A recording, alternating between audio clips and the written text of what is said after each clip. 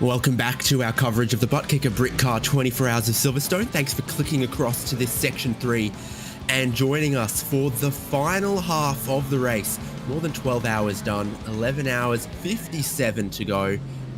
Fantastic community event, great endurance race. There's still a long way for our teams and drivers to go. Once again, thanks for joining us. David Haynes here, joined by Taylor Buris for this next 6 hours. Taylor, how you doing?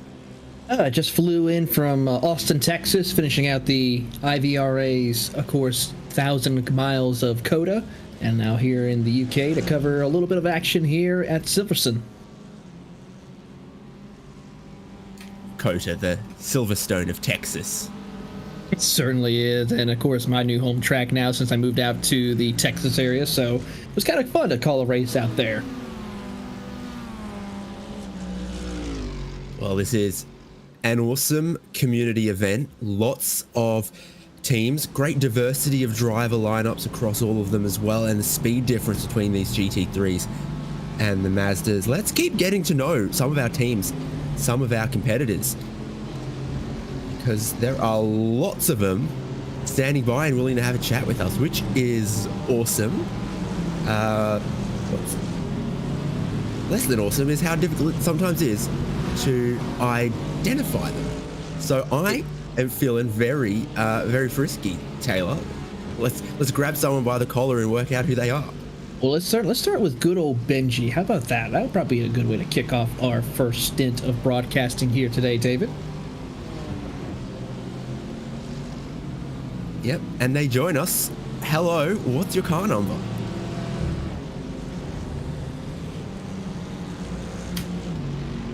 Hello? I think he's trying to make sure we get his microphone set. Let's try one more time. Benji, Hello? got a copy? Hello, I can hear you.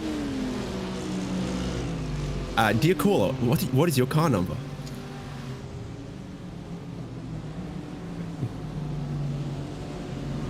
Push talk's being annoying. I'm kind of a 74. Benjamin Tran. I just finished my double half an hour ago.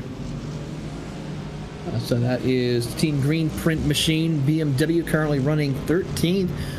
Talk us a little bit about how your stint went for you racing here around Silverstone, given the fact of, racing around this circuit, not a whole lot of lighting infrastructure around, so it's pretty much you and the headlights ablazed. Dark. And when you have someone in front of you, it's really good because you can see the braking points. But when you're by yourself, it's like you're in another world because you're just going to memorize where your braking points are, where the turning points are. And if you miss it, you're in the gravel or in a wall. But yeah, the stint was alright. I had a few incidents with passing traffic, but that's to be expected for this race. And of course, you are racing here with the BMW Team Green Print. Tell us a little bit more about your team. And as we see Jay Becker out there on the circuit with his stint, you started picking up 10 positions. You started 23rd and now running 13th, 6 laps down, but still in contention for a top 10 possibly. How has this team progressed so far? I took qualifying and I won't lie, I didn't do a good job.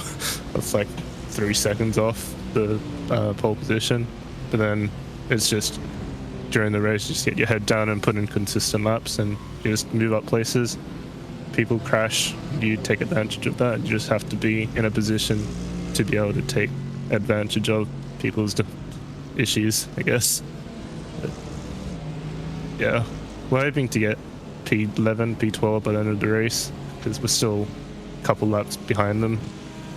So we're trying to be realistic but optimistic at the same time.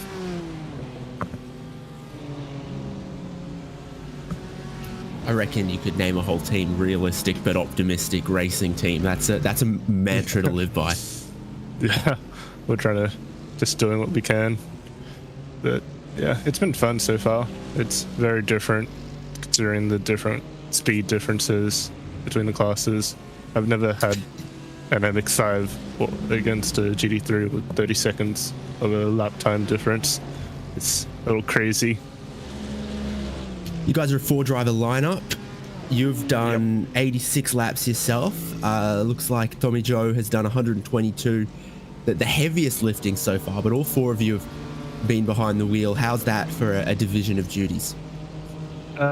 So I'm the only Australian in the team, so it's currently 11 a.m. for me, so I'll be doing doubles with Becca until the end of the race, so it's good.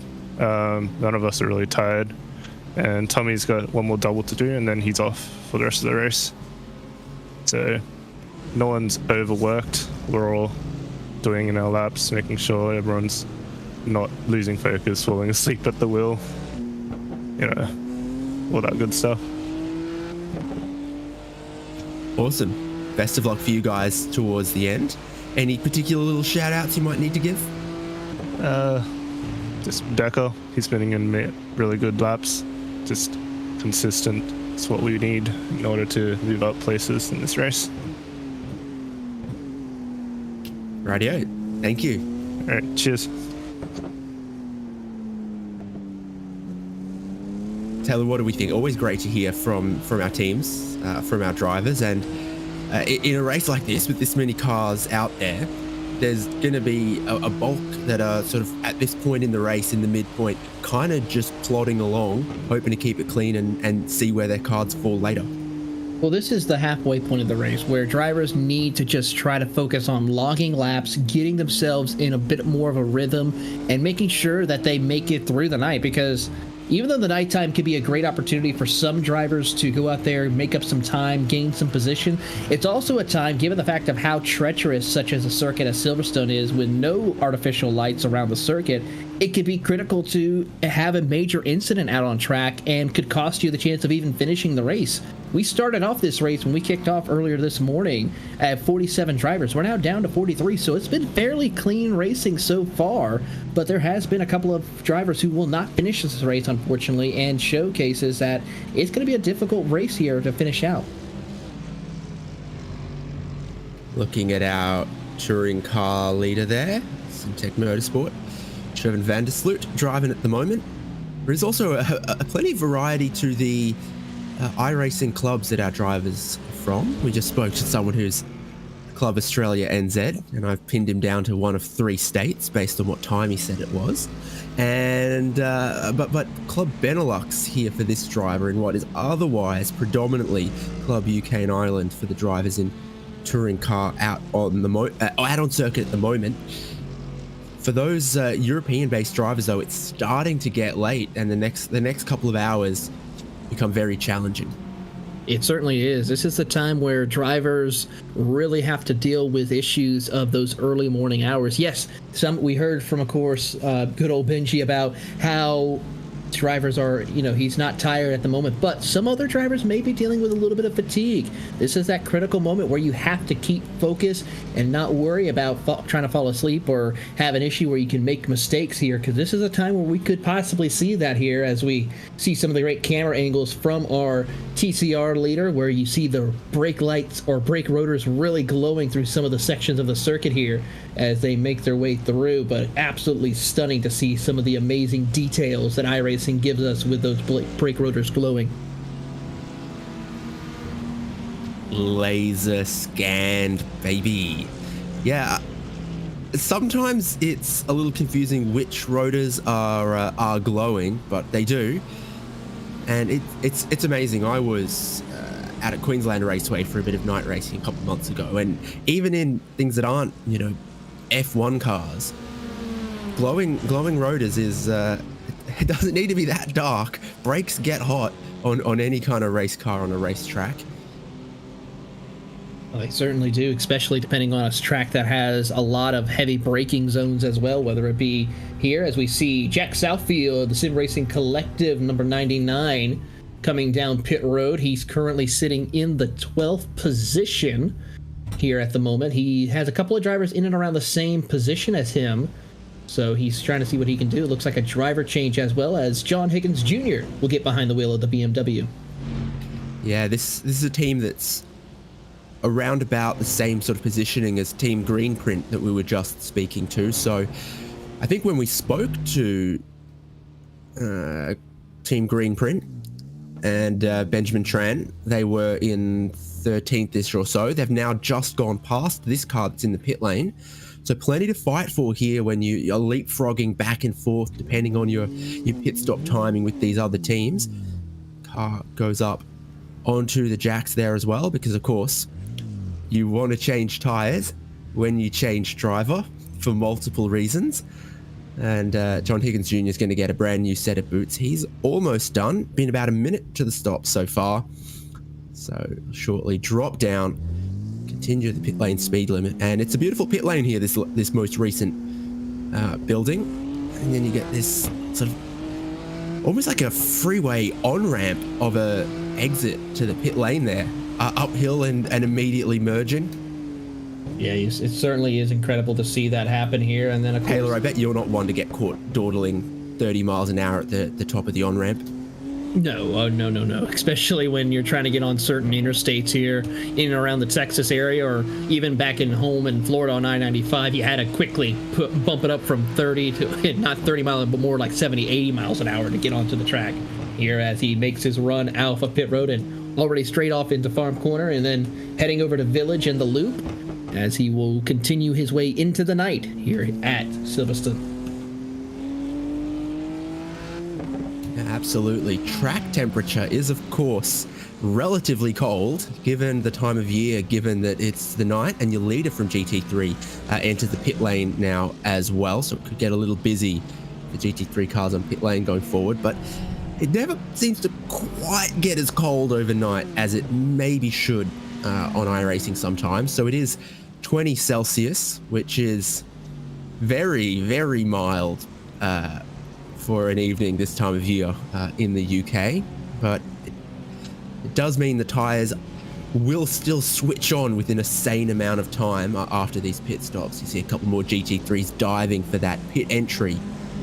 Takes you underneath the podium and sort of shortcuts the last couple of corners. It would have been Century Sim Esports and Jack Osborne coming in there as well. So I didn't catch if it was a driver change in the leading number 39.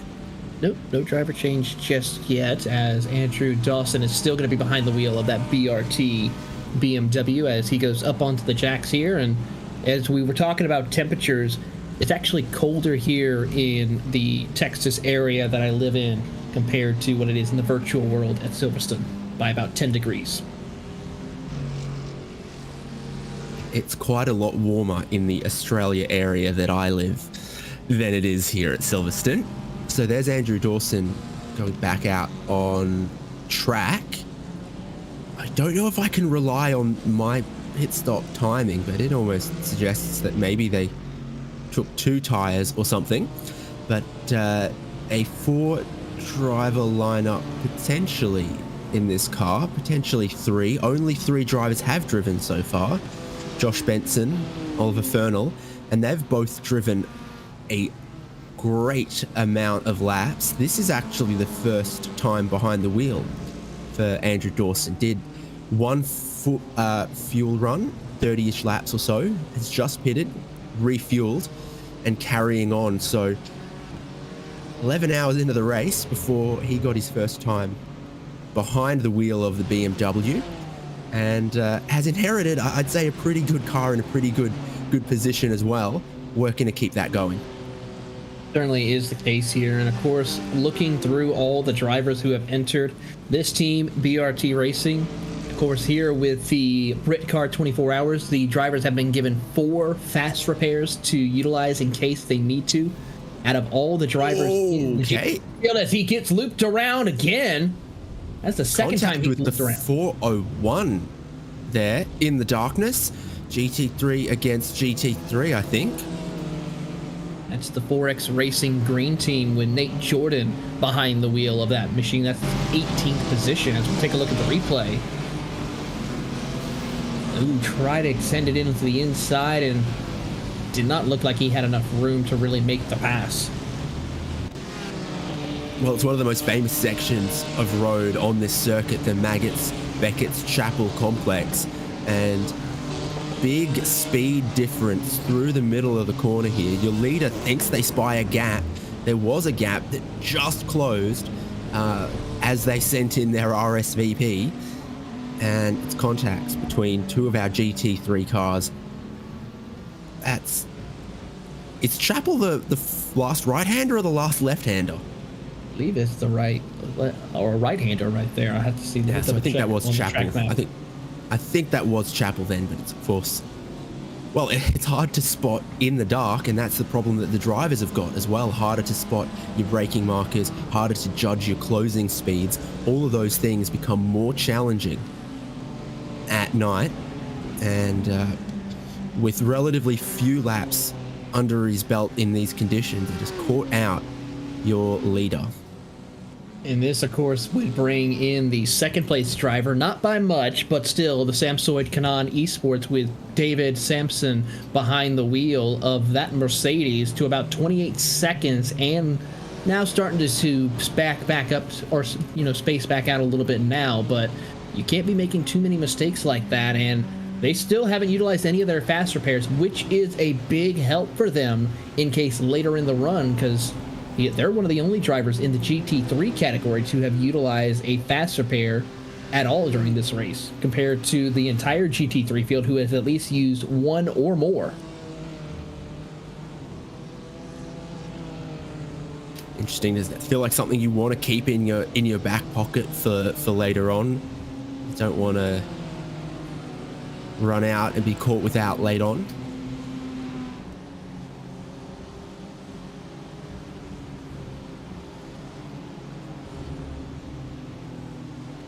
Pick up the 39 machine of Andrew Dawson, trying to see where on the track he is. Final sector, just going into Vale and Club here.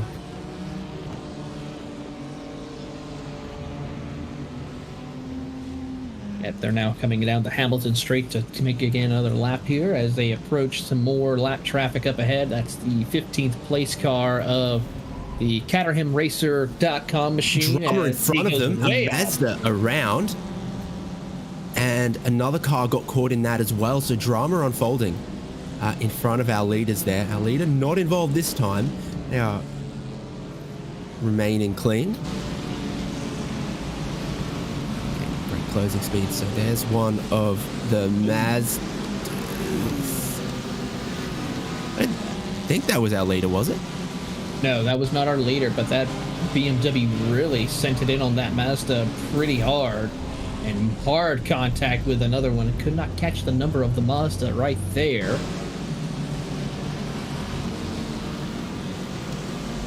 think it was Wild Things Racing. Let's take a look here. It could be the number 79 machine. Yeah, it's missing its front bumper. Currently, Alexander Curto behind the wheel of that 79 machine, as our second place driver of the Canaan Esports Mercedes is on pit road with Elliot Hellier getting behind the wheel. Yep, so a driver change there at that Mercedes, Samsung Canaan Esports. And of course that goes with the tyre change as well. The GT3 that had contact was CaterhamRacer.com. So see if anything happens from that. Those first two corners are so quick for GT3 cars. That is one of the places that they have a massive speed delta bearing down on the Mazdas, and tried to pick one way and it's been the wrong one. We look at 4X Racing Pink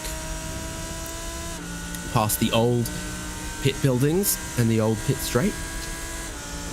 They head on over into Cops Corner before they head to the Maggots and Beckett sequence here around Silverstone.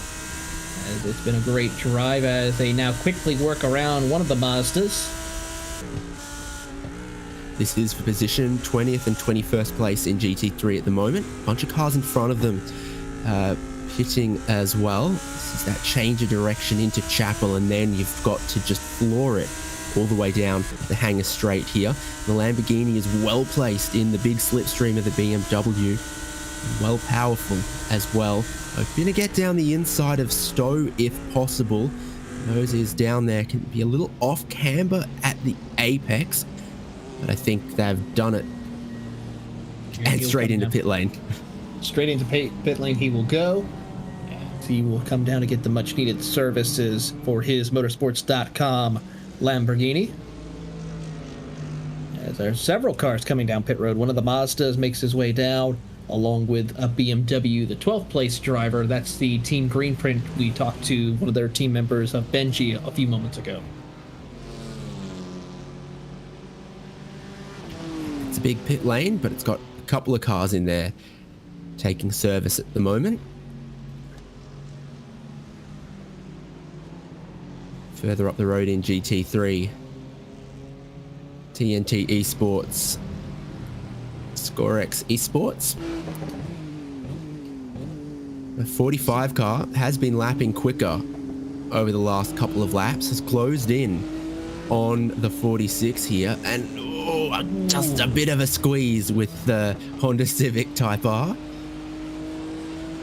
Close call indeed for Michael Herman Frey.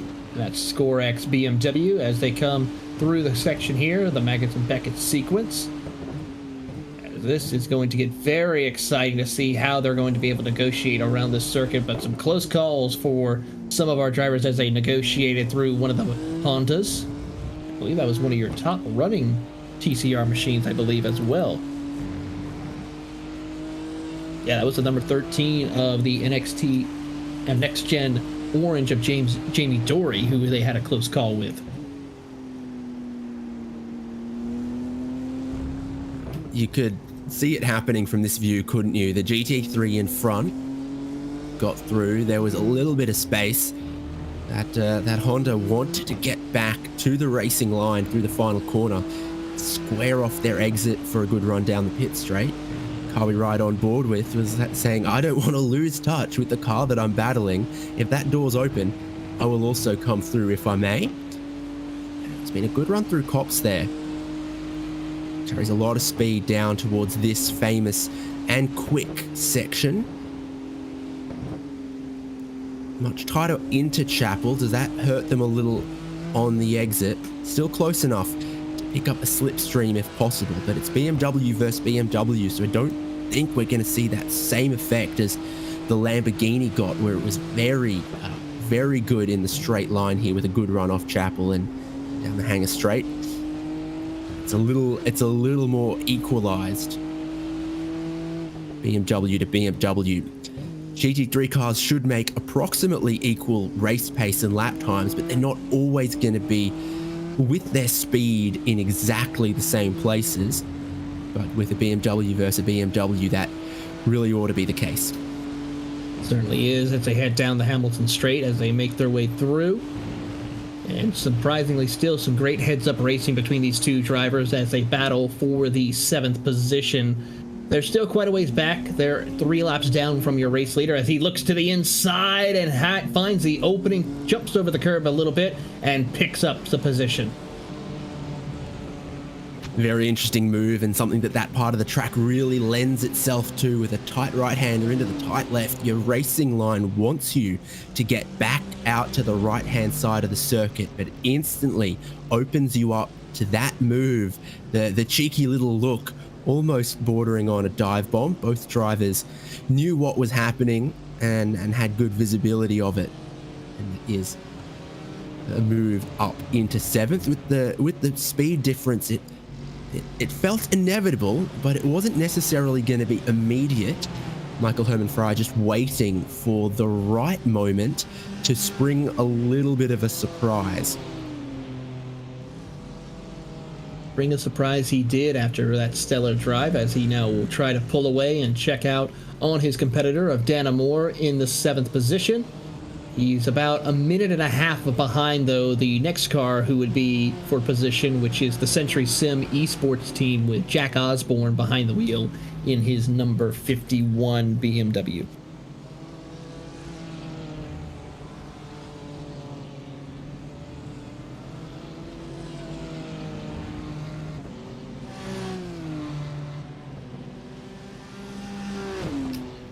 Yet more pit stops for these GT3 cars, of course. The cars that need to stop most often. Kind of makes sense. They're the cars that have got the most power, so they've got to be the cars that are burning through the most fuel. Your stints for those touring cars and for the Mazdas, quite a quite a bit longer.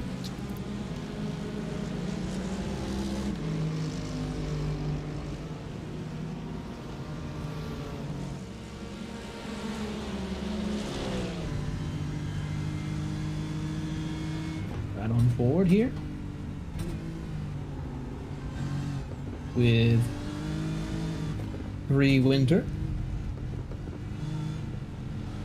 as she works her way through the circuit here. As she looks to the inside, got to go 3 wide with a couple of TCR cars and the Mercedes right there. Ooh, what a squeeze right there.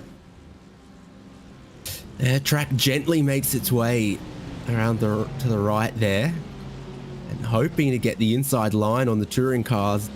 Didn't always work out. They can't always predict that you go in there. This battle is on 9th and 10th here.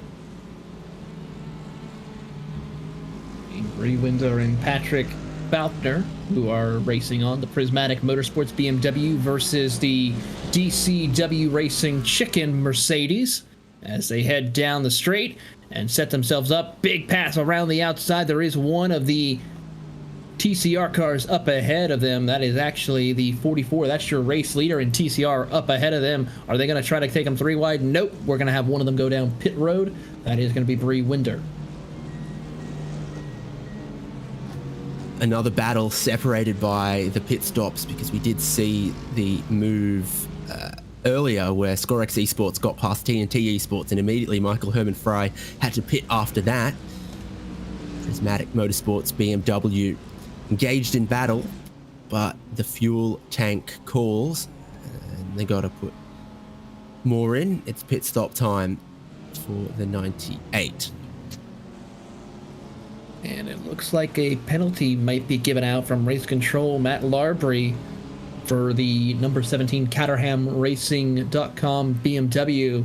Will have to serve a penalty, as we see the 218 leader in the MX-5 class of Gilles LeBlanc in the Project Dynamic Green Mazda leading the charge by about a good margin. Has a 4-lap lead over second place. That CaterhamRacer.com GT3 was the one that was just in front of the overall leader and made contact with one of the Mazdas, and we saw those 2 cars spear off in front of our leader. So that's presumably what the penalty is for, and it was a dramatic moment of the race that was that close to maybe having some even bigger impact if it collected our overall leader. But the class leader here is the Project Dynamic Green Mazda. I love me a racing Mazda. How do you feel? Well, given the fact here in the United States we have so many different Mazda series, we have the MX-5 Global Challenge here in the US, and then of course Spec Miata Racing with the SCCA. I am a big fan of Mazda racing.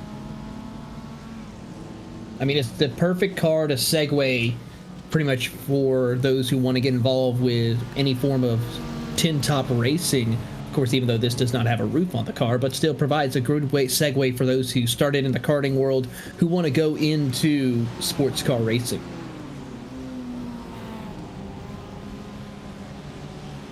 Got a very handsome lead indeed, with a couple of laps margin for your leader in that class. It does feel like they're a little bit of an endangered species, though, because you're being lapped constantly and rapidly by these GT3s and these touring cars, and you can have your wits about you, you can have your eyes on a stalk, but you are still putting your life in the hands of everyone else for the whole 24 hours, and that really does make it a challenge for these little cars. It certainly does, because you have to be so careful with trying to set yourself up because of how different the lap times is between yourself and your competitors. I mean, it's over a 30-second difference between the fastest Mazda compared to the fastest GT3 car out on the circuit. So you're basically, if you do the math right, you're probably going to get lapped every half dozen laps or so before you see that same car pass by you again. So you have to be so careful of setting up their corners when you're around somebody. When you're by yourself, which even though it may not be a lot, it's briefly, you can set yourself into a bit of a rhythm, but you have to be ready to call an audible to change your rhythm when you have competitors bearing down on you. Do you remember when Mazda North America thought it was good marketing to race diesels in World Challenge and American Le Mans? So, funny story, I was actually there the first time that Mazda Skyactiv decided to run their first ever prototype at the Daytona 24 when they merged when ALMS and the Grand M Series merged. And I gotta say, they have come a long way when they came on board to the DPI era to that Skyactiv diesel car. So it is. Have you managed to get the oil out of your hair since then? I did. It took me at least took me a couple of years to get that oil out. But hey, once it did, they finally got it right with the DPI, and it's almost a little bit of shame that they are not moving into the new golden age of prototype racing. Yeah, when they finally, worked out everything on that Skyactiv DPI, it had a name. And it got its first win. I was really happy for them because I thought that was a gorgeous looking car. They went maybe a challenging route with a significantly smaller and engine that was therefore turbocharged within about an inch of its life. You're a 2-liter racing against what was I think initially a 6.2-liter V8 of the Cadillacs before they downscaled it a little bit, but it was sort of punching above its weight. It was a gorgeous little car in gorgeous colors. They got that Watkins Glen 6 hours win, but the program wasn't long for the world after that, unfortunately. But did pick up a couple of other significant wins, such as races at Sebring and Canadian Tire Motorsports Park as they progressed until they unfortunately closed their doors after the 2021 season, not returning in 2022. So we see now the Mazda group sticking to its grassroots racing organization with, of course, the Global Challenge here in the United States, as well as Spec Miata Racing for the SCCA, which is alive and well, I have to say, when it comes to Mazda racing.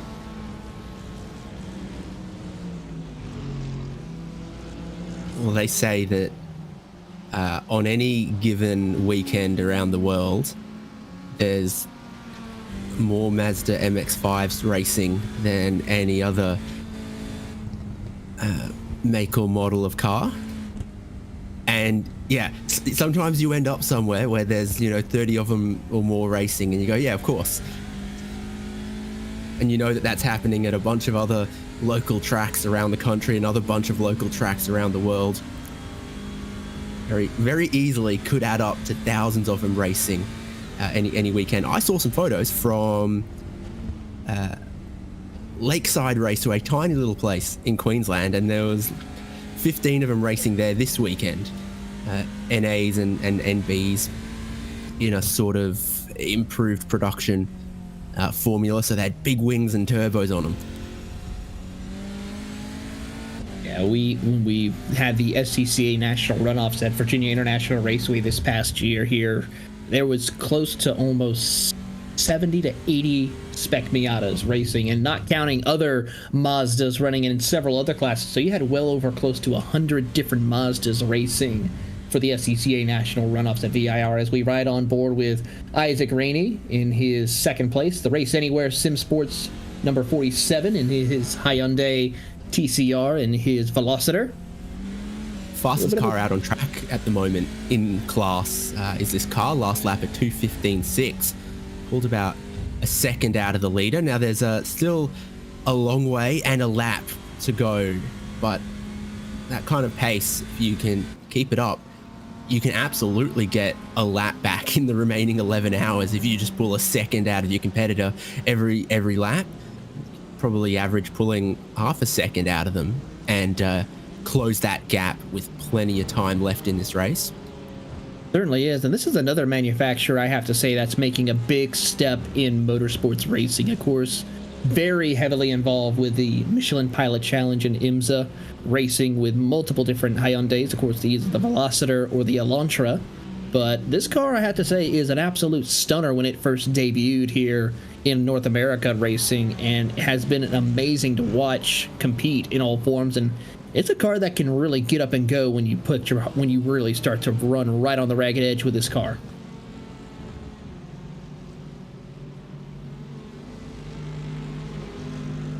Yep, this style of racing taking off big all the way around the world.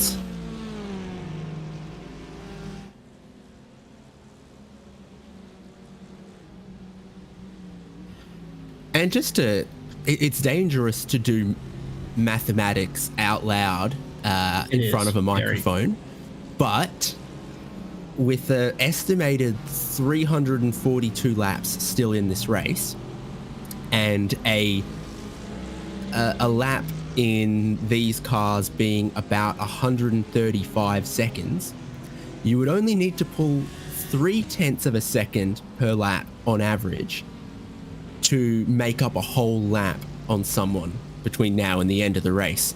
So I dare say, as they've completed another lap, and it's pretty much equal 2 minutes 16.1s between the leader SimTech Motorsport and the Race Anywhere SimSport car, a lot could still happen with that many laps. It's only tiny fractions of a per lap that you need to make up a whole lap around what is a Grand Prix circuit, a big layout.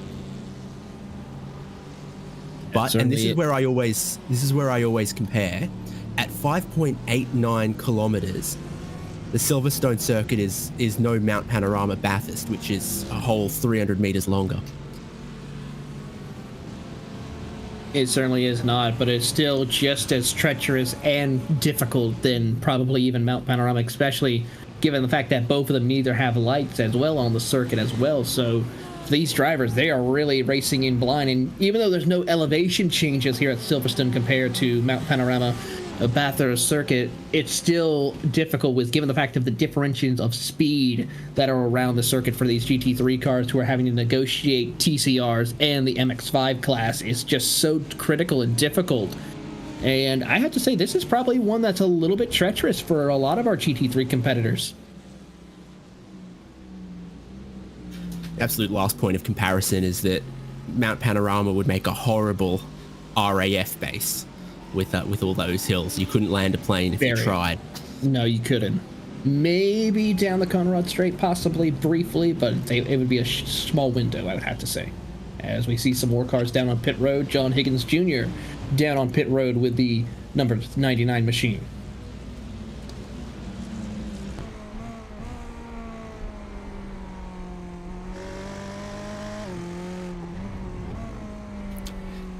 It's difficult to get a view into that pit lane. That's one of the quirks of the most recent pit lane here, and leads to that other little quirk of they put the F1 teams in a different order down the pit lane here to make sure the fans in the grandstands can get a look at their heroes, their favorite teams. 99 Motorsport, Ferrari. We're talking about that new age of sports car racing. I think people are very excited to have Ferrari back, racing at Le Mans and any WEC venue near you. Big year for Ferrari. Of course, they have the brand new, of course, the 499 Ferrari coming involved with their prototype platform, and then, of course, a brand new Ferrari GT3 car with the 496 coming up. And in fact, they're making, or 296, my apologies, as they will be making a big splash at the Rolex 24 at Daytona for their 24-hour race. I think it's about 6 to 7 different Ferraris racing coming up, as they're trying to make a big impact for that series next year. Rode on board with the 99 Motorsport car in this race. You can see the challenge that racing at night presents, with final sector just a tiny bit wide, catching one of those red sausage curbs, and those could so dangerously upset your car. And through this part of the track, you've got big red sausages for the apex curbs, and we hop one of those just a little bit as well. But you've got to give them a healthy respect. I've also seen the curbs on the exit of Cops Corner really upset some cars. If they bottom out there, it's a quick change of direction. The car is completely loaded. So if you suddenly lose grip, whoa, we have another moment with the rear there as well on the 99 Motorsports car. If you suddenly lose grip at that kind of speed and that kind of lateral loading, it can get you in trouble quickly. John Higgins Jr., his name was on our lips earlier. He's on the pit lane, but still on the pit lane. Yeah, a little bit of a long pit stop for the number 99 machine, as he is, I'm guessing, trying to get some either damage repaired and not utilize the fast repair this early on, or some other issue might be happening for that number 99 machine. John Higgins Jr. hasn't driven many laps yet in this race either. He's only scored 13 to his name, so I'm guessing if he's got in the car, done 13 laps, and it's come back to pit lane, they've encountered some kind of problem, and there are many kinds of problems you can encounter almost 13 hours into an endurance race in the night in multi-class, located entirely within Silverstone. So maybe that is what has led them back on a pit lane and necessitated a lengthy stop. It could even be as simple as Cat knocked the router onto the floor, or steering wheel or pedals failed as well. Tree fell on a power line. Although John Higgins Jr. is still connected to the server, so it is more likely to either be a problem with the car or a problem with the equipment than power or internet. Watching right now the Sim Dynamic Sport number 77 of Simon Mason and his Mercedes, currently running in the top 10 overall, as well as in the GT3 category, having a little bit of a quiet run, having to negotiate some lap traffic, but is continuing on his way.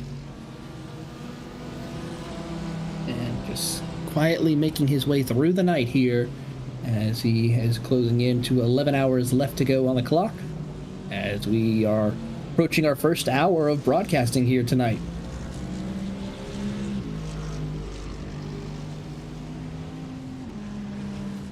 Do love the customizability of the LED lighting strips on these cars. You'll see at events like Daytona, but even more so at the Spa 24, for example, how almost crazy overboard the teams will go with their night lighting, across the door, across like that, so that they can always tell which one is their car in the pitch darkness. It's a real sort of hallmark of the 24-hour races in these style of cars. You can get in and say, I want blue lights, I want green lights, and such. I would pick purple lights on my car. I think the number 10 machine got the picture. It's a little bit of like a bluish purple when you see, depending on the angle of the car, when it makes its way through the corners, as it works by one of the MX-5s. I believe that was one of the ones that got involved with an incident early on, the Wild Things racing machine, in fact it is, and got this damage repaired after its heavy contact it had early on, as the 24th place number 19 Aztec Racing Ferrari works his way by.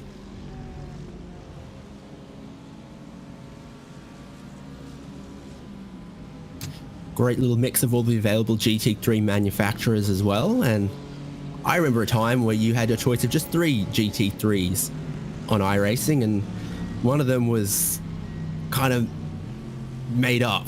But now we've got lots of great choices, and ever expanding choices too as the future progresses.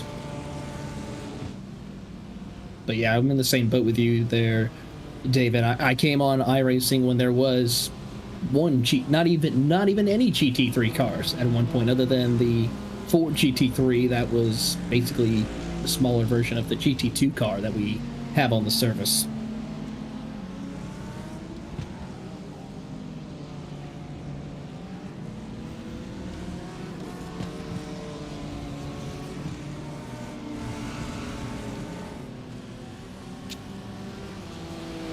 '98 Prismatic car back out on circuit after the stop we saw for them about 8 laps ago.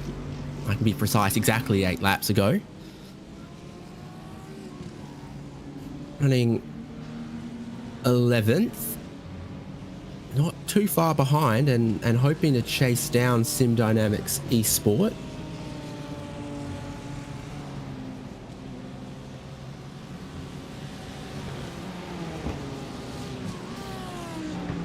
Working his way through. That is a little quiet night. As we pick up one of the 73 machine of the Old Turtles Motorsports of Max Dale-Dien. Oh, it's busy there. A big one mix, of the, right? Yeah, one of the touring cars got a little bit of contact, got the wheels up in the air, and there's some flashing of lights and some consternation here. This is as dense a traffic as we've seen in a long time. There goes the Wiskins car. Spoke with one of their drivers not long ago, and trying to work your way through all of this. Did you catch who had door-to-door contact with who in that? I think it might have been the 221 of the Wiskin Racing Intoxicated by Eye Telemetry of Marcus Law, as he's going 3 wide, and who was that? Ooh, cowboy. Bit of rodeo there. Exactly.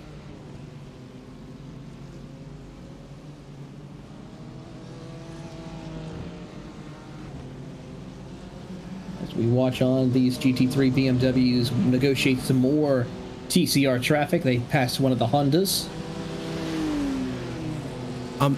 So we're talking about the endurance lighting, you know, customizable, the different colors, etc., etc. You've got great endurance headlights on these newest GT3 cars. The BMWs have got what almost amounts to the fog lights below the main elements that help you out. We've seen the Lamborghinis with their sort of off-roading LED light bar on the nose that they've got for these kind of conditions. And it leads me to ask, when is it appropriate to put up my Christmas lights? Well, it's after Thanksgiving, so it's fair game now. If you did it before Thanksgiving, you would have problems. Okay, so that's sort of your line in the sand in America. Pretty much. Even though people still do it anyway. Okay, because in an absence of Thanksgiving, it's harder to draw a line in the sand for me of an exact date. It's like, 25th of November is fine. Like, that's a month before Christmas. But I'm kind of leaning to 1st of December is when the tree and the lights are going up. Yeah, it's pretty safe bet to say, I would have to say. Wait till the 1st of December. I need some British people to weigh in on this. Take a look at the chat to see how that works out here, and keep an eye on our broadcast. Of course, if you are watching, you can always make a comment in our chat here, and it's been exciting to watch.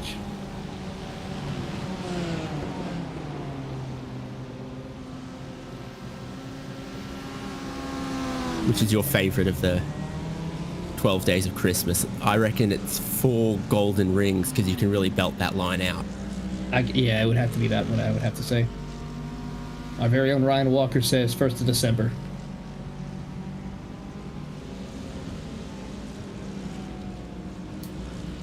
I just know that if I do it now, I'm not too early. I'm not outrageously early.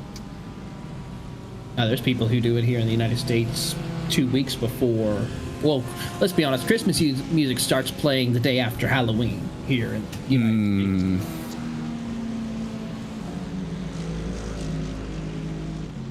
And that's where we just look at people like, why? We still have another 2 months. Last year, I think I managed to get to about the 20th of December before getting Mariah carried. But this year, I'm already gone. I'm already out. You've already lost the bet on that matter. Yeah.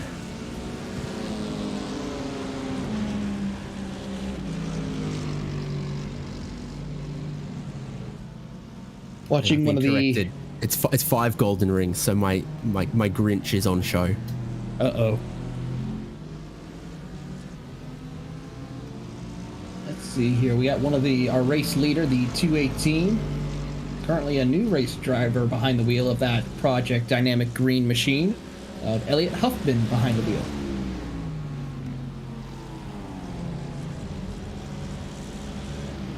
Yeah. Huffman is back. Been 4 drivers across this lineup to this point, or to the start of this stint. Huffman had done 96 laps.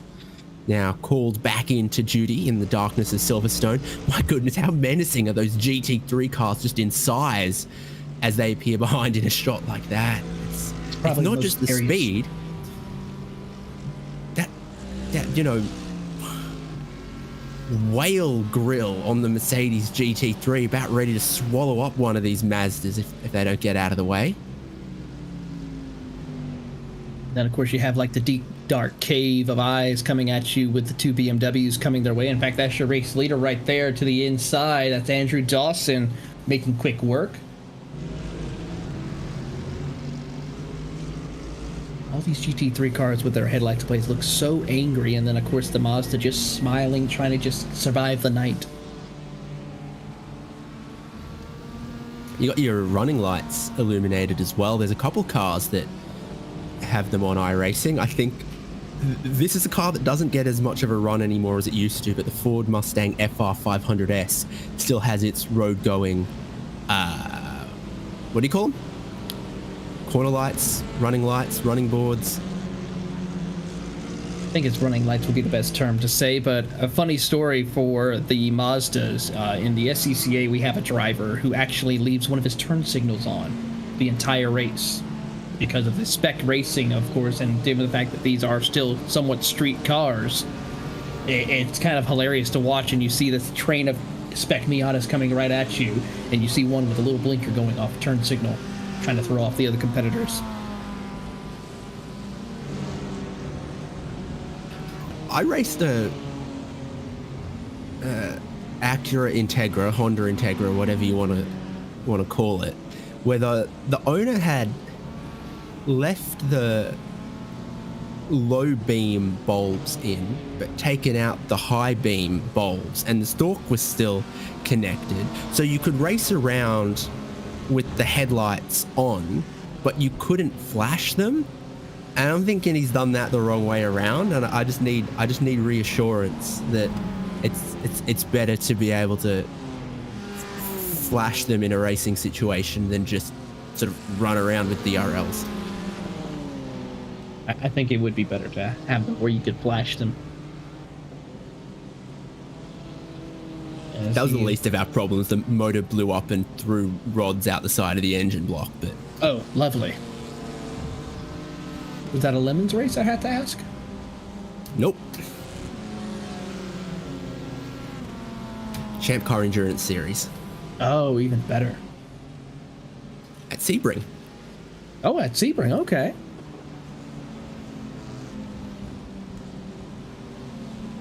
Which is about 5,500 meters and therefore slightly shorter than Silverstone. And a lot more bumpier. Oh, yeah.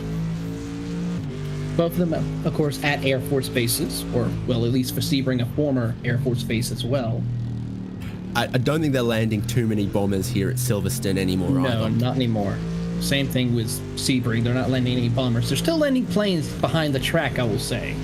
But no bombers, I would have to say, unfortunately. Roger Penske likes to fly his jet into Sebring Regional there in March. And if you want to know how much Indianapolis and the Indy 500 means to Roger Penske, his jet's registration is N500RP, so I think he's all about it. I would too. I think he's all about it as we ride on board with the elite racing team of Jonathan Worth in his Mercedes number 11, currently sitting P3, 1 lap behind your top 2, or actually 2 laps behind your top 2 at the moment, as he's trying to see what he can do. He has one of the Ferraris up ahead of him, and he is driving for all he's worth, would you say? I would say he's driving for all he's worth for the most part, putting the hammer down, really letting that horse really get up to power. Big rumbly thing is the Mercedes-AMG GT3. turbocharged Ferrari in front. This is where things get complicated though. You're bearing it down at speed on a car, and it's too late to commit one way or the other through this section of Beckett's Chapel, and you lose all that time because you just gotta wait. But that's the sensible thing to do, because this is a long race. But just the timing of where you catch that touring car, the Ferrari sneaks on through, carries all of its speed through a handful of little corners there, when the Mercedes just has to wait. Yeah, it's a tough break for that Mercedes. He had to wait to find his way around the Royal Air Force eMotorsports TCR of Michael Clough in his number 23. They're sitting in 7th in class, as he'll make his way actually down into pit road as we watch the number 11 machine continue on his way through the night here as they come down the Hamilton Straight. Now, my local track, Queensland Raceway, is not a former Air Force base, but it is near one. So every time I go out there, you look up, you're going to see something interesting. There is a replay of the number 1 car around on the circuit there, Next Gen Racing Team. Go for a loop, and did they get it going again? They did get it going again. They're currently back out on the track now. Just waiting on some of the traffic, I'm guessing. So I was out there for the TCR Australia Series race in July, and I looked up and I saw something you're not often going to see in Australia, and that was one of the B2 bombers that was doing a training exercise out here. That's very interesting, I have to say. It looks like a glitch in the textures in the sky. Whoa, super close there between your third places. They try to go around the outside of one of those Mazda Cup cars already committed to the corner. And, you feel like they're going relatively slow. I'll go around the outside, but they don't have half the grip you've got in a GT3 with big slick tires, with the splitter, with the rear wing. They are already committed and grip limited to that corner. It's a dangerous thing to try to stick your nose around the outside there. It certainly is, and you have to be so critical and careful as we take a look, I believe, at the replay of how he was able to negotiate that as he comes up on the traffic. And this is with, I believe, one of the Honda TCR cars. Yep, he tries to make the pass, or the Hyundai Veloster, I had to say. Tries to snake his way through. And you just see how much... Oh, we're just actually live. My apologies. We're just going to be on board as he quickly negotiates around as quickly as possible. Yeah. Okay. Our producer just let us know we're live. We're just on board. So thank you to our great, amazing producer, Mr. Hugo Luis.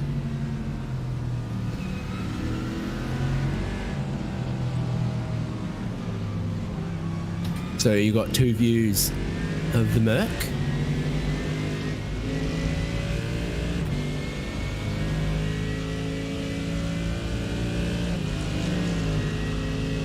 Mercedes having a pretty good year so far. They just picked up the win over at the Macau Grand Prix that happened just the other weekend.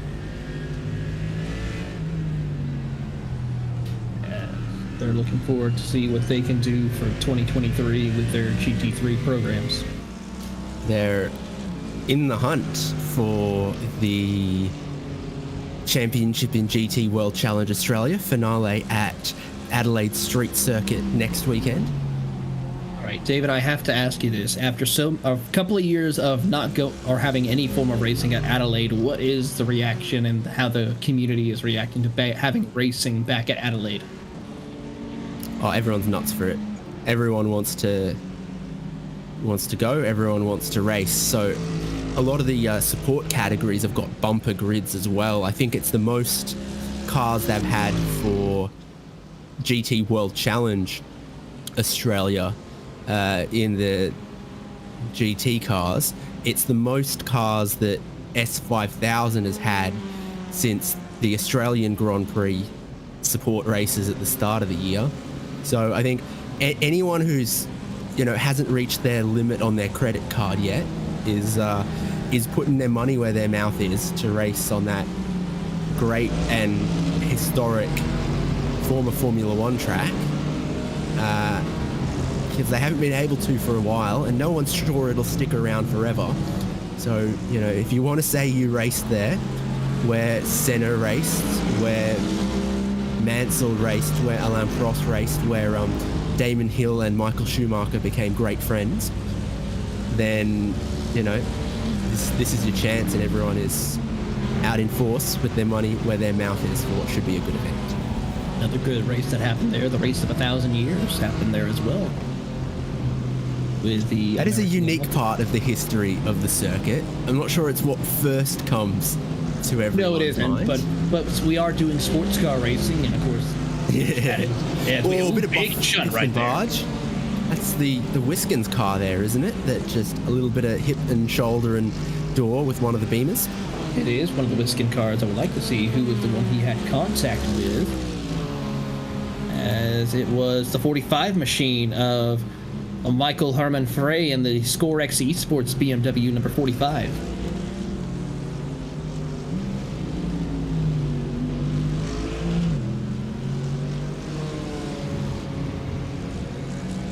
It's a tough life as the middle child in a 3-class endurance race as well, because you've still got to be heads up about where you're catching the Mazdas, how you can pass them, where you can commit, but you are still laser focused on your mirrors, because the GT3 cars will swallow you up with speed and gusto as well. I mean, it's give or take 16, 17 seconds a lap difference, GT3 to these touring cars.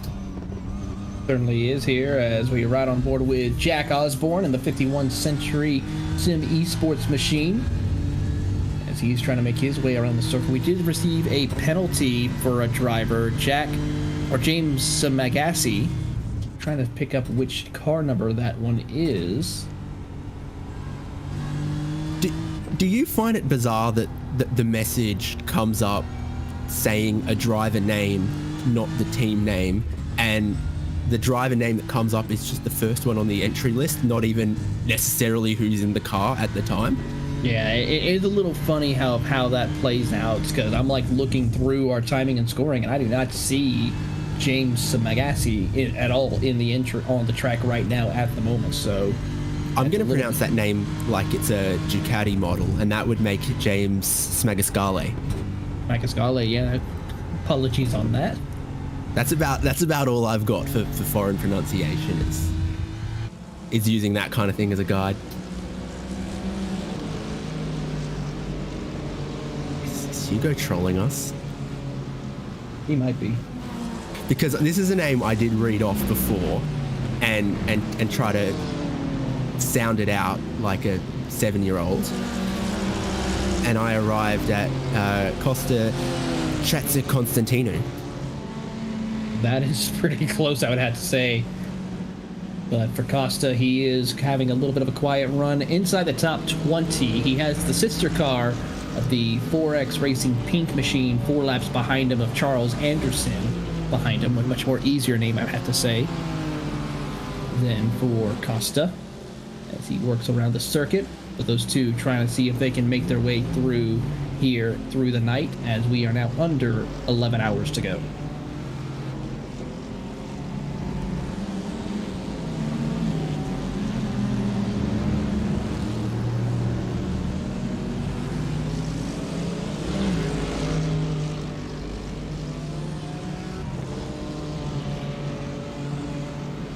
Find the entry list here for GT World Challenge Australia, because there's a lot of good Greek and Italian names in our championship here. That's right. You even have a French competing in that championship as well, don't you? So James Constanduris and Theo Constanduris, the Constanduris brothers, share a car in AM, and in Pro-Am, Ross Polakis has got a Mercedes GT3. I'm pretty sure it was it was the Conduris guys who raced the Bathurst 12-hour this year and had a very dramatic crash in their Audi R8 LMS GT3 Evo 2, where they wiped out a camera. So coming across the top of the hill, challenging part of the track, of course.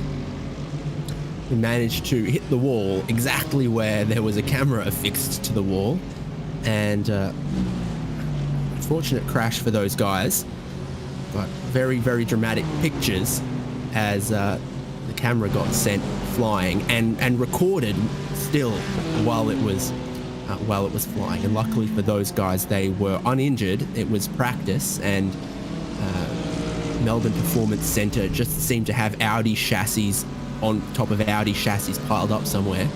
We did, I think, manage to find another one to dress up and put into Sunday's race.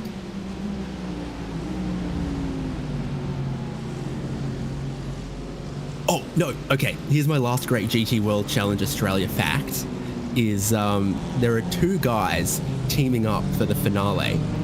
Brad Schumacher, great racing name, no relation, but still great racing name. But he's teaming up with a guy called Sergio Perez. Ooh. So it's Sergio Perez and Schumacher sharing a car at Adelaide, which is a little confusing on the surface of it. A little bit, but hey, it's still going to provide, I think, some great racing. And Sergio Perez, of course, looking forward to seeing what he can do on the streets of Adelaide.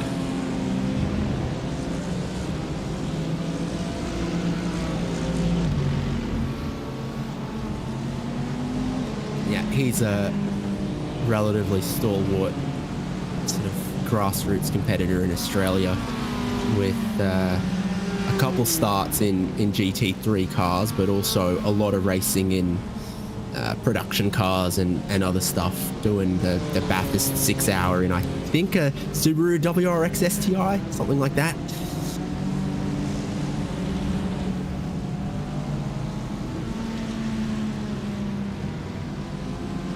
I do got to say, with how the growth of Australian motorsports is, as we're, of course, watching British motorsports, as we'll hopefully see some more as we get a replay. Ooh, around goes.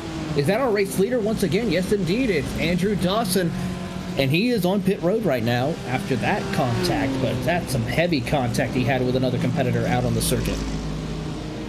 Yeah, I'm trying to work out if the current pit stop is on schedule. It's relatively on schedule for them. Driver change also happening. Yeah, it was 27 laps into the stint when they pitted. So that's maybe just a tiny bit short, but yeah, talk us through this. Yeah, so right now it's Christopher Daquino who is behind the wheel now after the driver change, but with that heavy contact, I'm pretty sure they're going to try to maybe repair some damage as well. They have a little bit of breathing room to make this work, but as we take a look at the replay, just same thing, sends it in, thought he had enough room to clear, and this time taking out the TCR in sixth position. Wiskins again. Heavy damage to the rear end of that number 221 machine. Veloster went in backwards into the wall quite quickly. Thankfully for a real TCR car, they sometimes get away with accidents like that because all the drive line, everything is all at the front. The rear just sort of stops the tail dragging on the ground, but still you don't want that aerodynamic damage. Could damage the suspension. This is the leader back out into the race, still leading with their driver change. And one car in front of turned around the wrong way in front of him. That was the 77 Mercedes, the Racing for X, or the 77 machine right there. The Sim Dynamics of Simon Mason spun around in front of him briefly. And he had some help from the 45 machine.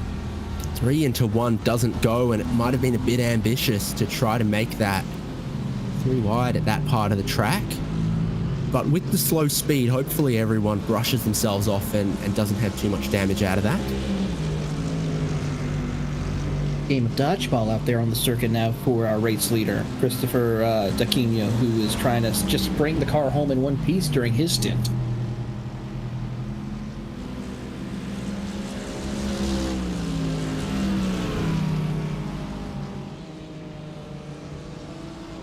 Now here's another great example of the LED lighting matching the car colors, the car paint scheme. We got yellow on one side, blue on the other, for a car that, if we could see it in the daylight, is yellow and blue. Trying to get the number on that machine. The 114 DCW Racing Chicken of Stuart Bickley. But yeah, you see that the blue and the yellow is absolutely kind of pretty cool how they got it set up like that. And I love creative team names in a race like this as well. So shout out to those guys with the DCW Racing Chicken and DCW Racing Egg. And it answers the age-old question because the chicken does come before the egg. It certainly does. Now, the question is going to be, is it going to stay like that before the race is over? That will be the final answer to the question.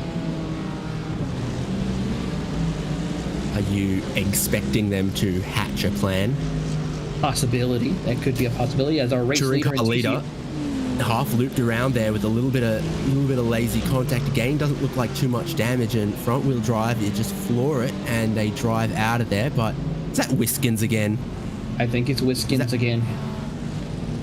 Yep, that is Wiskins. Interesting touring car versus touring car contact. Both of them the Hyundai Veloster.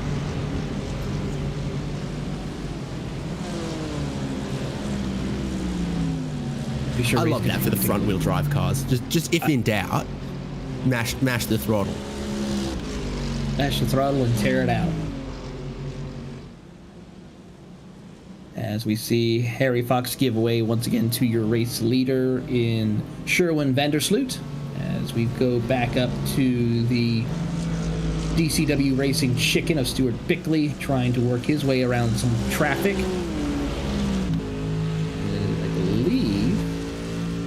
A little bit of a battle with Simon Mason up ahead of him, as well as the 45 machine who's behind him as we ride on board with Stewart. Yeah, so potentially going to get lapped again by ScoreX Esports, but hunting down and trying to make a position. I think that's going to be a car getting through on the inside, and it is. So that just delays a little bit for Stuart Bickley being able to catch and try to gain that position he's after, but it might also just clear things out for him. He doesn't need to worry so much about the mirrors, because typically as a GT3 driver in a race like this, you're not looking in your mirrors. Your focus is forward. So now we can resume focusing forward.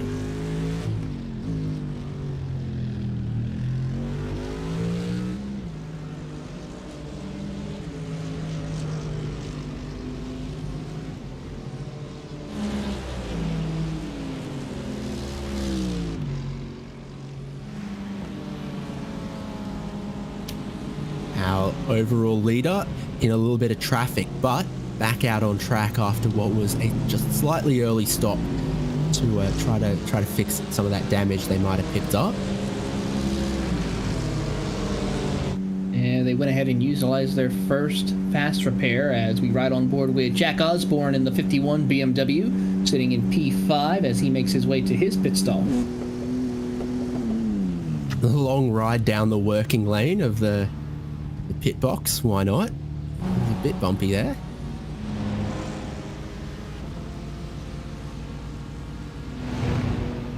And it looks like Jack is staying in.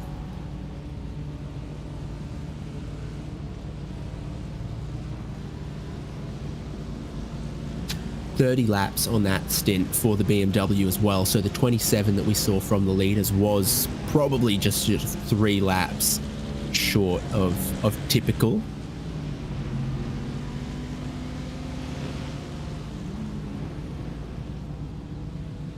Boop, there goes the tyres though.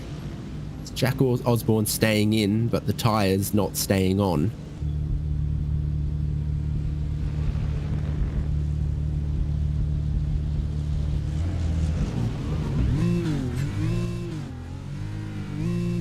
Revenant is ready to go, and away he goes. He kept the car in first gear the whole time. We saw one of the driver swaps earlier where I think the car popped out into neutral.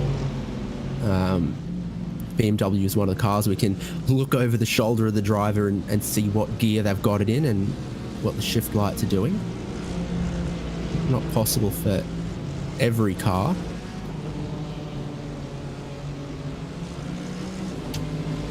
They're out and in a little sea all to their own because it's a minute to the next car ahead, or was it?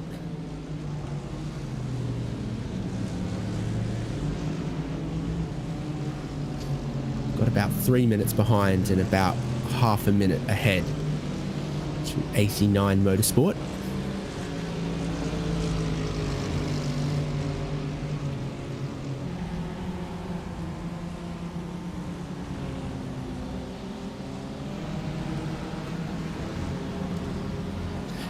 Time for some Mazda love.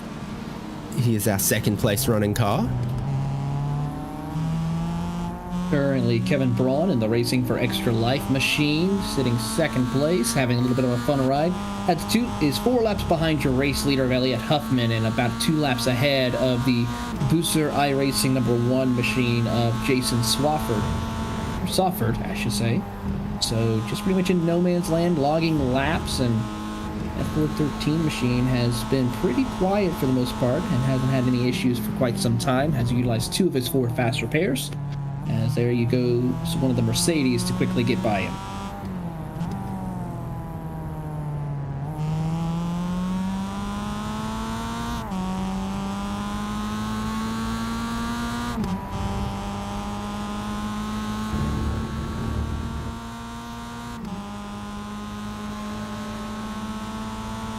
Just see from the onboard when the interior is lit up by the headlights of a car behind. It's dark, and then the car will come out of the corner bearing down rapidly with those endurance lights on. Really light up everything you can see. From the back of the number on the windshield to the interior to the roll bars, and you can tell there's someone back there now. And there they go. And away they go into the darkness. In a way, does that almost make it easier at night than during the day? You always know if someone's there. You can see the lights. It has its pros and its cons, I would have to say. One, you're able to see if there's an issue up ahead briefly, as we get another driver's eye view of him sliding and slipping his way through. That's Kevin Braun. The problem is you can only see a few yards ahead of you compared to if the track was a little bit more lit or light up for the track to be able to see a little bit further up ahead, because you can only maybe see 1, maybe 2 cars if they're side by side.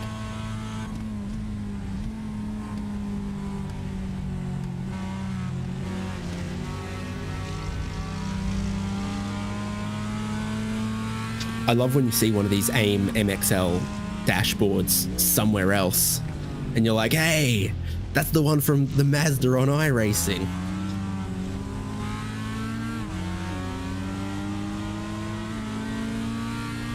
It is pretty cool of how iRacing, as in similarities you see with some of the cars that are on iRacing to their real world counterparts, and how close it is as they work their way through. And it's just great to see how detailed these drivers in iRacing have been able to showcase this level of, amazing graphics and as well as amazing driver. And as we see Elliot Hellier in the Samsoid Canon Esports Mercedes make his way down pit road.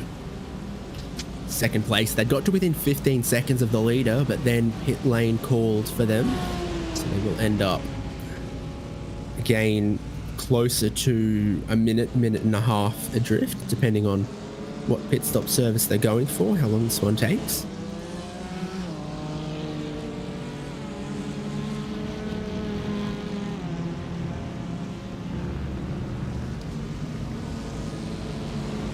I think it's fuel only for Samsoid Canon Esports, so they might stay within about a minute of the leader, keep their hopes alive.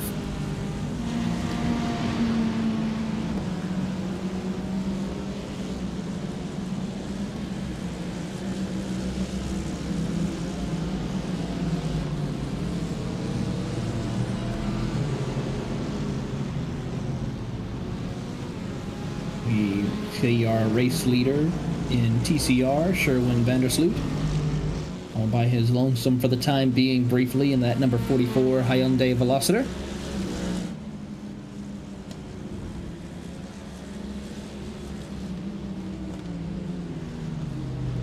Favorite TCR model, Taylor? I'd have to say it is my favorite TCR model that we have on the service. It's a beautiful car. It's great to drive, and of course, our very own RaceSpotTV's Tyler Maxson drove it a couple of times for a couple of wins throughout his career as well. It's the only car on iRacing with an asymmetrical number of doors. Yes, I'd have to agree with you on that one. It's a pretty easy, confident statement to make. You know, in any given parking lot, it's the only car with an asymmetric door layout. It's not many. It's a unique thing, though. Sometimes get it on minivans, especially older ones, and didn't.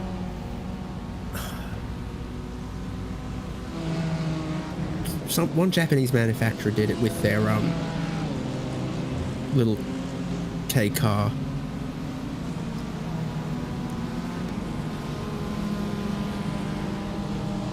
While the Nissan Cube had a asymmetrical tailgate. I don't know.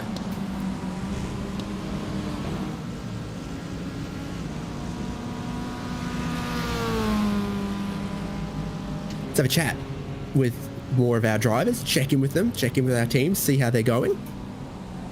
Absolutely. So from, and I hope I've got this correct, the 376 Triple S Racing Team Mazda, Ethan Curley, joining us. How's it going? It's Ethan Curley. But yes, going well. Much death. Some of it GT3 induced, some of it TCR induced, but going to plan at the moment. I can only apologise. This font is really, really tiny on my screen, but thanks for that insight. I mean, obviously, big speed differences, a lot of GT3 cars out there. You guys are prey animals in this kind of situation, I guess. Prey animals, moving chicanes, whatever you really fancy, to be honest with you. Like you say, the speed differential is huge. Makes it really tough coming out of some of the corners to know exactly where they're going to catch you on a straight, and that's the hardest part of it, is not necessarily judging, okay, I'm going to get caught into this corner, I need to brake in this manner or whatever, but coming out of the corners and going, particularly out of left field, are they going to catch me at Woodcut, or are they going to pass me before cops, and knowing whether that means you can drift wide or whether you should stay tight and all that jazz. Andre's in the car right now, has done 100 laps. Aaron's done 87 laps. You've done 116. How's your back from carrying this team? Back is fine. Shoulder, absolutely screwed. I've got a bit of a dodgy right shoulder anyway. I'm done now, thankfully. But this is probably the most intense race I've done. I've done a couple of Le Mans, a couple of Daytonas, whatever. At least on those you get to rest. Driving this car around this track in this combination of classes, the car is constantly moving under you. You don't have moments where you can just rest an arm. At least at Daytona, sure, the left-handers on the oval is a killer, but you know, you're going straight-ish, so you can just have one hand on the wheel and just rest your bad arm. Here, not a hope in hell. So, very cold track temperatures, about as cold as we're ever going to get them on iRacing. How's that affecting handling of the car, etc., tyre wear? What are you noticing about that?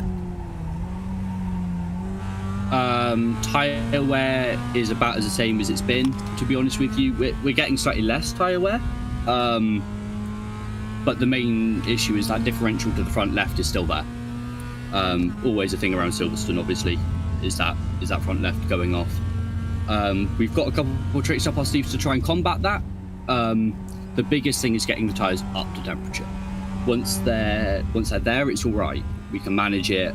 and you can always just slow the car a little bit more and get a little bit more heat if you need to. But really, we're looking at, on a, you know, depending on what's going on, 2.5 laps to get the rears up to temperature.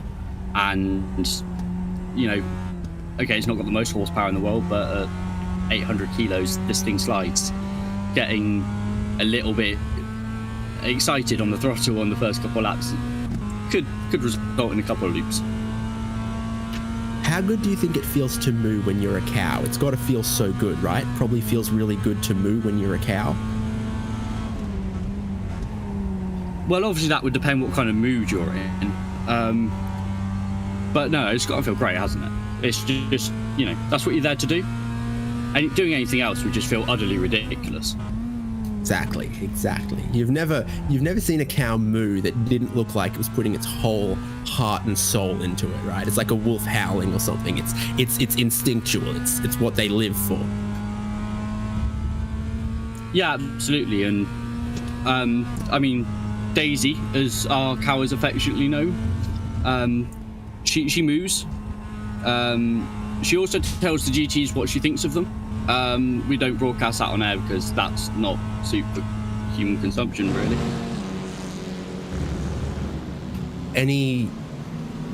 Just quietly between us, no growth hormone, feed additives, like we all like above board, GMO, organic?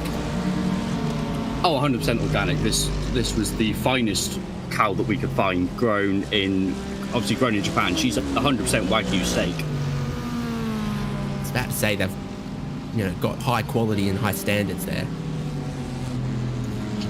Yeah, absolutely, amazingly high standard for the chassis on this one and for the bodywork.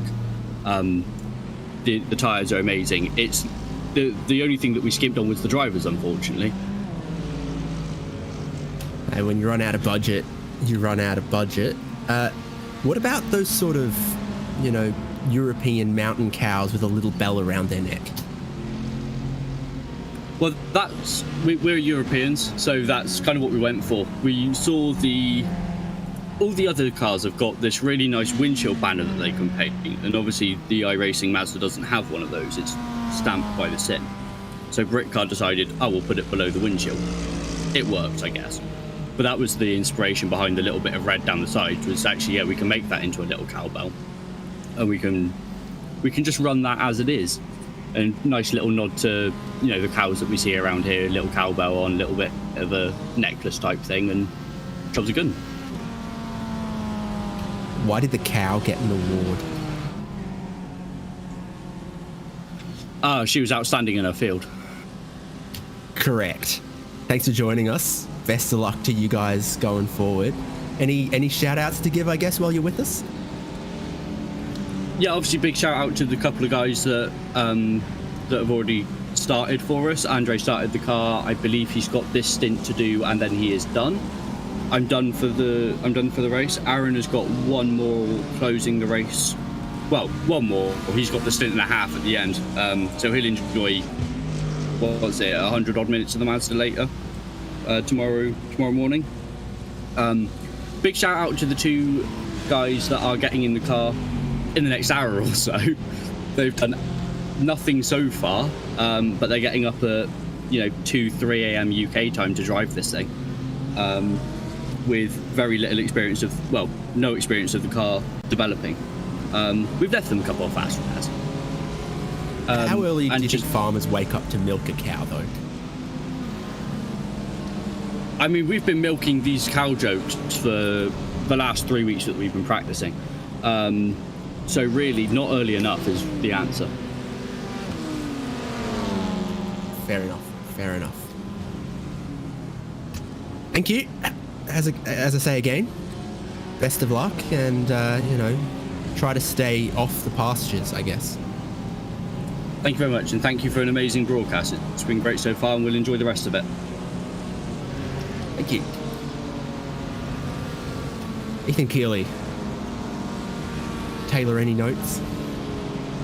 Well, I mean, he does have he would definitely have the move of the race, I would have to say, if he was able to survive with all the racing going on. But that Mazda definitely is going to definitely see if he can survive here out in the fields of Silverstone. Amazing to think that not that long ago, this car had, 20 horsepower less than it has now. It is amazing. And it's still out there putting around trying to survive and get around the circuit without any more issues.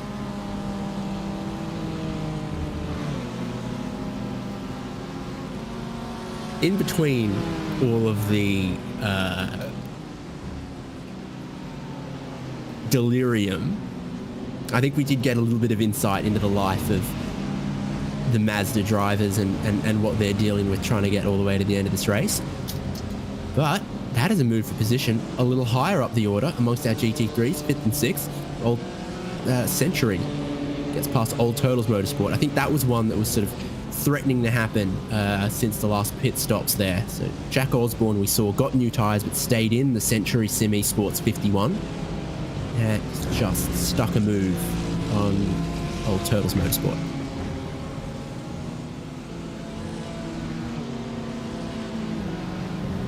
Oh, CaterhamRacer.com in the wall. BMW GT3 has just gone into the fence. They're off circuit. Matt Larby is trying to bring it back onto the road in the darkness. Your guess is as good as mine how much damage is or isn't on that car. But we're going to try to get to a replay, and I think the rears are just let go by themselves in that high-speed section. It certainly did, and that's some hard contact to the nose of that BMW.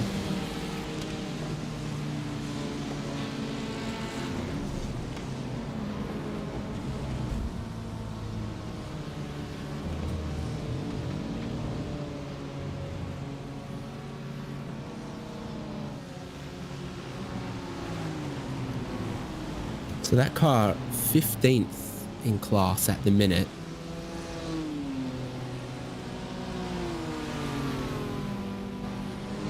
With about 2.5 minutes ahead of the car behind. So if they haven't got too much damage, they'll probably be able to hold on to that one.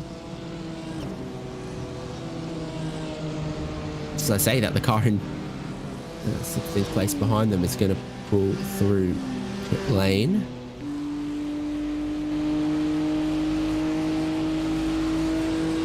This is the Old Turtles Motorsport BMW that got passed for 5th not long ago. You can see 5th place still just ahead of them. He's struggling for an apex a little bit through long off-camber Stowe corner at the end of the Hangar Straight and into the final little complex here to complete and score another lap.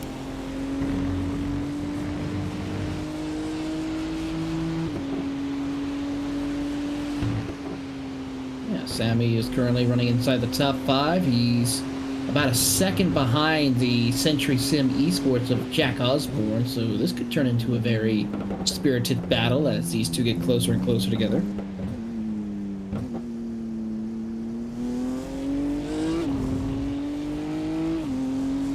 I mean, there is an incredible amount to still play out, and as a much more famous commentator than either of us likes to say, the traffic gives and it takes. So you might lose that spot, but we've seen how dramatic of an effect the traffic can have where you catch it, particularly the sort of longer sequences of corners. You think about Maggots Beckett's especially. If the luck falls your way and you just get past a car before that section of corners, all good, you're on your way. But if you just get caught behind a car, can cost you, 1.5, 2 seconds. It can be a really big differentiator. And again, this is going to be one of those laps. Headlight flashy says, Mazda MX-5, I am coming through. I don't want to be stuck behind you or risk contact here. Yeah, you have to be so careful here and try to find ways to get around your competitors that are a little bit slower than you on the circuit as quickly as possible, but as safely as possible as we watch the Old Turtles machine trying to get around some of the slower GT3 cars.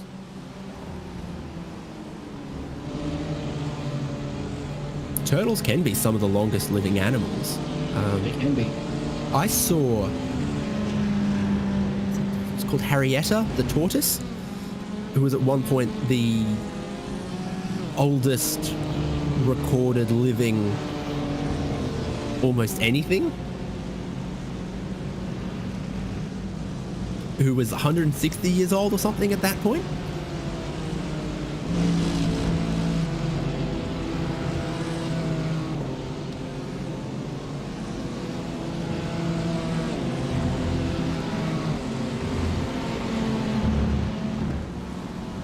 Oh yeah, 1830 to 2006. It was a Galapagos tortoise. Estimated age of 175 years at the time of her death in Australia. Yeah, there was a Altabrea giant tortoise named Adwada who lived to be an estimated 255 years. It's crazy. Certainly is, but hopefully these old turtles in the old turtle motorsports machine can or at least survive and live long enough to make it to the end of this 10 hours and 22 minutes left on the clock.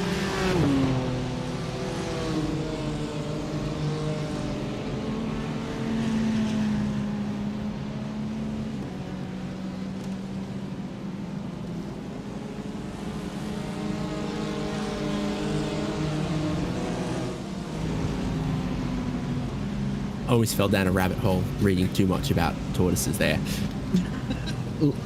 Checking that everything's in order leaving the pit box. Nate Jordan gave it a bit of a wiggle, see that it's all there. And now rejoins the race on our favourite highway on-ramp.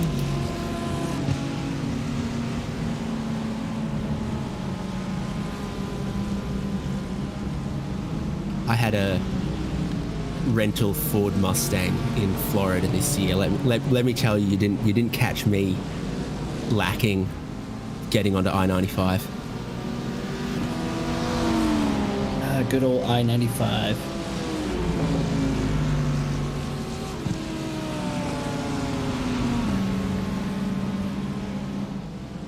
Well, it's not that old, and I'm not sure it's that good. No, it's not, and it's been around for quite some time. I'd have to say, not as old as the tortoise. Not as old as the tortoise, no, and not as old as US1. I would have to say, but still, it's been around for quite some time. And of course, if you live off not like I did, we used to live right off of 95 in Volusia County. You just hop up, go about 30 minutes north, and there you are at Daytona.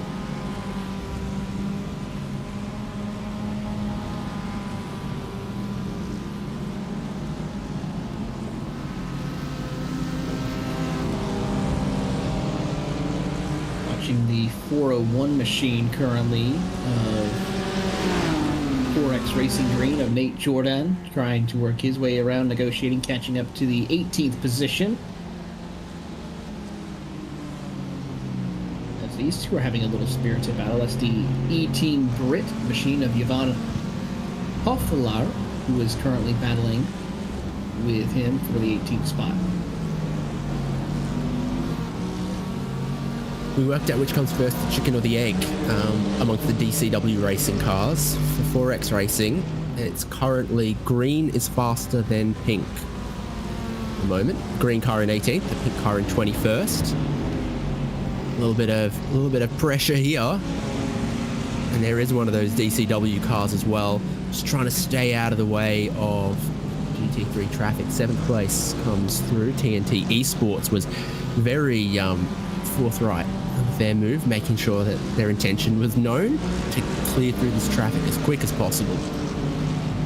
Certainly was the case here, as we see them negotiating around the traffic. And they tried to gain a couple of extra spots, but as we see, Yvonne was able to stay out ahead of position, as Nate Jordan will try to maintain that 18th spot and move on down the road.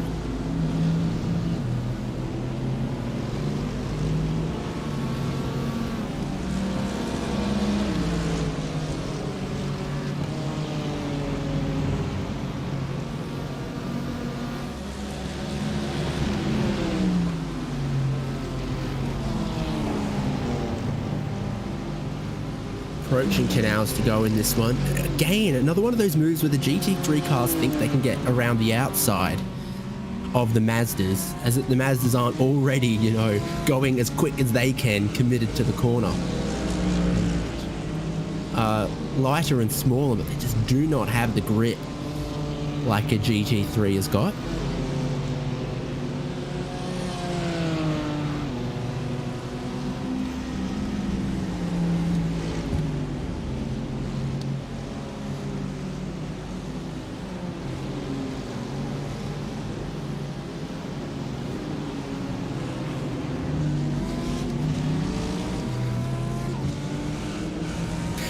It's amazing in cars like that where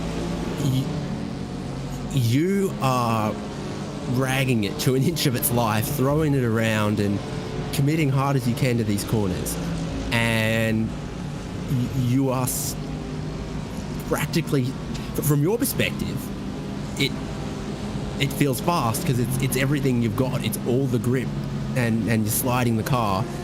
And from the perspective of something like a GT3, you're walking.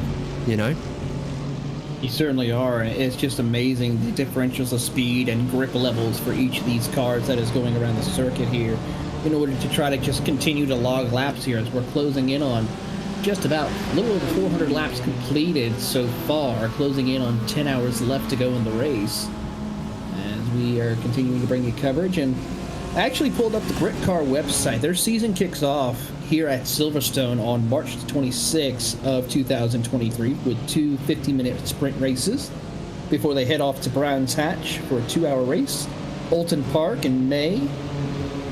They return to Silverstone for a 2-hour race on the 25th of June before wrapping up their season at Snetterton and Donington on the 15th of October. So very interesting schedule and calendar representing some of the greatest British tracks all across the UK. The only track I'd have to say they forgot to add was Knockhill.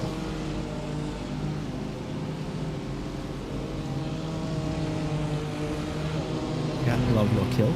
Great addition of late as well to iRacing.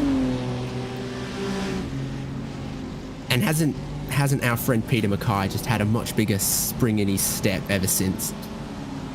Oh, he certainly has. He has put on he was always been very happy, I have to say, ever since Knockhill got added on to the iRacing service. And of course, plenty more tracks coming to be added on to the iRacing service here in the coming months, I would have to say. Of course, the big news of season 1 of 2023, the biggest talking point I have to say is the brand new BMW GTP car that's going to be added by the looks of things to the new season build. But we always wonder what other goodies could be added for 2023 to kick off the new year. Yeah, there's a couple of tracks that are, confirmed, known to be in the works. And I don't know why they skipped the top of my head right now. In France, Circuit Manicourt, many times hosts to the Formula One World Championship, as well as lots of other French motorsport. That's one that's on the radar, but no confirmed release date yet.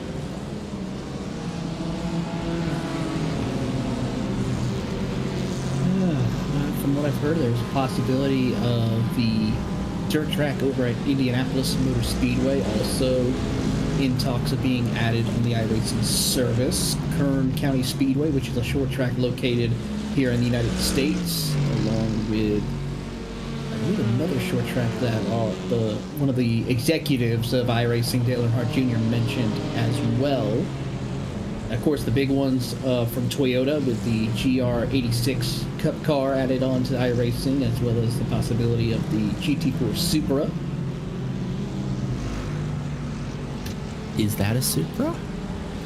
The GR86 is not. That's a touring car. Beginner level. Never mind. But yeah, I'm excited for the 86. That's looking like a very good car, honestly. The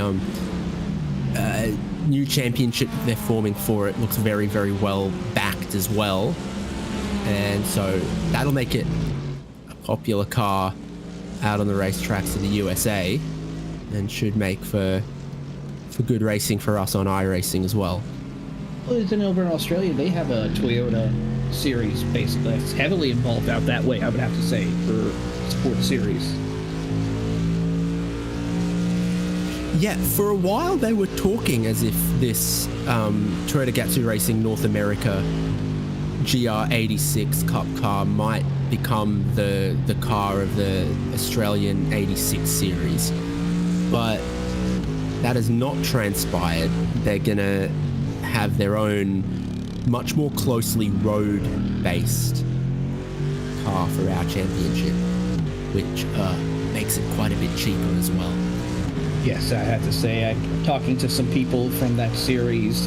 There's a lot of young up-and-coming talent that's going to be making their debut when this championship kicks off next year in 2023.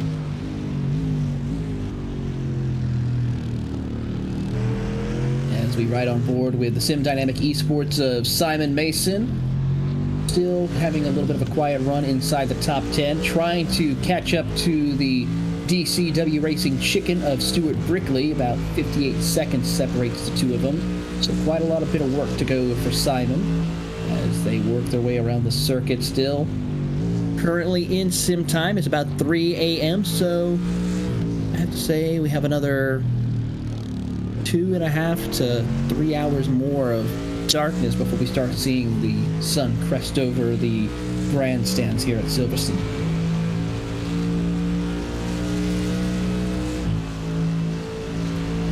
You a Matchbox 20 fan? I'm a Matchbox 20 fan.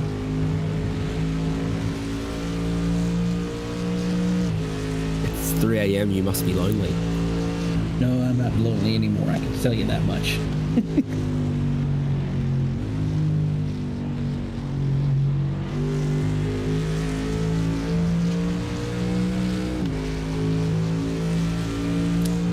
A lot of great named corners around this track, but I can't help but feel, you know, Maggots Beckett's is the Eau Rouge Raidillon of this circuit. It's the one that is so quick, so committed, most dynamically tests the racing cars for their speed, their downforce, their change of direction, their poise. It's a real challenge of the cars and the drivers, and the standout of the whole lap to me. It certainly is. I mean, of course, it's changed quite a bit over the years. You know, with, of course, the original layout, I have to say, and I'm not talking the one before this recent, we're talking the original layout from back in the early days of Silverstone was considered to be one of the fastest circuits in motorsports for quite a number of years until they started to add the much-needed safety measures around this circuit because of just how fast this circuit was back in the 40s and 50s. Before we got to see the real changes in the 70s, 80s, into the 90s and early 2000s, before we now have the current layout that we see here that provides quite a bit of fun and exciting racing still. But, I mean, I have to say the original, the one from, of course, recent time has been an exciting layout as well, I have to say. The original circuit that we had on iRacing, what we call the 2009 circuit on iRacing. Of course, even as recently as the 1980s, it was an incredibly fast circuit.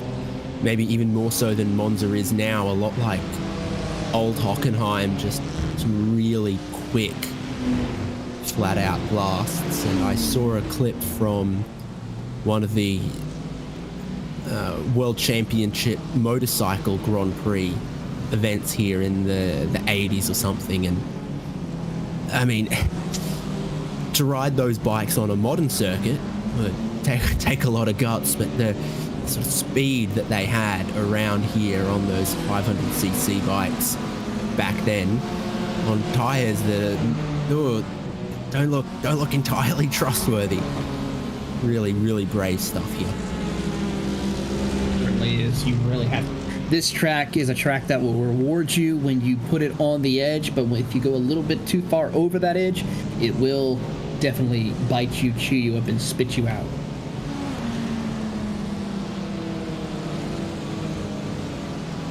As we watch Yvonne Hoffler in the E-Team Brit machine, currently running inside the top 20. 2 seconds behind the Buzz the Tower Racing Maverick of Jack Bell, in the 19th position in the number 88 machine BMW.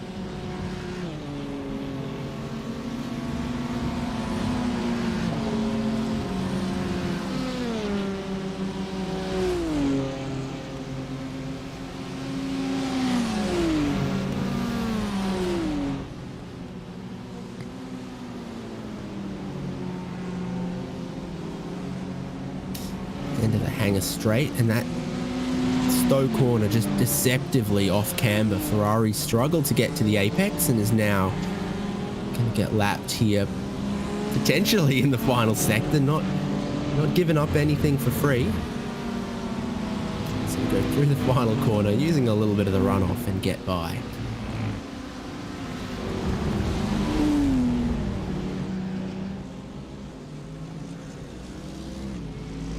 We have another retirement by the looks of it out on the circuit. The Sim Racing Collective machine, number 99, is out of the race as well. So they will join Century Sim Racing, TWR, GTWR Esports, and YRDA Esports as well, as the only cars to not finish the course 24 hours of Britcar racing, as we're closing in with 10 hours to go.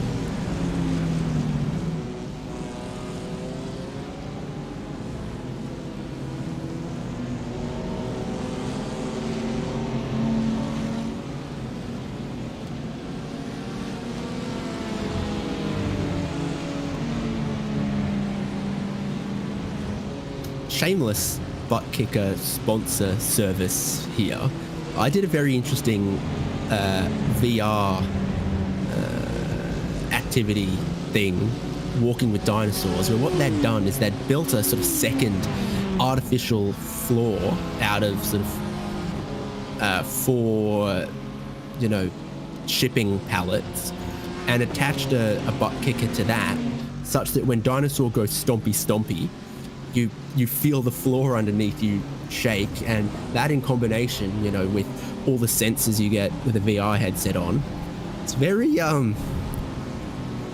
believable. Very believable. It's amazing what the world of sim racing, and including companies like ButtKicker, have been able to do to help grow and bring in more realism for esports competition, as well as especially for sim racing, and they're a phenomenal company. Winner from each class is going to get one as well. So reason as any to stick around for your 24 hours if you're leading, and to stay in the fight. Particularly GT3, where things are the closest to the lead, and we always say anything can happen, and probably does in 24 hours of endurance racing. So you never give up. This says the winner gets to choose either a ButtKicker Gamer Plus or a Gamer Pro model. I don't know what the difference is, so I'm off to the Google machine.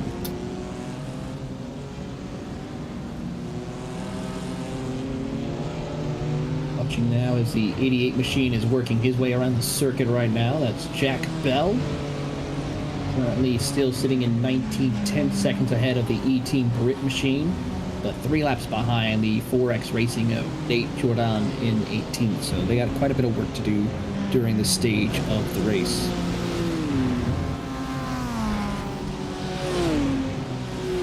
Both units share similar design DNA, with the Pro aimed at hardcore sim enthusiasts and the Plus catering for those using gaming chairs or smaller scale rigs.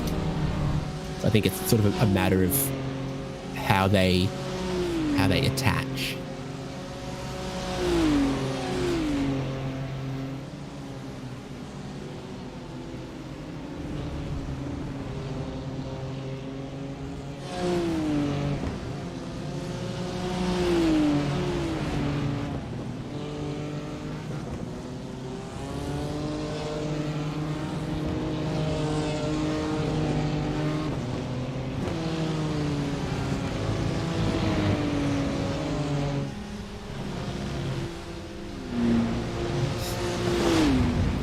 Got a favorite car number?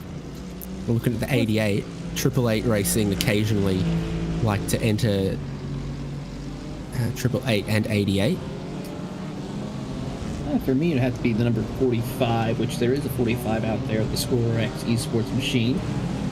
That's rolling it back to my great-grandfather racing in the early days of NASCAR, racing that number.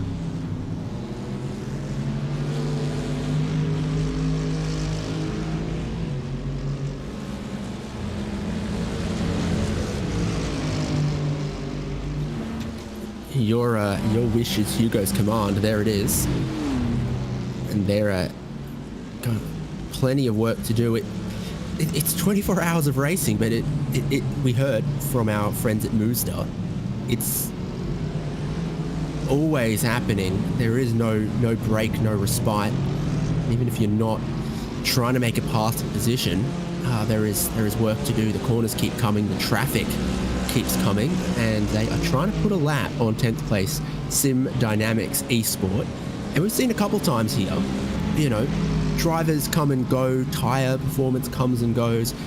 Sometimes the GT3 cars want to put a lap on someone, and it's not so easy, it's not so straightforward.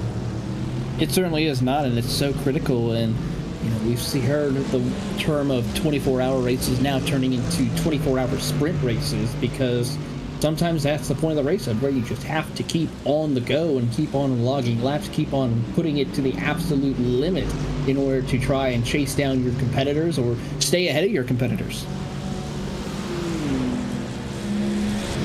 ECW Racing Chicken pits. There's one of those super committed moments at Maggot's corner. GT3 car just sneaking through before the sort of point of commitment, sort of the end of the merge lane, if you will.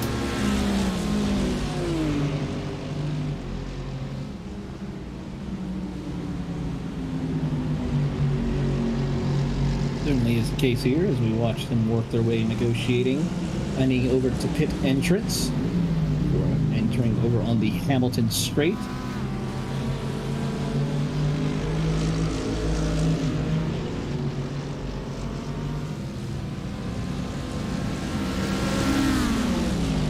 They come out of club, continuing on their way around the circuit, putting on a stellar drive here as Oliver Furnell has received a black flag. So it must be a teammate of Oliver, because I do not see Oliver Furnell's name on the track for the time being.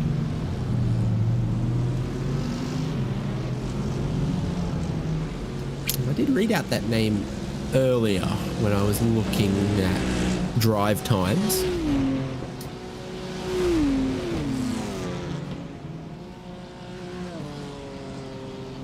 My goodness, if I can't remember what car it was on. Oh, it's the GT3 leaders. It's BRT. It's BRT, so a tough break. 39. Yep, they are coming down pit road to serve a penalty, so This will tough be break for them.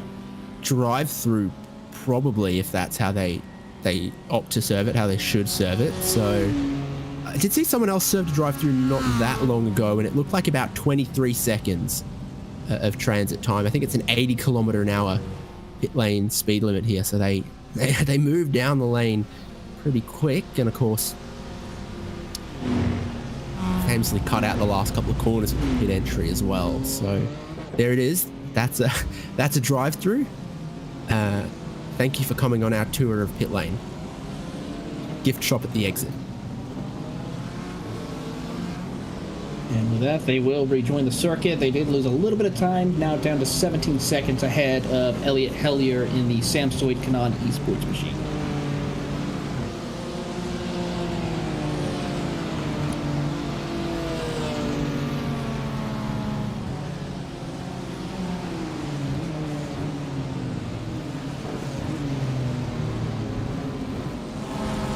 I think the 4X Racing green car is just parked and towed back to pit lane. They were in 17th or 18th, so plenty of drama still unfolding. Yeah, that is what's happened. Oh, Mazda! Oh, into the wall. on the pit straight.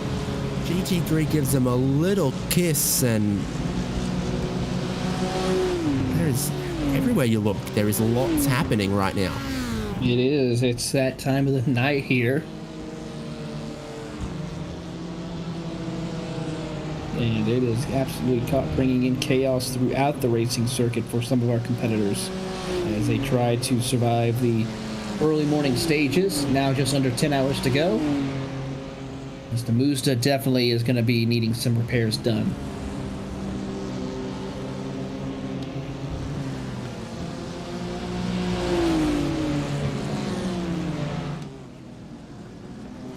How come smoking kills people but cures salmon?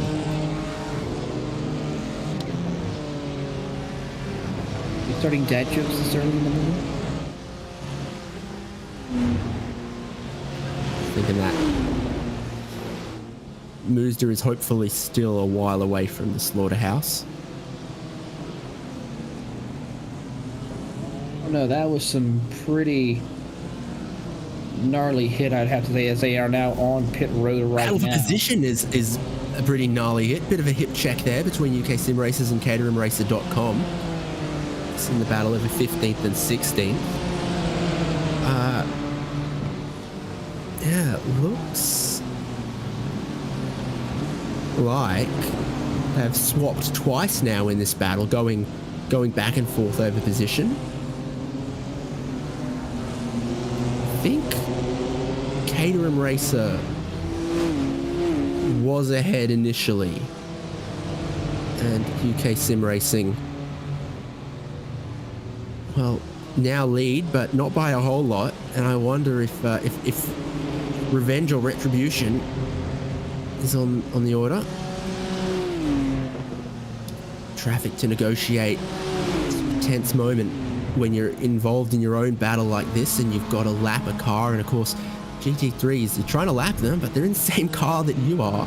They're quick in the same place as you are. It's tough to get around them. It certainly is. So it's now really the time of showing a little bit of patience, but also being aggressive when the time is right to try and get around your competitor here in this stage of the race. So we'll see how this works out as the UK Sim Racing of Roxanne Marshall and Tom McEwig battling for that 15th spot as they make their way through some Mazda traffic up ahead. They will have to negotiate through there.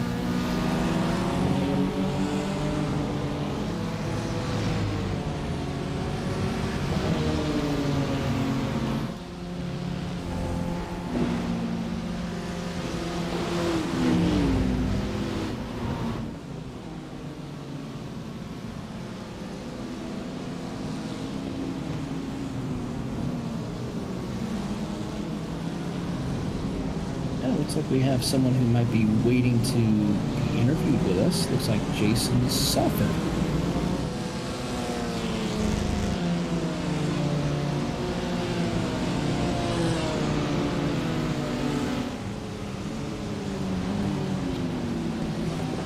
You want to go ahead and do the honors, Taylor? Yeah, I'll drag him on up.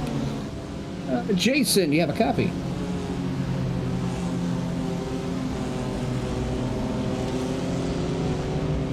Jason, you're out there on the track. How has it been for you and your race team?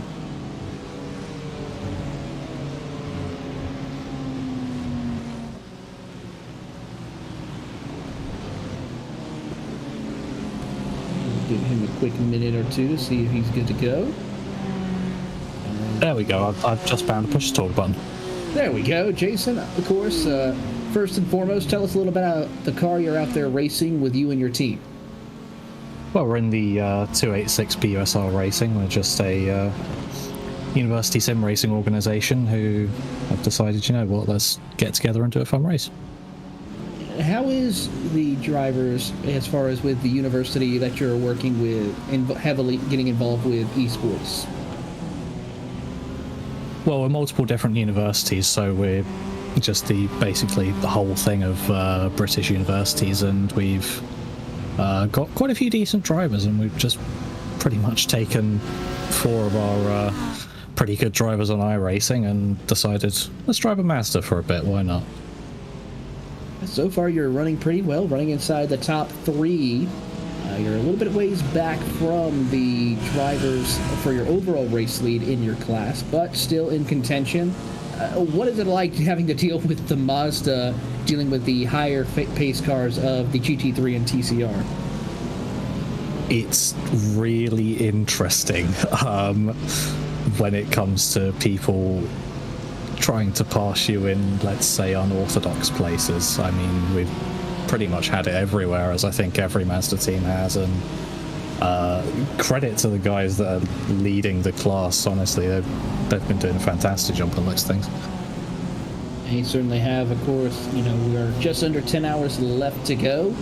And how confident do you feel about staying alive? Of course, your teammate Agnes is currently having a great run right now, just trying to keep it clean out there on the circuit for y'all. But do you feel like a podium or even possibility of a win is in the sights for you guys here in your Mazda? Well, you've always got to aim for it.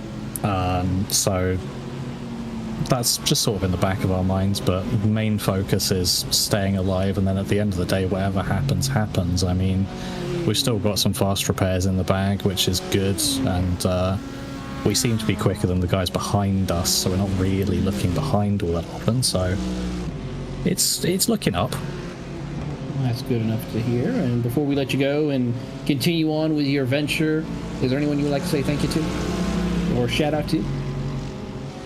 Yeah, shout out to my teammates. Obviously, Angus in the car at the moment. We've got Cav Bod and Adam Benjamin as well. And then, well, thanks to you guys for broadcasting it. I've been keeping an eye on it. It's been really good so far. And thank you to Motorsport UK and Paul for getting this all together, because it's been really fun to be a part of. It certainly has. We'll let you go and continue on with your ventures here in the Booster iRacing number 286 as you continue on your way for a chance of a podium, as we have some pit stops actually happening for the class leader in the Mazda. That is Project Dynamic Green, as Finn Adders gets behind the wheel of that machine.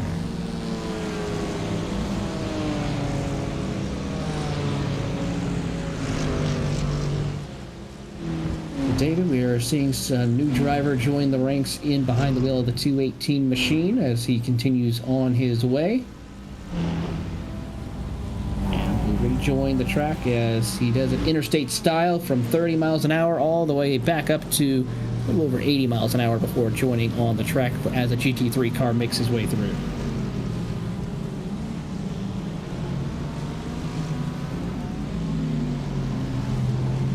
As we watch as we now have David back with us, watching some of the action. David, I mean, we just saw our Mazda leader come down pit road, have a driver change out on the track, and continuing on into the night. And for the first time, I think he's all by himself with nobody around him. Won't last long though, given no, it will not. The speed at which the GT3s bear down on them. You could be, half a minute clear of a GT3 as you cross the line, and they are going to get you before the end of that lap. So, happens quickly. It certainly is. It seems like the only time you have a moment of peace is when you're on pit road with these Mazda drivers.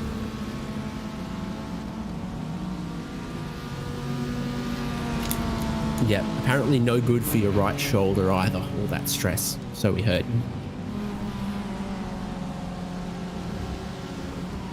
Like clockwork, there goes a BMW. A lot of great action all around the circuit here.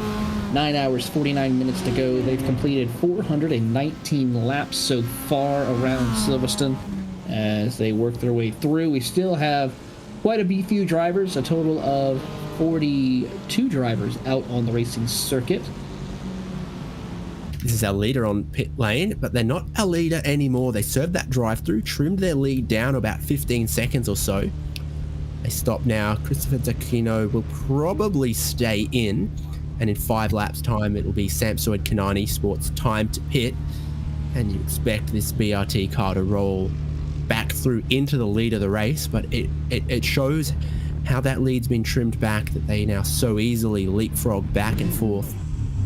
It's a 2-horse race out front, and that is fuel only stop out of BRT. I would call them our net race leaders still. They got to be on their best behavior though, because another drive through would take that lead away from them. It certainly would, so they have to be definitely minding their P's and Q's. They're 42 seconds back from Elliott Hellier in the Samsoid Canaan Esports Mercedes, as they will be expected to come down pit road here in the next 4 to 5 laps here.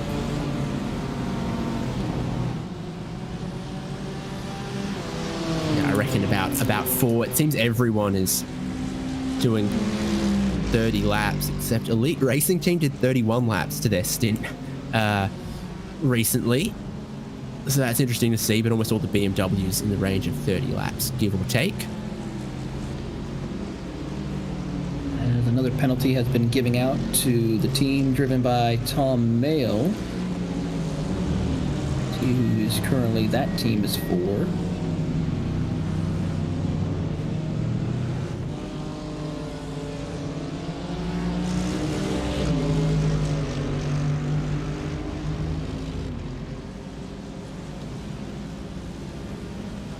That is the Fury SimSport team, the number 87, currently in 17th, driven by Matthias Timé in their Mercedes.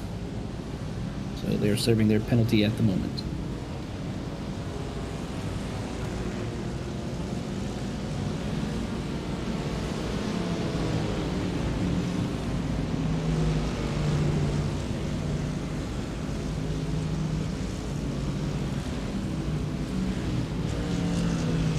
Now, occasionally it seems like there is still a little confusion around how iRacing black flags work.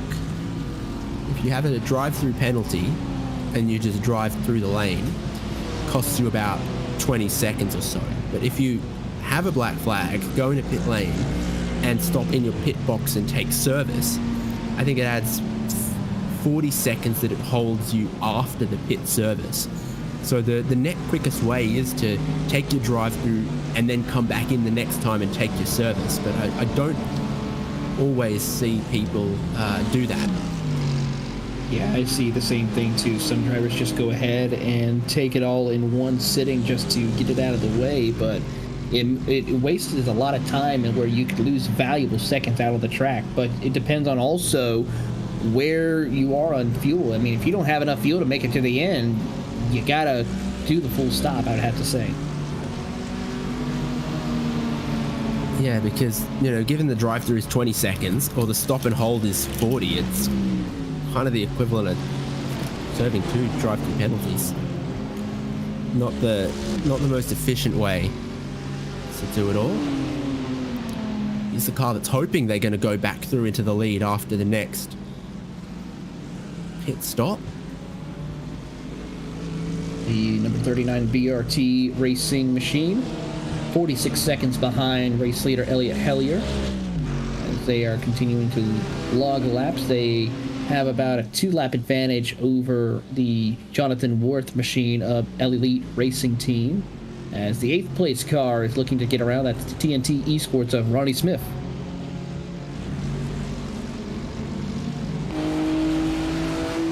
Yeah, at the moment, there are some quick GT3s a little deeper in the field than you might expect.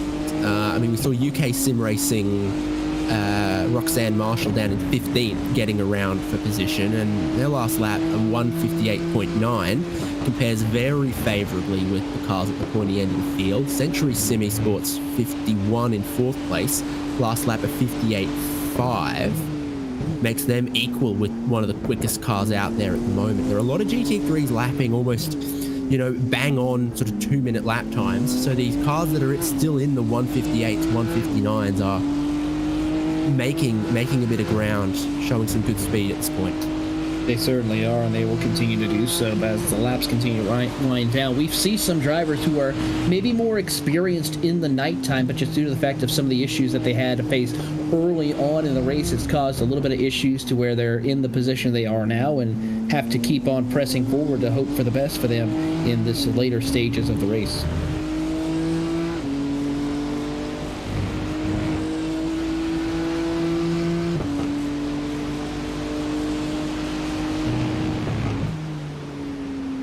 Oh, lots going on out front here. Awkward little interaction with one of the touring cars. TNT Esports managed to keep and roll their speed. And we're still side by side here. From the headlights, you can see we were side by side a long way through that corner.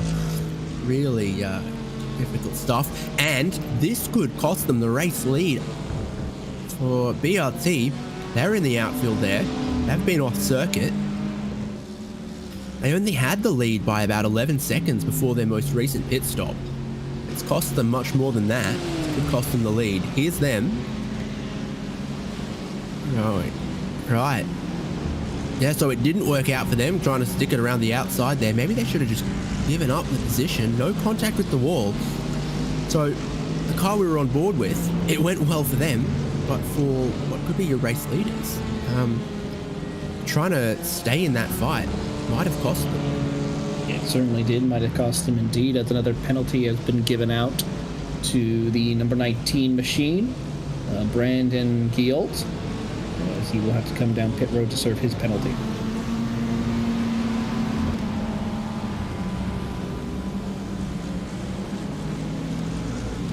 So it's 39. They're now 55 seconds behind Samsung Canaan Esports, who, if they have a fuel-only stop, it'll be pretty much neck and neck. But I have a feeling it's going to be tyre change, maybe even a driver change at next stop for the car currently being scored out front, given that they did fuel-only at their last stop. So if they did it again, they'd be onto their third stint of those tyres. I haven't noticed too many teams thinking triple stinting their tyres is quite the way to go. Even if they do, you wonder about the pace of that. Certainly you do, and you have to be careful of how you want to plan that out as the run progresses on here. So we'll see who decides to do that here. As we keep an eye on your race leader, 55 or second place driver of BRT, 55 seconds back from your race leader, who is having to negotiate through heavy lap traffic.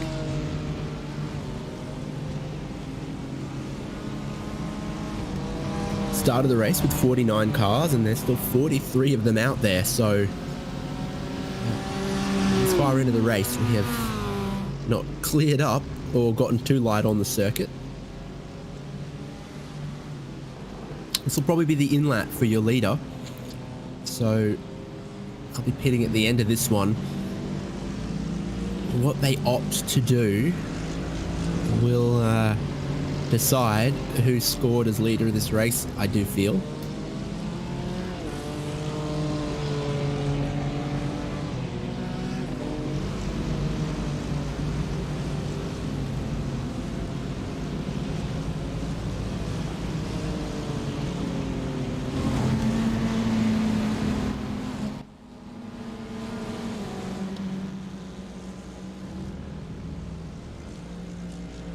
BMW versus Mercedes. Who you got your money on for that?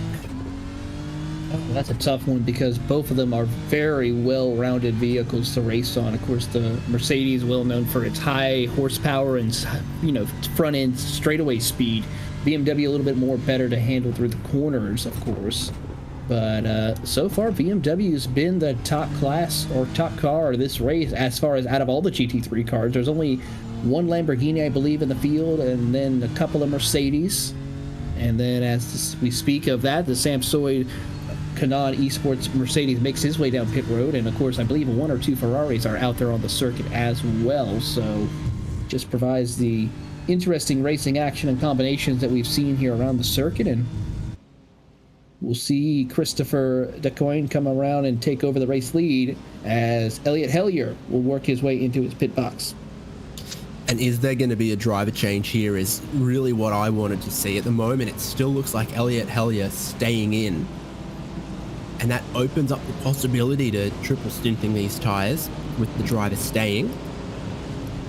After the 40 seconds of refueling completes, then we'll know if the car rolls out of the pit box or goes up on the jacks to change the tyres. So in about 10 seconds, all will be answered. Either way, it's going to be pretty close. BRT in the final sector right now. If this car we're looking at goes up on the jacks, BRT are going to go back through into the race lead. They certainly are. They are. They're up, and it's a tyre change. So Elliot Hellier will stay in, but get new tyres. And BRT, Christopher Zucchino, goes back through into the lead of the race. Good strategy call, I have to say, for Elliot Hellier, as Christopher Zucchino will continue on his way, 7 seconds and growing, as now Elliot Hellier will now rejoin the racing circuit, 8 seconds behind your race leader.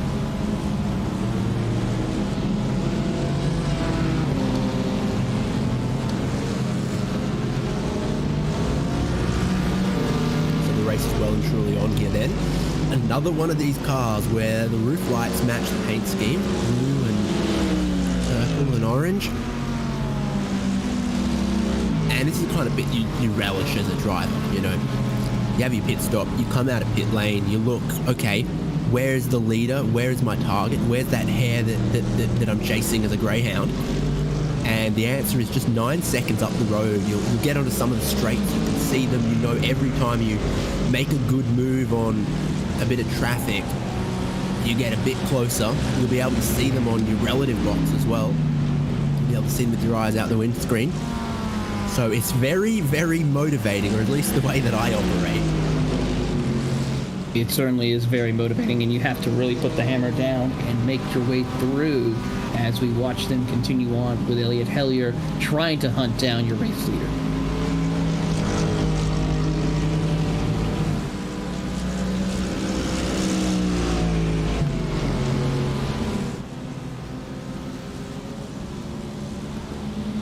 We're speculating, and I stress speculating, on that pit stop time that it might have been a 2-tyre change for Samsoid Kanan Esport. We know the full tank of fuel is 40 seconds.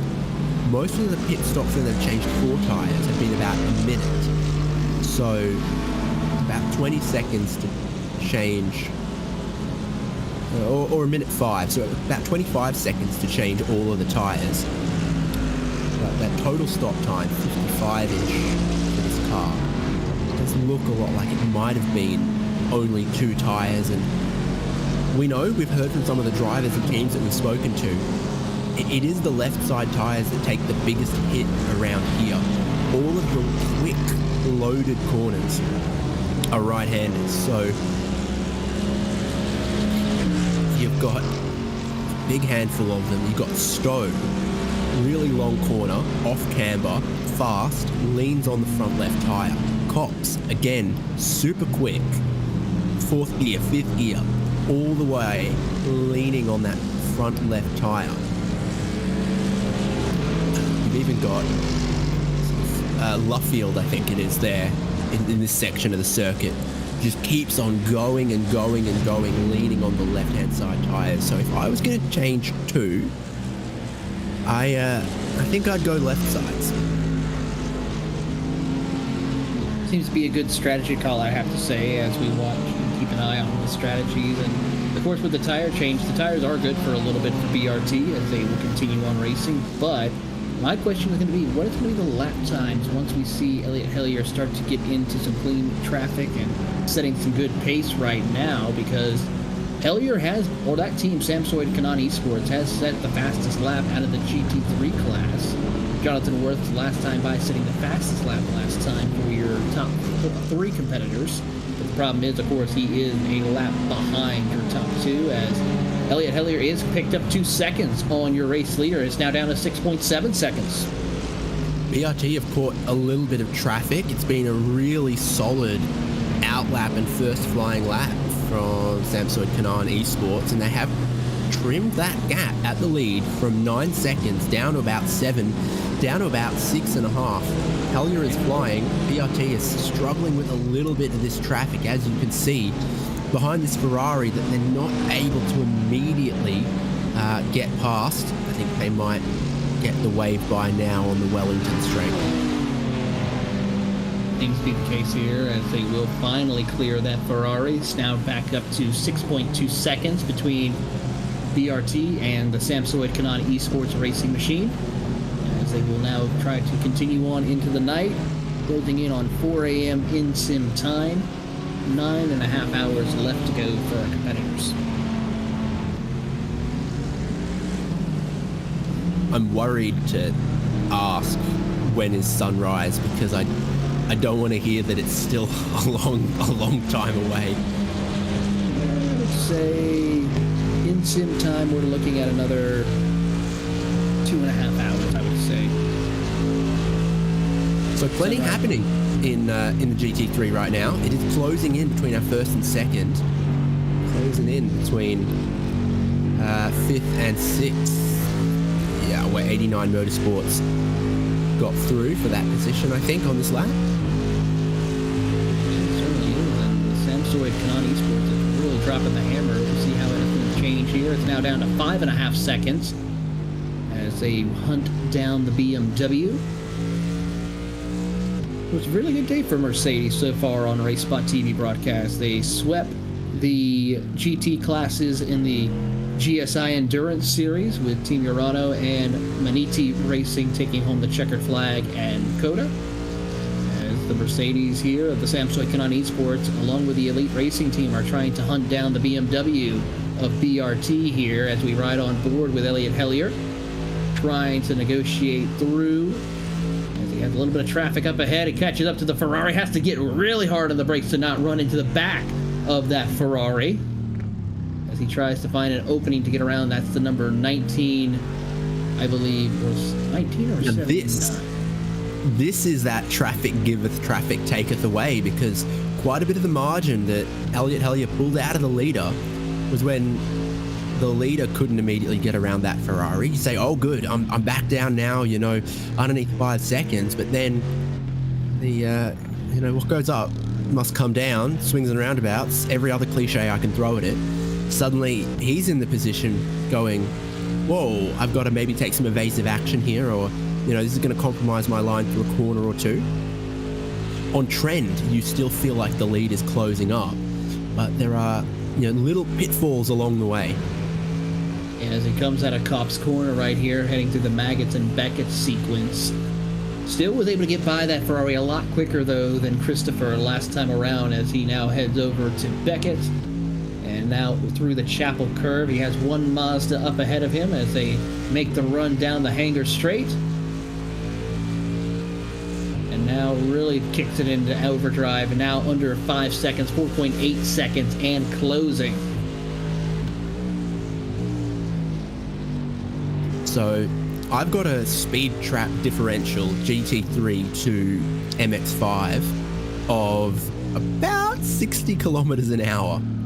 I'm seeing sort of 255 up to 260 for some of the GT3 cars, and around about 197, 198 for the Mazdas.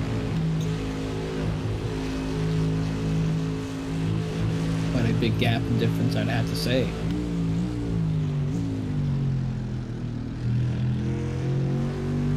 Yeah, significant, and that's just the straight line difference between the cars. We've also seen many examples of how the fast downforce loaded corners are a lot quicker in the GT3 as well.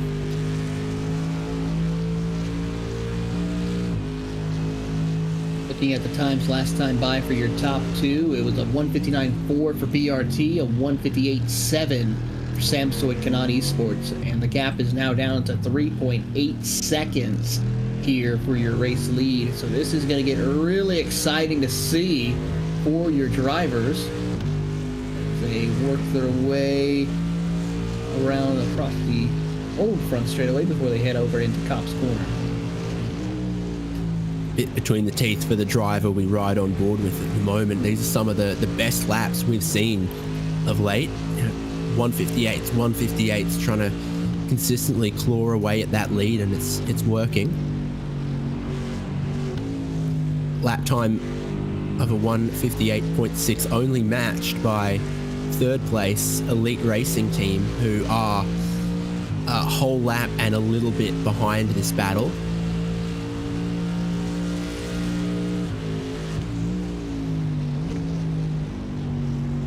Call it out again, 3.5 seconds. And closing. Yeah, definite trend of a rubber band between first and second, and the Mercedes in pursuit of the leading BMW.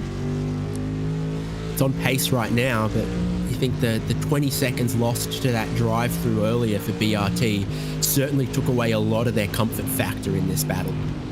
It certainly has. Now, as we see Elliott Hellier now having to negotiate through all the lap traffic, 3.1 seconds now separates your top two, as he has to now get around some of the other traffic, flashlight or headlights ablaze and flashing to alert these drivers to let him by as quickly as possible as they work their way through. Big wide exit for one of the green machines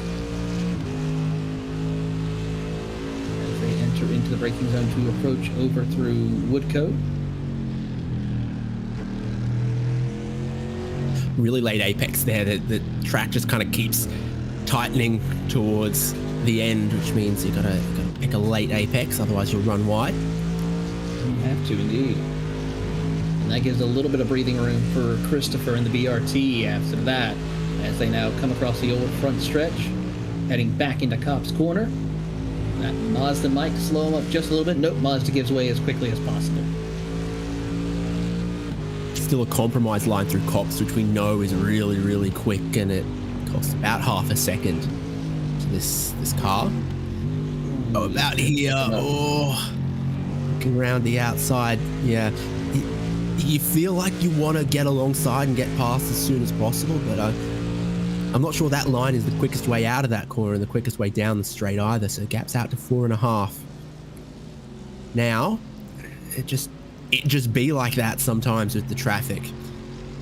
It certainly is going to be like that, and it's going to be like that all the way till the checkered flag falls here tonight, or tomorrow, I would have to say, for these drivers, as they will continue to log laps around here. 430 laps up on the board, about to be for BRT. As they come out of the final corner, let's see what the gap is. Oh yeah, big time loss of time right there for Elliott Hellier, a 201 to a 159.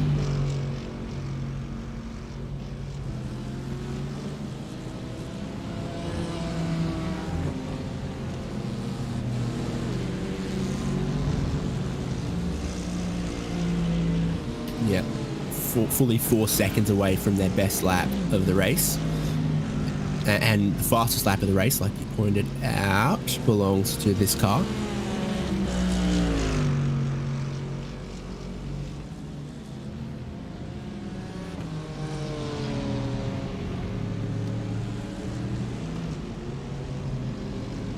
Feels like that one lap really did just dampen a little bit the great charging run they had going on.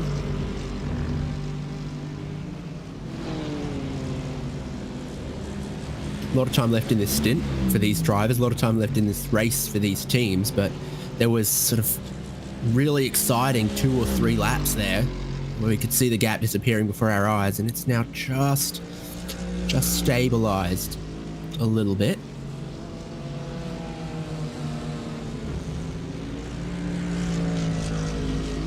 Stabilized just a little bit indeed here. We'll see how this plays out for our drivers as they continue on.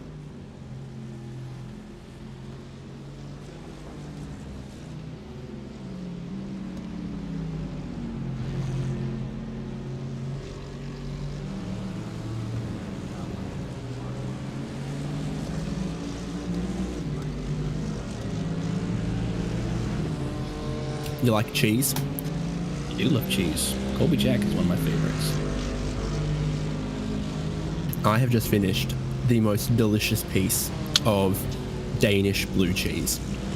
Oh my. My compliments to the cows.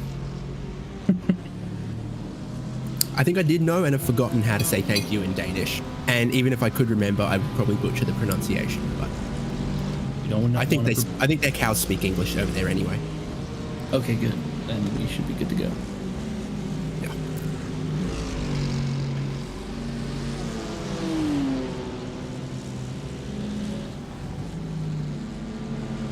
Watching on here Is your leader. Still your leader, despite how we might want to hype it. Well, let's just say that it's the closest he's had to deal with some competition coming his way for quite a few hours now, as it's 3.4 seconds. Mostly it's been over anywhere between a minute to 40 seconds for quite some time, but that penalty cost him a little bit of time, plus some of the other issues that he had to overcome out on the track, I think also helped eat that time away for the Samsoid Kanan esports machine.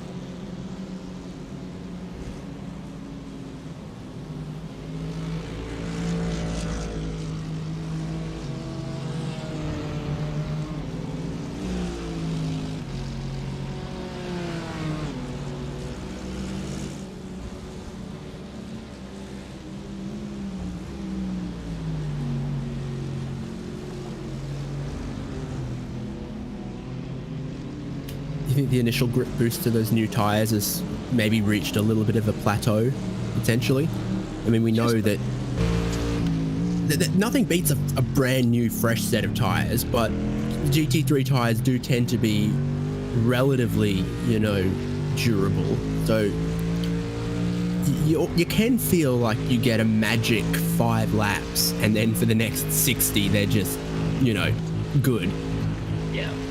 Well, that's soon about to change, of course, with the new updates with these GT3 cars, where that's going to slowly fade off, making them a little bit more difficult and wear down quite a bit more compared to what we're used to seeing now. So that's going to change significantly once 2023 Season 1 kicks off. But for now, it was amazing that some of these drivers have not considered maybe double or triple stinning these tires under these nighttime conditions.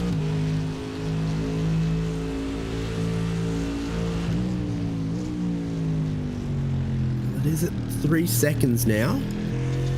3 seconds between our first and second place.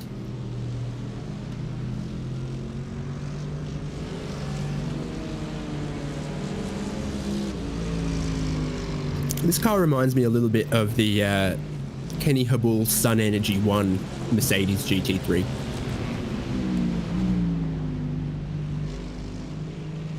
Although I guess it's easy to say that at night. In the daylight, it's a little different, but it's orange on a Mercedes.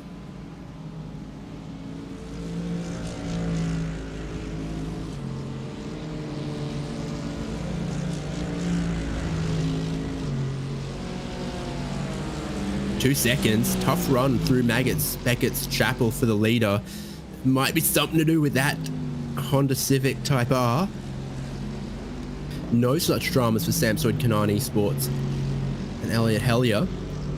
And that is the gap, first to second, bottom of picture to middle of picture. That is your race lead.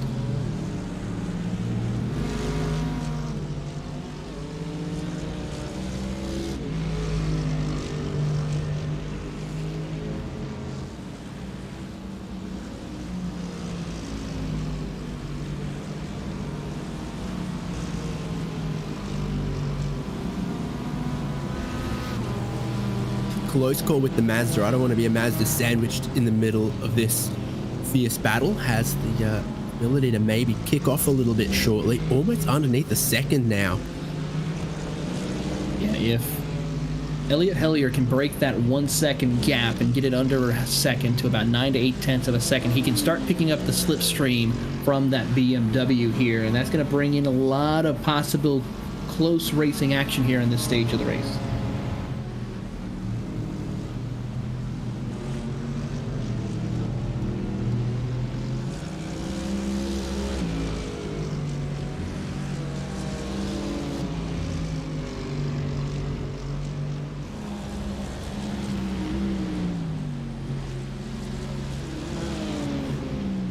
Now, with still 9 hours and some before the checkered flag, it's a little too early to start counting this, but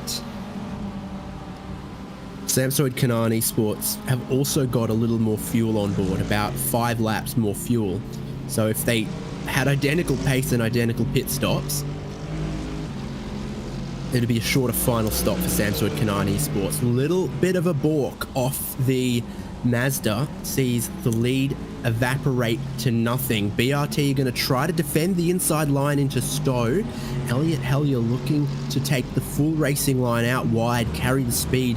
Can he get down the inside here? It'd be 3 wide with the Mazda into Vale corner, and he's going to do it. Samsoid Kanan Esports and Elliot Hellier go through to the lead of the ButtKicker Britcar 24 Hours of Silverstone. It's our first pass on the track for the race lead here as they negotiate more Mazda traffic. 3 wide there as they make their way through. Close call right there as they have to slice and dice through the competition in order to continue on.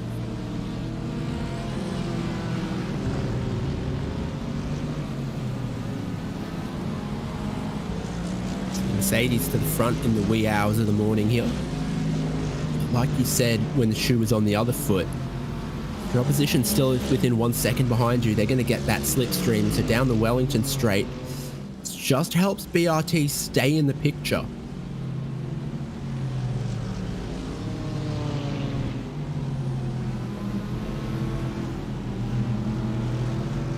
Certainly does help them out here in this stage of the race as they will continue on. A bit of crossover right here as the Mazda of the, I believe that is the Versa racing machine, that will get a little bit in the way of the DRT racing machine, but BRT racing machine as they negotiate. There's the 66, that's 5th in class, the Dapper Custom Pineapple Racing Club by Paul Dominic, racing in 5th position.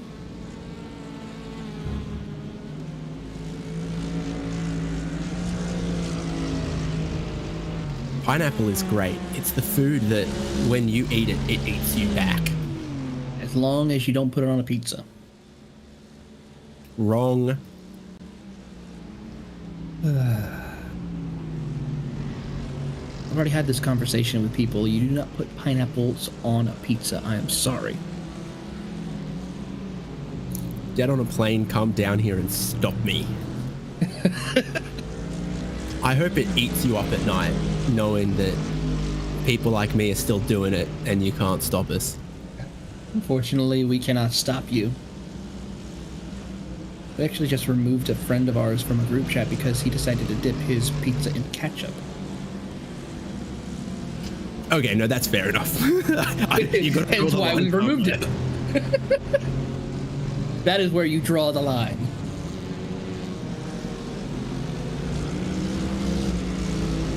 Are there things that it is acceptable to dip a slice of pizza into? Say maybe ranch dressing. I reckon. Okay, this is a little left field. I reckon soy sauce. That is very. That's in the bushes. That's going to bring out your, fatty, cheesy, umami flavors. Oh, goodness gracious. And it's not even 10 o'clock for me here in Central Time. It's just now 8:48 Central Time here in the United States.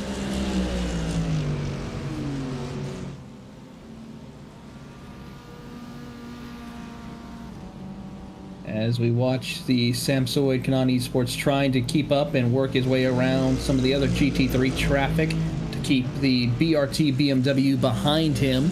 Gap is now down to 1.2 seconds as Elliot Hellier has stretched it out, trying to get a little bit of a slipstream from another one of the other Mercedes. That's the Fury Sim Sports machine, who gives way for the Mercedes. Took the lead in the final sector of last lap. The illuminated position boards on the car update when you cross the start-finish line. So this is the first lap they've had the green number 1 on the side of the car, and it'll stay on for the next lap. It certainly will stay on for the next lap here as they come across the start-finish line. Number 1 up there on him, on board for him, as he will work his way through the circuit. I've only just noticed there's IMSA and SRO spec position indicator locations. That our leader has it on the rear quarters and the Mercedes behind has it in the windshield. He certainly does. The IMSA one seems a little bit cooler, I'd have to say. Sorry, which one do you prefer? I prefer the IMSA one. See? For a 2-digit just position indicator, I agree.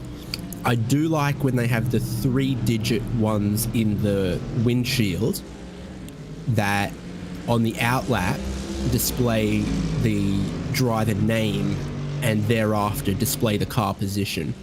when you're, trackside at the top of the mountain at Bathurst, you see, one of the cars come past and you're like, oh, Raffaele Marciello's driving that one now. Okay. And then next time it comes around, it's like, okay, third place. So it is a once it can display letters and numbers, yeah, I like those. It is a smart idea to have, and it's great to see the technology continuing to grow for sports car racing and motorsports in general, really, with showing that. I mean, we see it in, of course, with sports car racing, where it's now also utilizing showing the pit stop times of how fast they are on pit road, both for their light boards. Did you see McLaren were doing one of the Abu Dhabi Young Driver tests with an LED display on the rear wheels? I have not. It was, I think someone tried that in IndyCar like a decade ago. It didn't last very long, and I assume that technology has probably gotten lighter and more reliable across the years, as everything with LEDs in it seems to have done.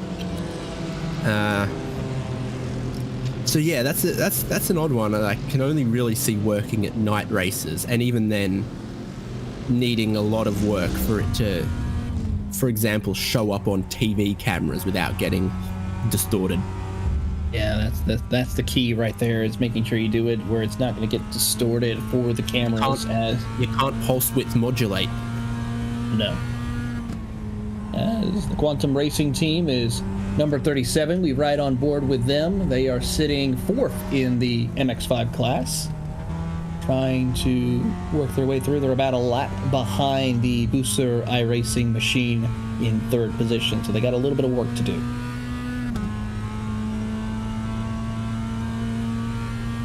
I'm on board with you in the desire to pronounce it like a word, but when we did have the chap on, he did call it BUSR.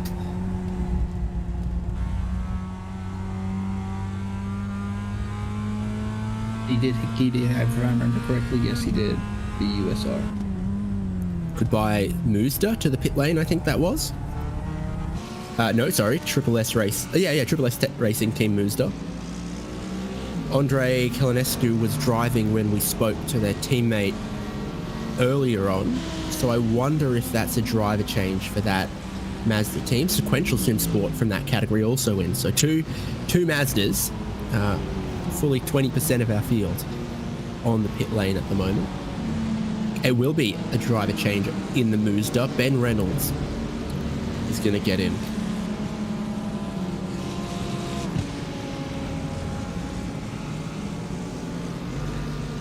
And the gap for the race lead has stretched out even further as we watch the number 1 machine, Paul Walsh, in the Next Gen Racing Team Purple, sitting in 14th position right now, a lap behind the DCW Racing Egg of James Foster.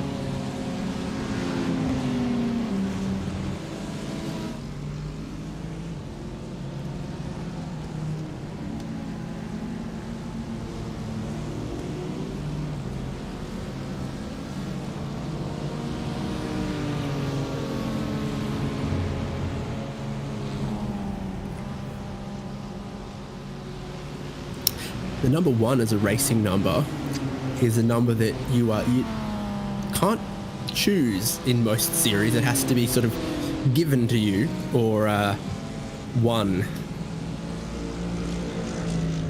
You have to either be the world champion of a certain championship series, mostly in the FIA style racings. That's when we'll see the number 1 utilized. Of course, being used for the first time in Formula 1 in quite some time, with Max Verstappen winning last in 2021 and now also picking up the 2022 World Championship. So it's safe to say that that number 1 will be utilized by Red Bull Racing for quite some years. Nah, I'm putting my house on George Russell World Drivers Champion 2023. Oh, are you now?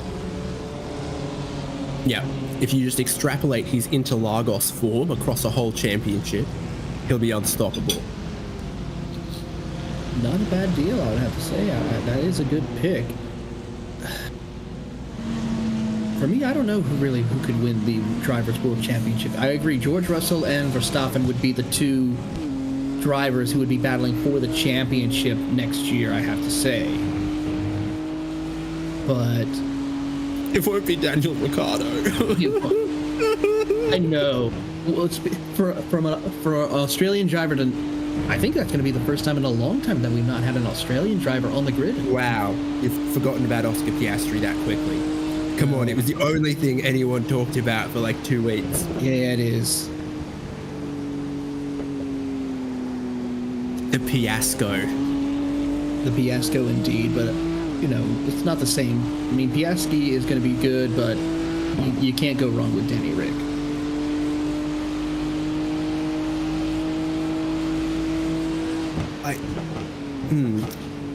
Whether he's done with F1, I don't know, but I don't think he's done overall. There'll be some interesting things in his future. I mean, now being the number 3 driver over at Red Bull is kind of a interesting prospect, I would have to say. At worst, he's going to be the guy replacing David Coulthard doing all the weird stunts. Now, here's something I caught out the corner of my eye. We are going to catch a replay of it. A bit of contact, and the BMW goes around and then is about to straighten up and cops another hit off, I think, a Mercedes GT3. So we're seeing the traffic interaction. There's your most recent new driver in the Mazda. Well, that's one of the Ferraris. So it is.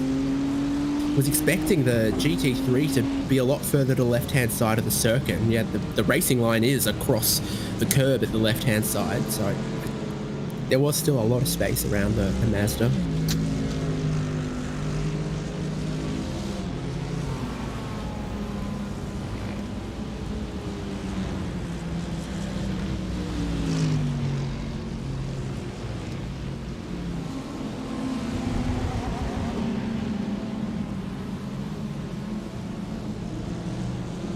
So in third place, Elite Racing Team are on the pit lane again, and I can't help but notice a couple of things. Namely, 2 stints in a row now, possibly more, they've done 31 laps to a tank of fuel.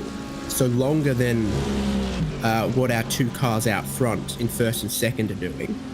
The other being, it is 6 minutes before the top of the hour. Elite Racing Team, after this stop, might need to make 1 fewer than first and second between now and the end of the race. They could be trying to strategize their way either back into this or at minimum back onto the lead lap. It's a brief strategy call, I have to say. Let's hope it works out for them, so that way we could have possibly a 3-horse race for the race lead here today. As they rejoin the racing circuit, continue on their way. I believe they also did a driver change as Dane Myrie gets behind the wheel in the number 11. Yeah, and all the while they've been stretching the fuel just a little bit. Their race pace hasn't been bad. It's been equivalent to what Samsung and Canaan Esports have been doing. A lot of 158s, 159s, so yeah, not massively, catching back up to the leaders, but still, trying to keep themselves in play.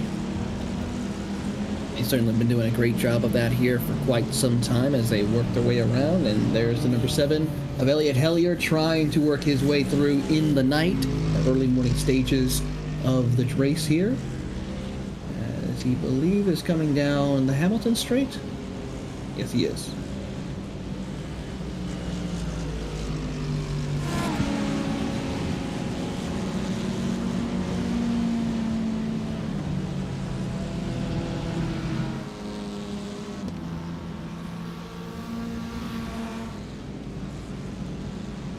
Lead pour or lead pour?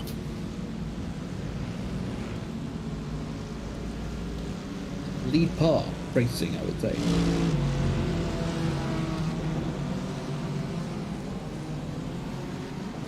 Nick Gregory in the 621 machine, the last of the TCR cars out on the track. Really just out there to survive through the night and see what they can accomplish as morning progresses. They can find a way to break a little further up through the field.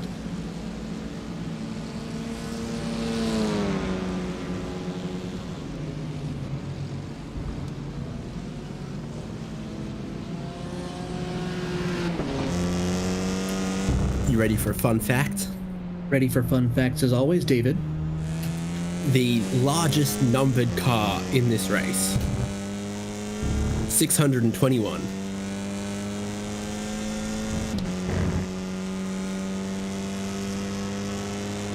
It is the largest number, and it is a fun fact, I have to say.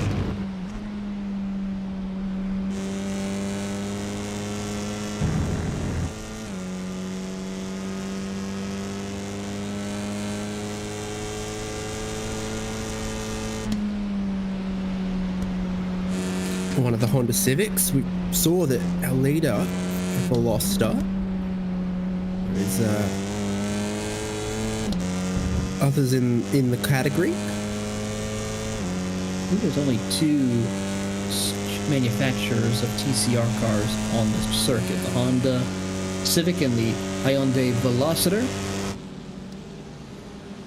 As I double check the field here, I believe there might have been also the inclusion of an Audi, but yes, there was an Audi RS3 LMS TCR car that was in the race early on, but is no longer racing. It has taken it behind the wall. So it's just now the Velocitors versus at least two Honda Civics. Make it actually 4 Honda Civics out on the track.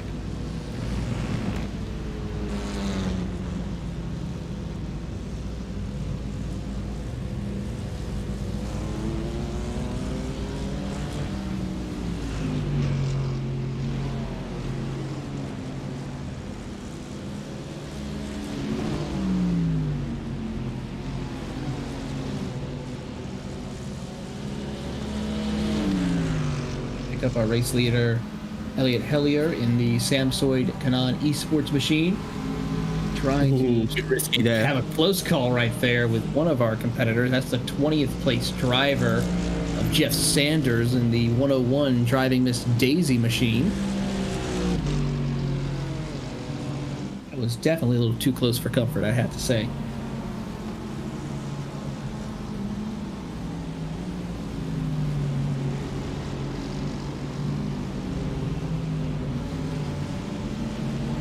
How busy is the racetrack in front of them as well?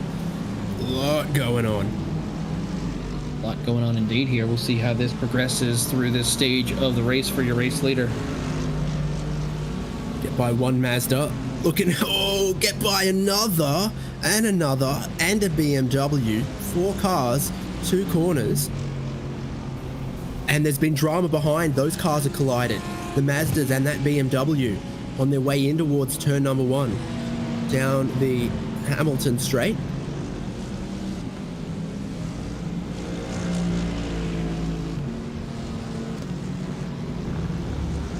Second place, BRT get through without any problems yet.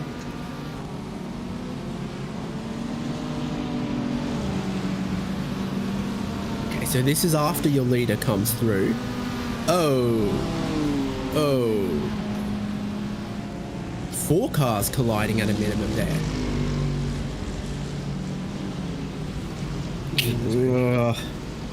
Which is the black and green Mercedes, because that's kind of where it starts from my mind.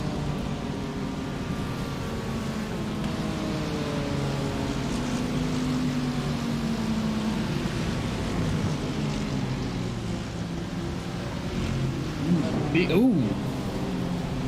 What a mess right there on the front stretch right here. That's definitely going to require some fast repairs, I think, for some of our competitors as they try to negotiate through. And yeah, that BMW was trying to get around with one of the Mazdas and unfortunately did not see the other BMW.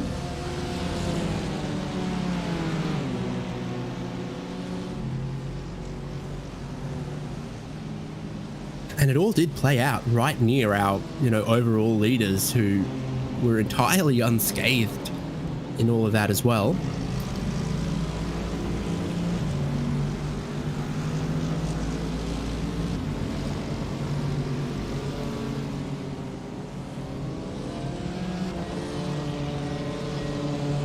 Touring car leader pits, Simtech Motorsport, Shane Burke.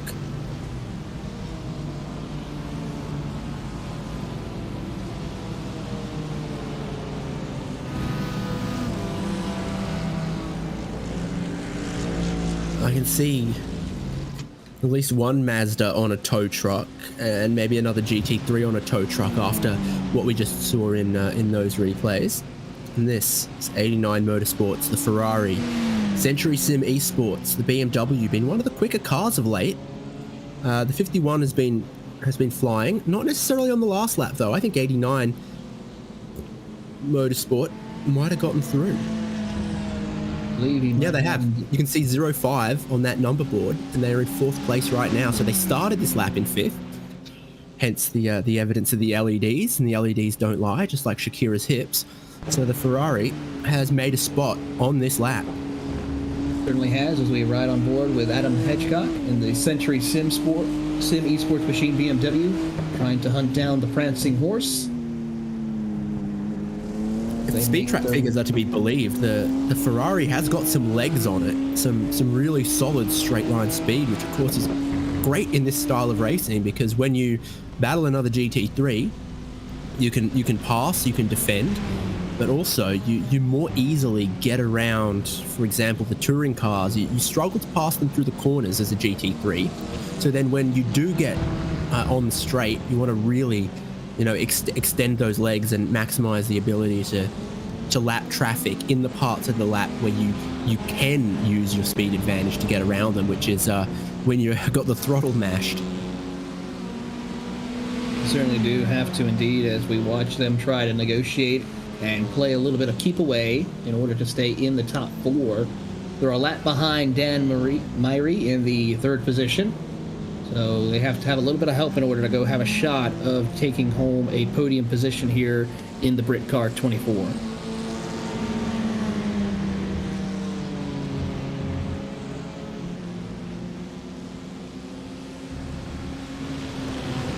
So the LEDs now say 04 for 4th place. Highest running Ferrari. It goes Mercedes, BMW, Mercedes, Ferrari, BMW now.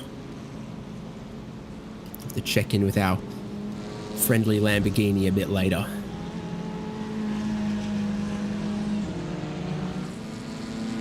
And how good's the interior light as well? It is pretty astounding, I have to say.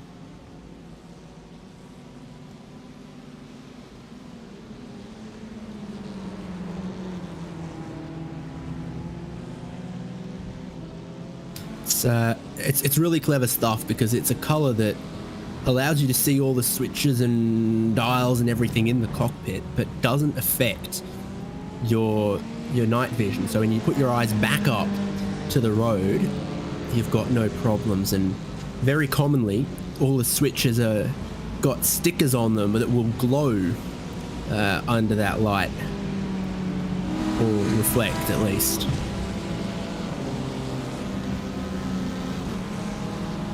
So what it does is it has the effect of making, 30 buttons and switches light up, but without needing to have 30 lights behind them. You only need one, and they all look like they're backlit. Pretty amazing how the technology of these cars with that lighting system can be a big benefit for our competitors, as we ride on board with Hedgecock in the 51 BMW.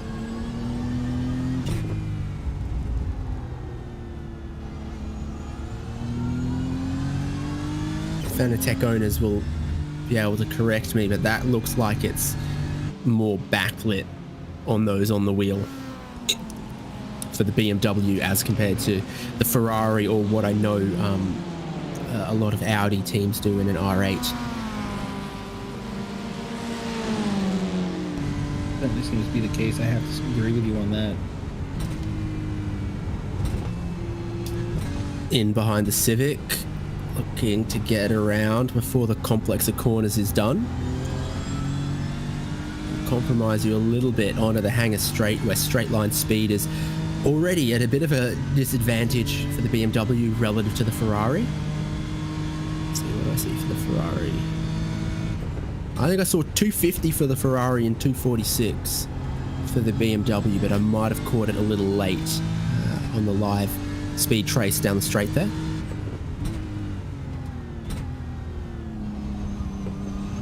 Neither of them had much of a slipstream. Neither of them had a perfect run onto the hangar straight. So those numbers seem rational to me. A little bit indeed. I'd have to agree with you on that matter. So we'll see how that progresses for our drivers as they continue here along the circuit, getting by one of the TCR cars. As the battle for P4 still rages on, 1.5 seconds separates your two drivers. Saw from the onboard there what makes turns 1 and 2 such a challenge. They're just a tiny brake, maybe a downshift in these GT3 cars. Not flat out when you've got the traffic like it is, but also it's not, you know, a more sort of typical long braking zone, couple downshifts, try to turn in late. You've got to flick in trying to carry a lot of speed, over 200 kilometers an hour. And that's where a lot of that tire wear comes from as well, that the corners around here, for the most part, except for Village and Loop, are quick corners. Here, in fourth of what I want to call 5 gears in the BMW. There is 6, you just never use it. So yeah, just one little downshift and then a long corner. Wait, the heat builds up and the scrub in the tires as you go through there. Yeah, you certainly have to here as we watch on and see the competitors work their way through. As it gets a little bit of light right there, and I do have to say one of the amazing cool factors with these GT3 cars is that rear view camera you see right there as we ride on board with Hedgecock as he works his way through. You can see a little bit of help from drivers behind as the car lights up and they work their way through.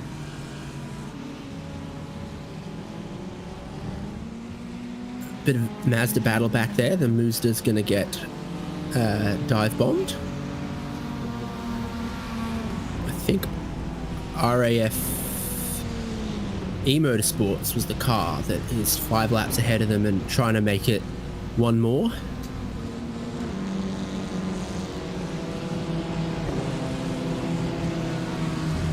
You're on top of the fast repairs, etc. I'm seeing that the Wild Things Racing Mazda has been on the lane for over 6 minutes now, and Aztec Racing and Fury SimSport GT3s likewise. So, is it going to be long repairs for them? Do we think they're retirements?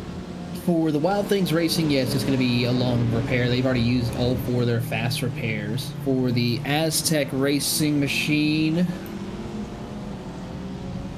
yeah, they used all 4 of their fast repairs as well. And Mark Calver in the Fury Sports machine has also used all 4 of their fast repairs. So it's going to be a long time on pit road for those 3 drivers if they are wanting to continue on racing.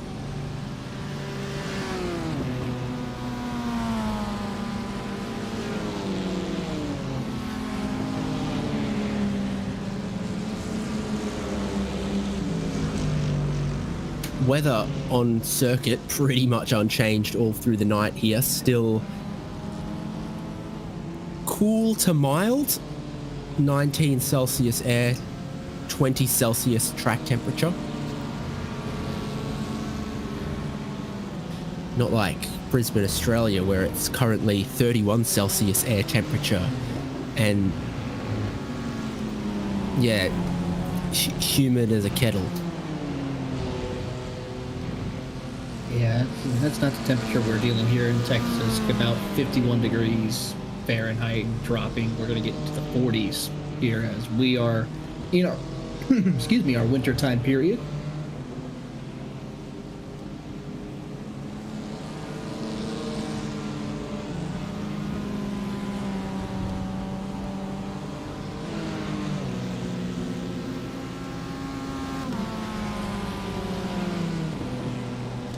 Three categories of car in this race. The GT3s, well, there's lots of them and they command a lot of our attention, but we have seen some great stuff out of the touring cars, and we do love the Mazdas. I do. Doesn't love the Mazdas. I mean, that is the stepping stone it's like not loving puppies. Exactly. looks like a scheduled pit stop from second place BRT, Christopher Taquino. Didn't change tyres at the last stop. So we can see a driver change. Are we going to see a tyre change? We're going to see both. Oliver Furnell gets in and is most presumably going to get 4 new boots. What kind of pace is he able to do? Because right now is when you start to think about trying to stack your driver lineup between now and the end. You're in a really close fight for the win. You know, winner gets a butt kicker, and second place has to kick their own butt. Unfortunately, yes, indeed, that's going to have to be the case for some of these competitors here, as we'll see who ends up kicking butt at the end of this race, closing in on 8.5 hours left to go in the race. As we see our second place driver, BRT, now on pit road with Oliver Furnell getting behind the wheel.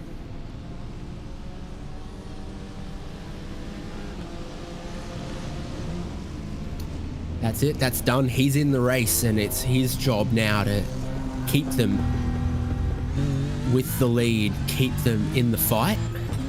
63 seconds. That is a pretty normal full service stop. We know it's about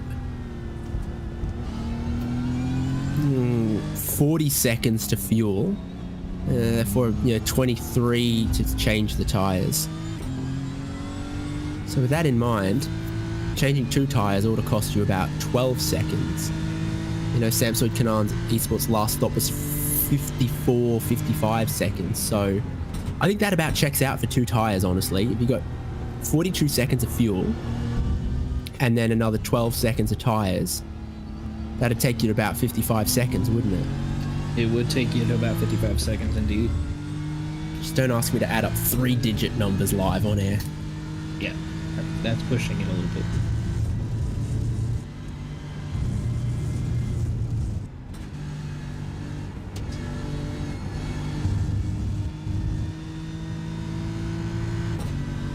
So bringing those tires in doesn't look like he's holding too much back. This is a pretty quick and pretty committed outlap. Got lots of clean space in front of him, and every time that you do get that clean and perfect run through that Maggots, Beckett's Chapel section, I think you got to count it as a blessing, because more laps than not, I think you stumble across something in your path.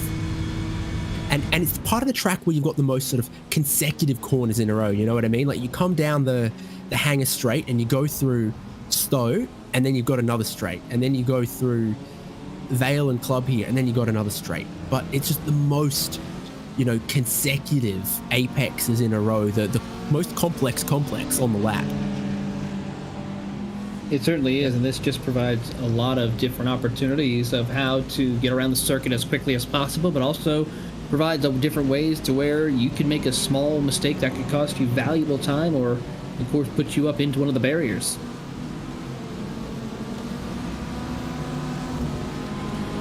So it'll be 3 laps most likely until Elliot Hellier in the leading car hits. We know they took 2 tires last time around, so what will they do at the upcoming stop? If they also go a driver change in 4 tires, it's game on at the lead, because that would see our lead back to where it was before the stop for this car we're looking at. So, 5 to 10 seconds. But if they've got really good tyre life in that Mercedes, and they have another, short stop, same tyres or 2 tyres, they'll have a lot more time in their back pocket. So that flying lap just now from Oliver Furnell. Oh, I looked at the wrong column. This is his first flying lap out of the pit lane. It is his first. We'll see at the end of this if he's kind of matching the pace. So got this Ferrari all up on his rear wing though.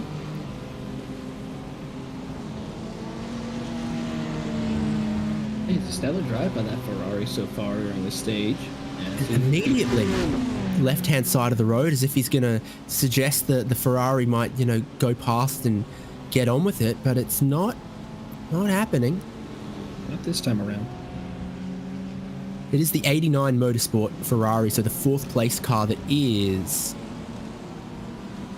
3 laps behind 2nd place, so 3 laps off the lead.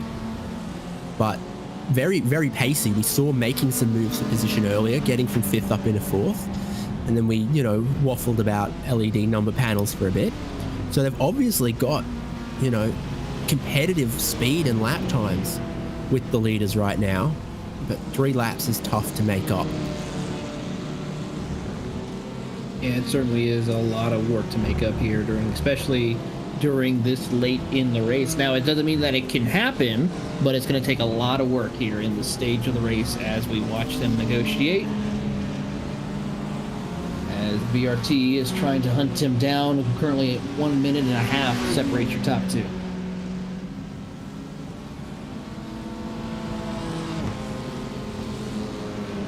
There's going to be no Ferrari 296 GT3s at the Bathurst 12 hour this coming year, unfortunately. I got my camping tickets ready for February.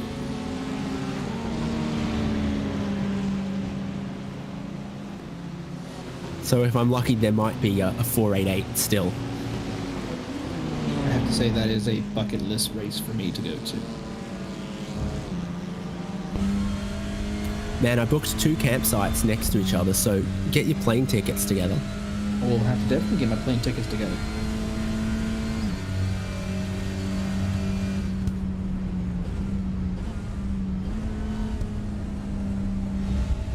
What's your nearest international airport? I'll have to check on that one. Dallas, Fort Worth, Houston? Probably Dallas, Fort Worth.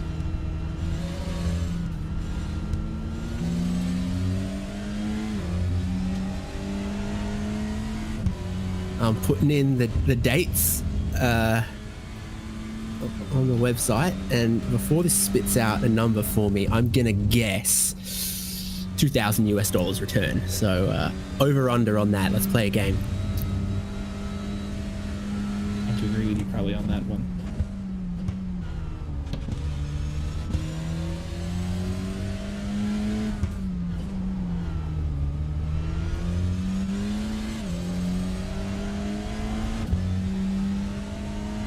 So Dallas to Sydney return for the first weekend of February 2023. Ouch. It's a pretty penny, I'm guessing. Well, here's the thing, right?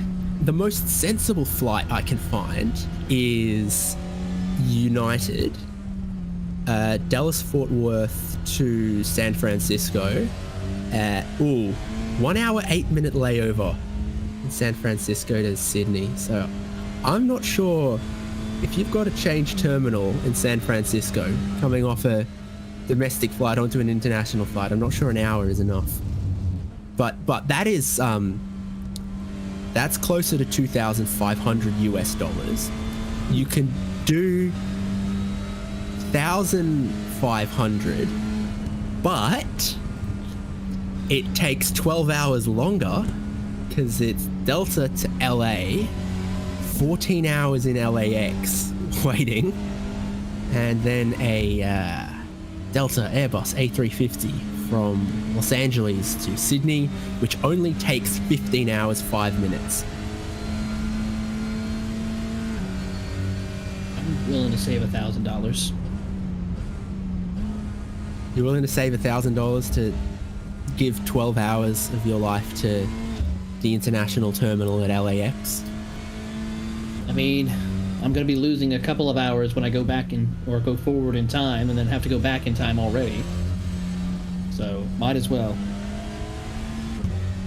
Good way to catch up on some good movies and TV shows on either Netflix or Hulu. Or you could watch, or I could even better yet, watch last year's Bathurst 12 hours before getting ready for this year. Yeah, your layover is exactly the right amount of time to sit down and watch the entirety of last year's Bathurst 12 hour. What a better way to spend your time at LAX, as we see Elliot Hellier come down pit road. Yep. Are they going to get through pit lane and out and hold on to the race lead? It was about 90 seconds they had over BRT. They're going to change drivers. So Hellier out, Scott Rister in, and I would say 4 tyre change is going to go with that. So it could be close back again at the lead. I'm guessing my strategy predictor that this car is going to hold on to the lead with about 10 seconds. I have to agree with you on that here, as we will see who will win this race for pit road strategies.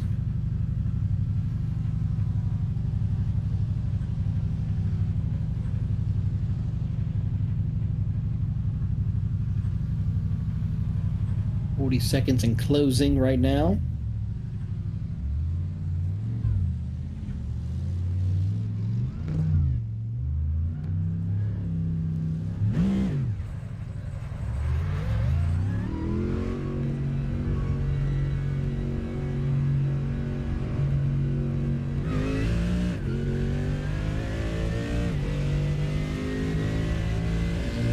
Exit off pit road. The gap now is down to 21 seconds.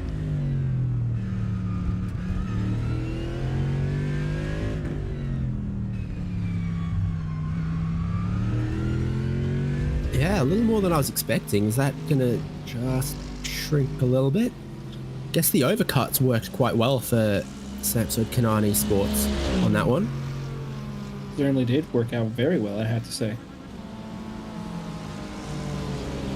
Now running 5 laps longer, that's where the pit cycle has sort of ended up in these GT3s that stop approximately once an hour. It's a BRT stop, and then 5 laps later, Samsung Kanani Sports stop. Yeah, 20 seconds of lead. Not anything to rest on just yet. But to have closed down a lead, made the pass, and now building a little buffer, it's looking good for them. Adam Hedgecock, Century Sim Sports, been for a little bit of an adventure there in the BMW.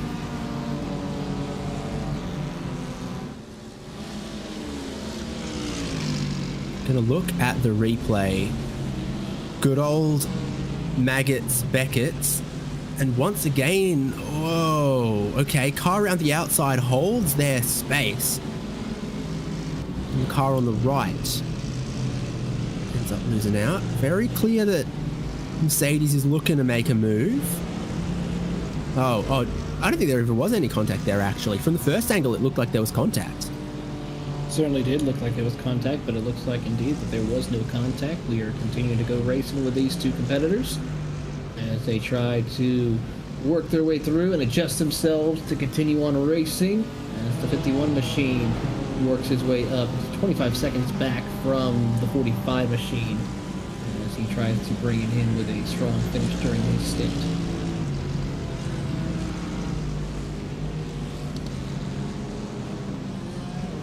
Okay, just before I close this tab, there is one non-stop option. Qantas do fly non-stop Dallas to Sydney.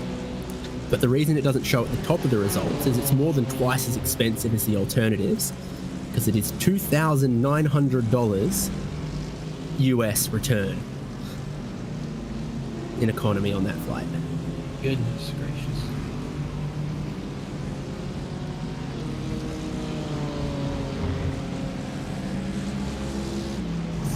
17 hours. Goodness, that is a long flight, and I haven't had the longest flight I've done so far. Has to be 3.5 hours. So yeah, that's definitely a lot longer flight than what I would be used to. The good thing about long flights is between your departure and destination locations, it is after 5 p.m. in one of them. So absolutely no guilt about opening a cold one the minute the wheels are off the ground.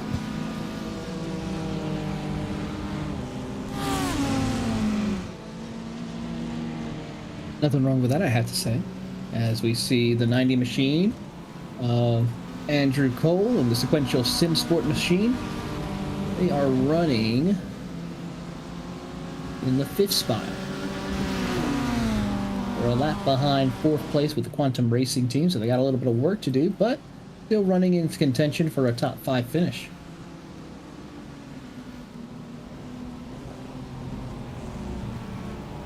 Is this one of the cars that did get tangled up in that nasty little accident on the pit straight not long ago and needed to get repaired? I believe so.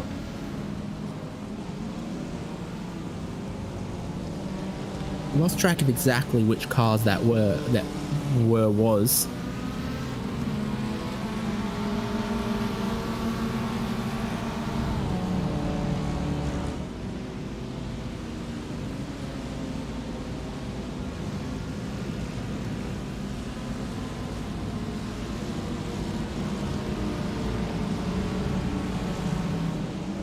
The 90 is out here and running 5th in class, and probably not too far away from a pit stop, to be honest. The Mazdas have been doing about 32 laps. Their laps are a lot longer and slower than the GTs, so their total stint time ends up being more, even though they cover the same distance.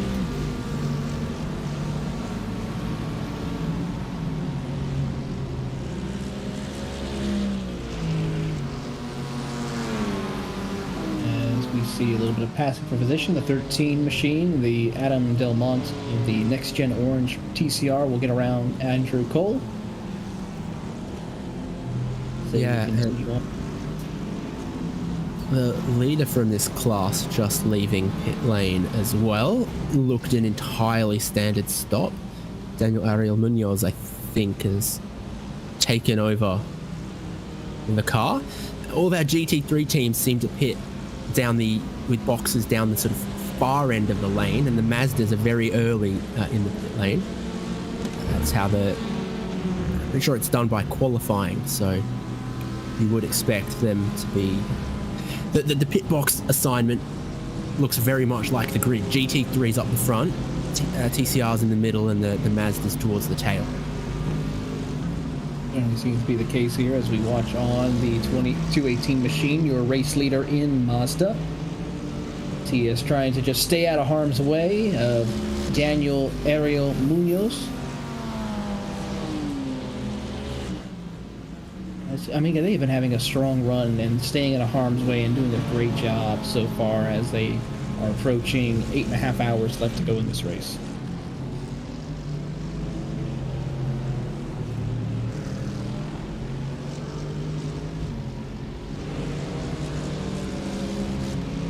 Oh no, drama's there. Off in the weeds. Oh, speaking of, commentator's that looks curse. like near the pit entry to the old pits. So just the exit of sort of Luffield. Yeah, that is where it is. Certainly it is, so it's a break for Daniel. I have heard that, the current tires, the current car on a cold track, Mazda can be super tail happy. So did he get helped, or just just looks a little too ambitious on the outlap, even on a tight line, sort of compressed up against the curb by the GT3 leader going around the outside. So it's leaders from two classes, and your MX-5 just looking very, very loose on the cold new tires on a cold dark track.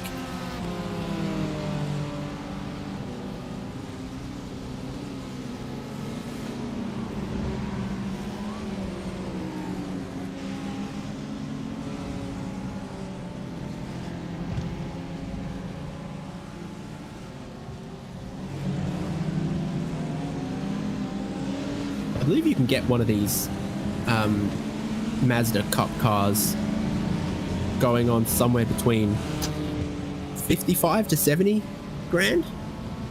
I believe so, and it's a very great way to step into motor racing, I would have to say, with how Mazda is willing to work with people who are interested in partnering with the company and racing in their MX-5 challenge. And of course, with here in the United States, there is scholarship opportunities that gives the chance for the champions to go and step up into the next level of motor racing, whether it be, of course, in open wheel racing or the next step into sports car racing, whether it be TCR or GT4 racing.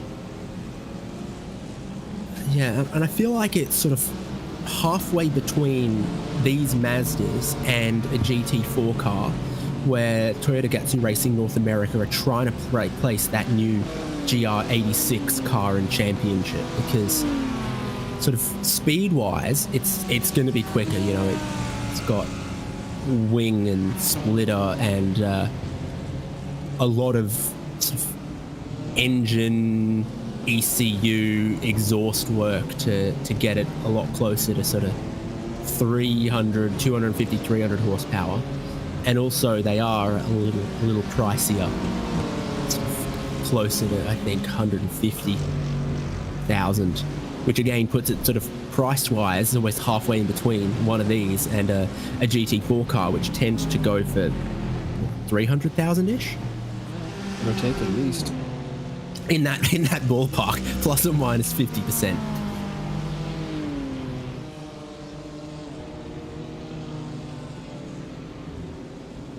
There isn't an Australian, battery tender MX-5 championship, but I did see someone who has one down under for a sort of track day training kind of car. Here comes our highest placed Ferrari, best running Ferrari of 89 Motorsports. So pit lane they come. And the question on the lips is always, is this driver staying or going? George Cullinan is going, and George Daniel gets in, so it's just a surname swap. Indeed, as that Ferrari Fifth place pits from behind as well. So a little bit of change is happening here on pit road.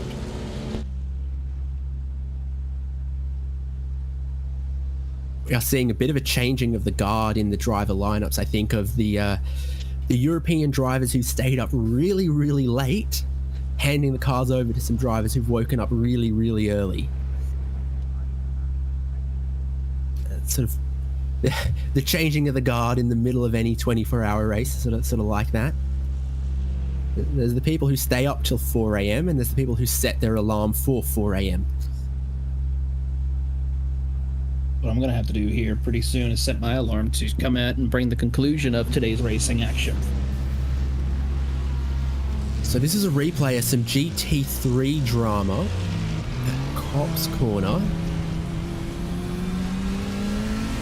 16 of UK sim racing get turned around by a BMW that I didn't quite catch.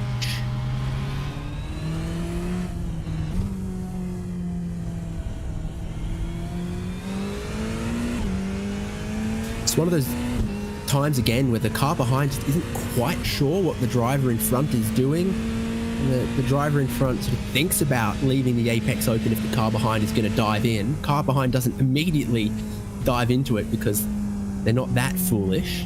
But then the car in front is, half a car, 3/4 of a car wide of the apex out of caution. And the car behind thinks, well, maybe I will have that, but then the door's not fully open is my reading of how that one played out.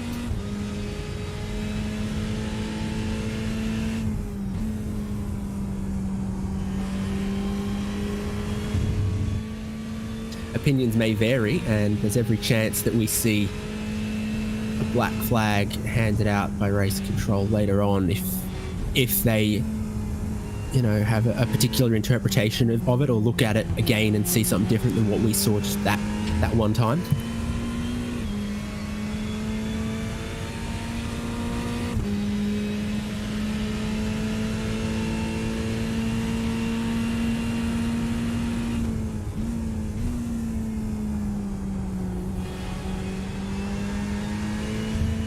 On board with the Ferrari, and even if you're not the world's biggest Ferrari fan, and they do have a lot of fans and some super fans, I love any category, any championship that has a Ferrari in it, because it lifts everyone else, and that's what's so good about, for example, the Ferrari joining WEC, for example, is now all of a sudden, if you win Le Mans, you didn't just win Le Mans, you beat Ferrari to win Le Mans. It is a certainly amazing opportunity and a great way to see how it'll play out when we see those manufacturers go head-to-head for overall honors. And You know, as one of the TCR cars goes for a little bit of a wild ride. That's the battle for P6 between Wiskin Racing and the Royal Air Force team, as it's a 5-second gap between those two competitors.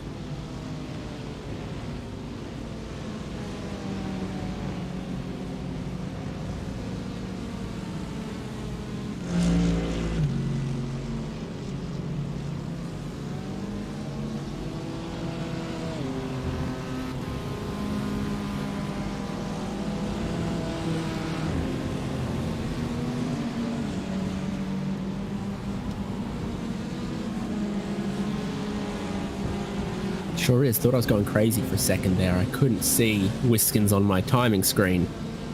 But there they are in the 221. I'm seeing a lot of what looks like drive-through penalties, drive-throughs on the timing sheet at the moment. And I haven't been seeing a whole lot of black flags. I'm wondering if it's just coming down to off-tracks and incident limits or something. Yeah, something to keep an eye on here, and we're going to see if that's going to change as the race progresses. Yes. Incident limit is 100 incidents gets you a drive-through, and then every 25 after that gets you a drive-through. So you can really only afford an off-track, you know, once or twice in a 1 hour stint, because, you know, they're 30 laps or so. If you went off track wide on the exit of Cops Corner, for example, every lap, you'd be getting a drive through every stint, every hour by this point in the race. So I'm guessing that's what it is. Just not so much contact or spins, but there are a lot of places with paved runoff here, some really quick committed corners where it becomes possible to run wide. I mean, you can list so many as you go around the lap.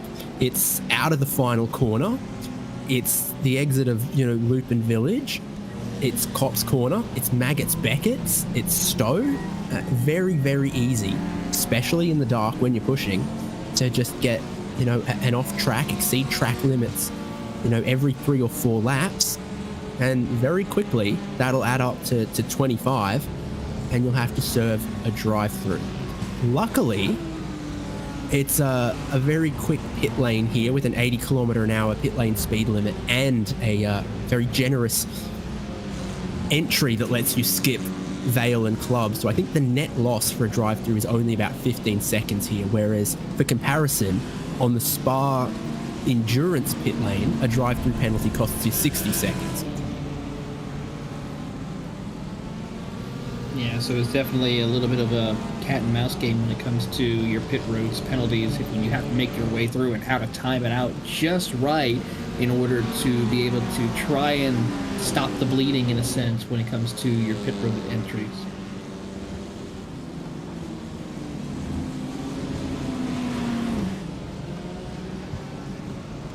Of course, the pit lane drive-through loss, what we call the delta, is, you know, the difference between how quick is it to drive through the pit lane versus how quick is it to drive around on the circuit. And it's different from class to class.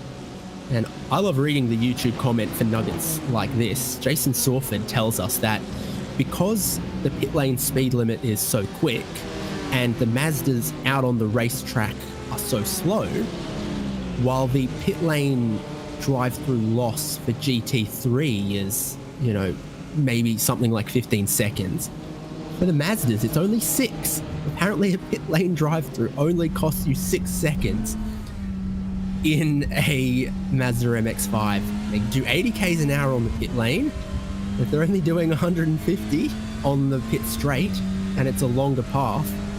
So I guess that checks out. Certainly does check out indeed, so we'll see how that will play, if any more penalties are given out for incident limits here, as fortunately my timing and scoring does not show incident limits or the incident counter for some of our drivers out on the track. So only session admins actually have access to that. There's no timing you and I could get that would ever be able to accurately tell us. I wish there was, because that would be a little bit interesting to see, at least for us here, for the drivers. Steve Myers, please. Please, Steve, we love you.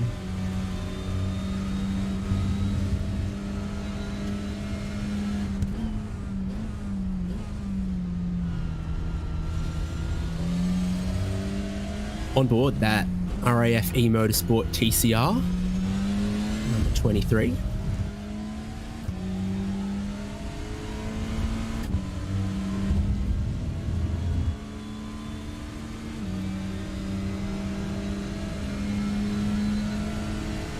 Ooh, trouble for the 39 machine of Oliver Furnell. Loops it around. Rejoins the racing circuit finally, but tough break for him as that lap times will begin to change even more so. And now down to 25 seconds. Yeah, so the lead that Samsoid Canaan Motorsports took not all that long ago continues to build with a little bit of misfortune for BRT.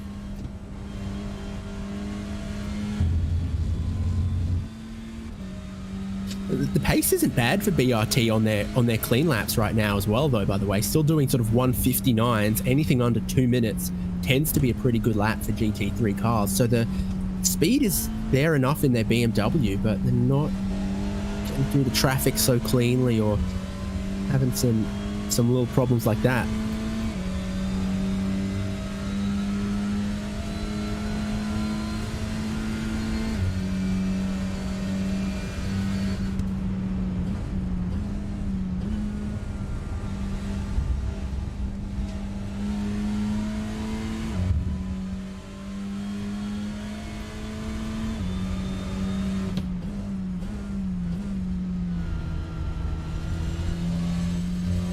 The Honda Civic Type R just won the TCR Australia Series a couple of weeks ago, so that, massively raises its global pedigree by winning that local paywall championship. Yeah, the Successful machine. Lots of them in IMSA, right? A lot of them are running in IMSA. They have several Honda TCR cars. The number one, though, has to go to the Hyundai as far as the number one in America was racing. Of course, it's the sister car to the Veloster, the Elantra, which actually helped win the World Touring Car Championship as well this year in competition. So we don't have the Elantra racing here today. It's either the Honda Civic, the Audi RS3 LMS, as well as also the Hyundai Veloster that are out on track.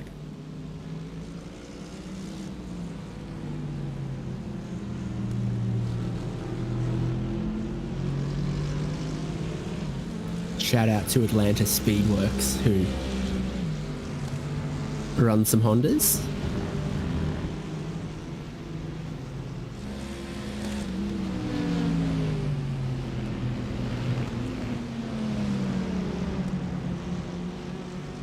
And I've also run some Mazdas across the years as well. Well, for Mazda, they even competed in the what used to be the ST category in IMSA competition before the GT4 and TCR platform came online for the Pilot Challenge. I guess that's where they sort of swapped across to running Honda TCRs at that point to sort of stay similar place in that similar category in that championship. Yeah, and then of course with Mazda, that's not the racetrack for Wiskins Racing, so that'll be at least one off track. Let's have a look at what caused it. Oh, that is super loose in the rear the whole way through. Corner, not able to save it. If in doubt, throttle out, and they weren't able to. This is live. UK sim racing off the circuit in the Beamer. That's Richard Williams in his exit of Cops Corner. Yep, Cops Corner is definitely a tricky spot where you feel like you can carry so much more speed, but you have to throttle it a little bit in order to make it through properly. As he will continue on racing. I mean, I am, but is that car crabbing? Let's look at the replay. In towards Cops, down the inside, barrel in with maybe a bit too much speed, lose the rear, and then have a snap trying to save it. So the car probably isn't crabbing. It didn't make any contact with the wall. Yeah, no crabbing. Tough to tell in in the night with the lights. It certainly is hard to tell.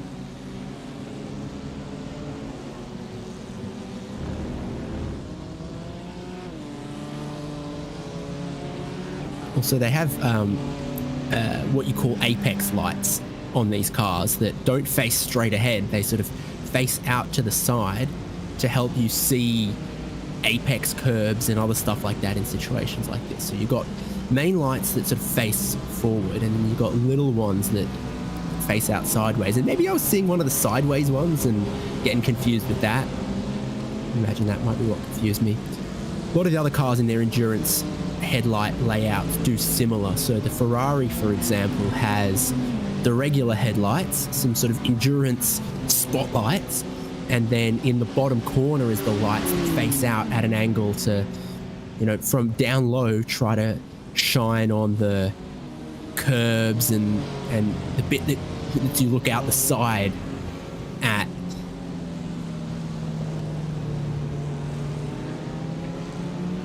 Certainly is, and of course we talked about the Mercedes as well, with how their lights are to be able to help see the apex and around the circuit. 16 is lapping quite slowly here after the incident. Shook their confidence just a little bit.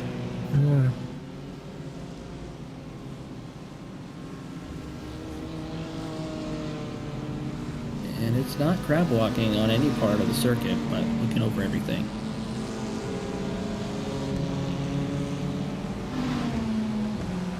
It is only the second lap into this stint for Richard Williams in the UK sim racing car as well, so still finding the legs. And apparently it's pretty severe in the Mazda, but GT3s are also going to have just a little bit of weird behavior on new tires, cold tires on a cold track as well as you settle in. Certainly is here, as we're 10 minutes away from the top of the hour, of 8 hours left to go. Yeah, and when we get there, that'll be it from you and me, Taylor, and Lorenzo Bonda and Stefan Schlacker will be taking over from us for the 4 hours of coverage that follows. I don't think our viewers on YouTube are going to have to click anywhere else to continue watching, though. I do believe coverage continues right here and you don't need to touch a thing. At least until we get to the 18th hour. So they got another 3 hours, or actually make it, about another 3 hours left before they have to change over.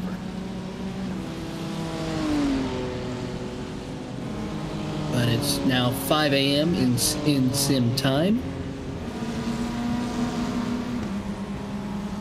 So we should be seeing a little bit of daylight here, and of course, both our very own Stefan Schlacker and Lorenzo Bandura will be bringing in the sunshine here for the second half of the broadcast.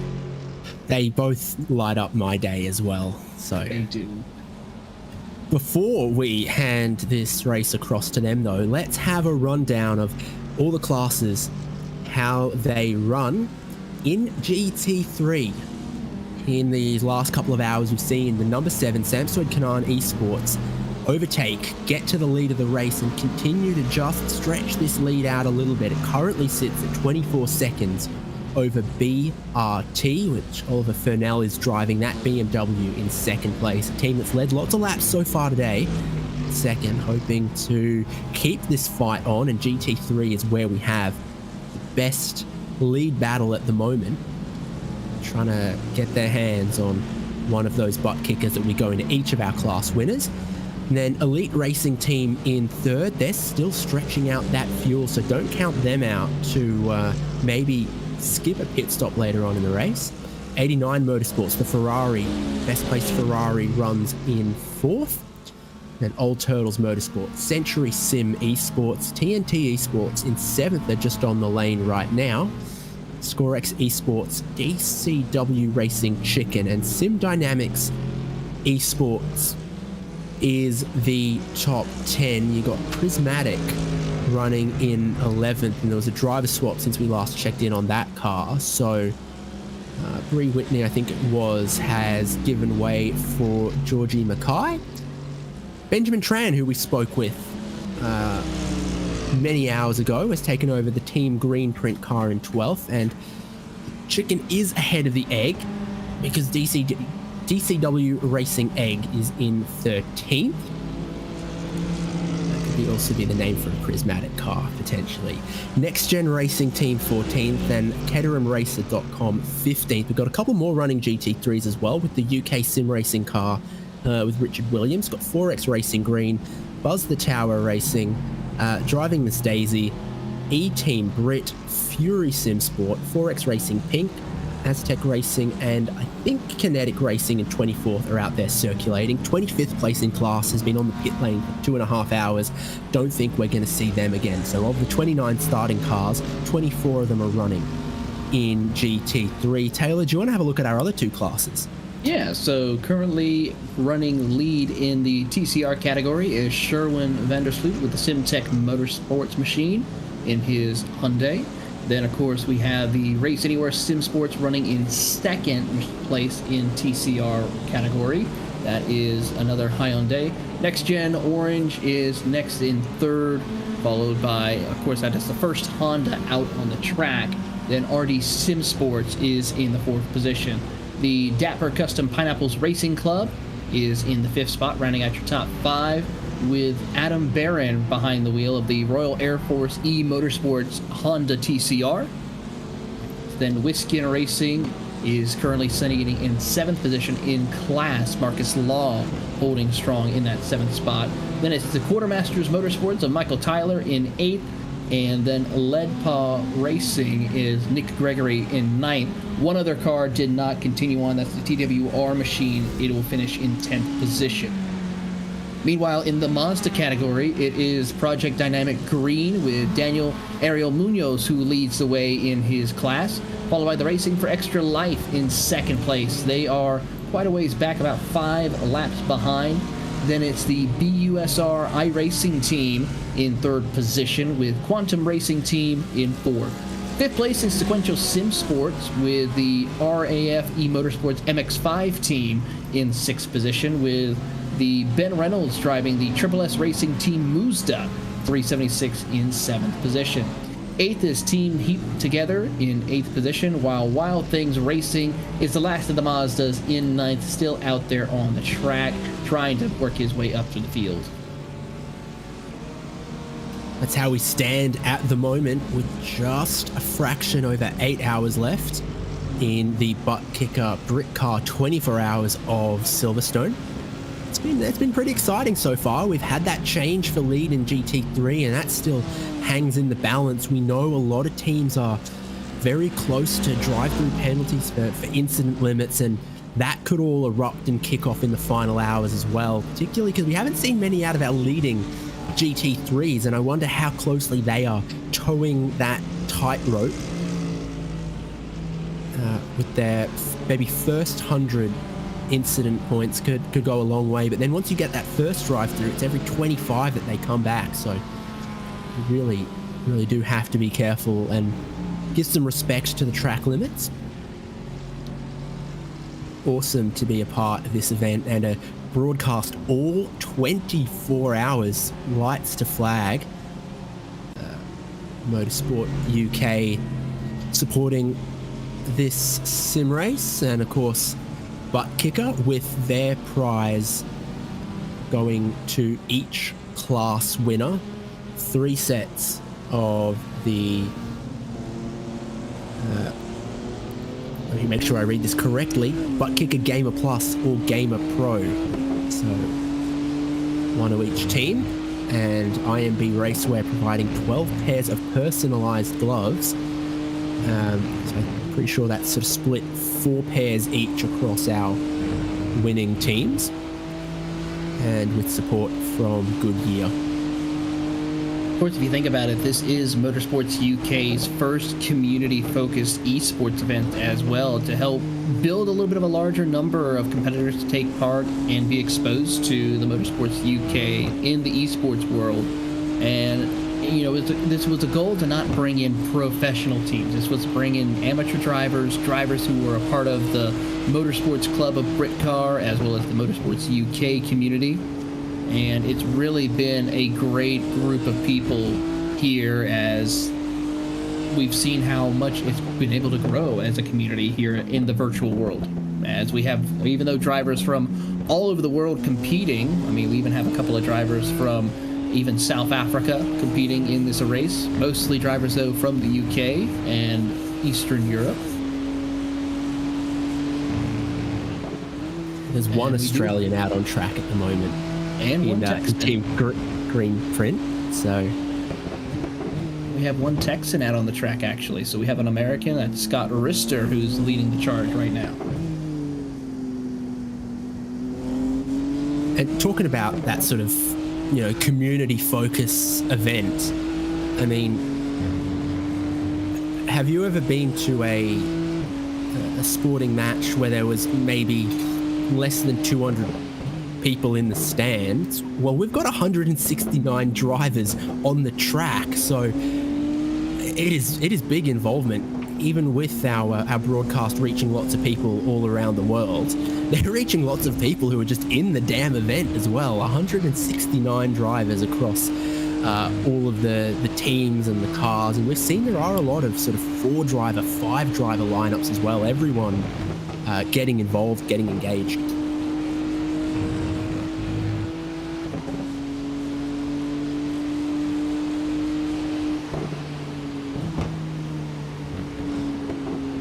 Great onboard here with Century Sim Esports. It is absolutely amazing to see that happen here and continuing on racing with the action as we ride on board with Adam Hedgecock. It is for position. He is going to pull out of the slipstream down the inside. Last stop for Old Turtles Motorsport was 2 tyres. It was 4 tyres for Century Sim Esports. That's what they're working with. That is going to put their BMW up into 5th place. I think they lost that position through the difference in the pit stop time. Then the new tyres, in combination with Adam Hedgecock's driving, bringing them back up into 5th place.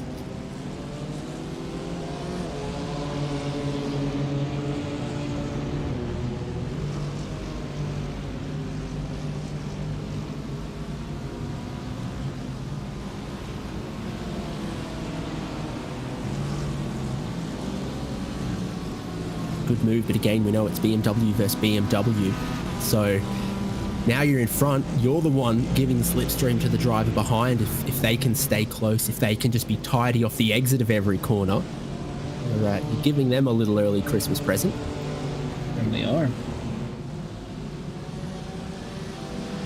These two will do battle here as we close in the final seconds till 8-hour mark. 8 more hours for these drivers to go. Sunlight will begin to break over the horizon here in about 2 hours and 45 minutes.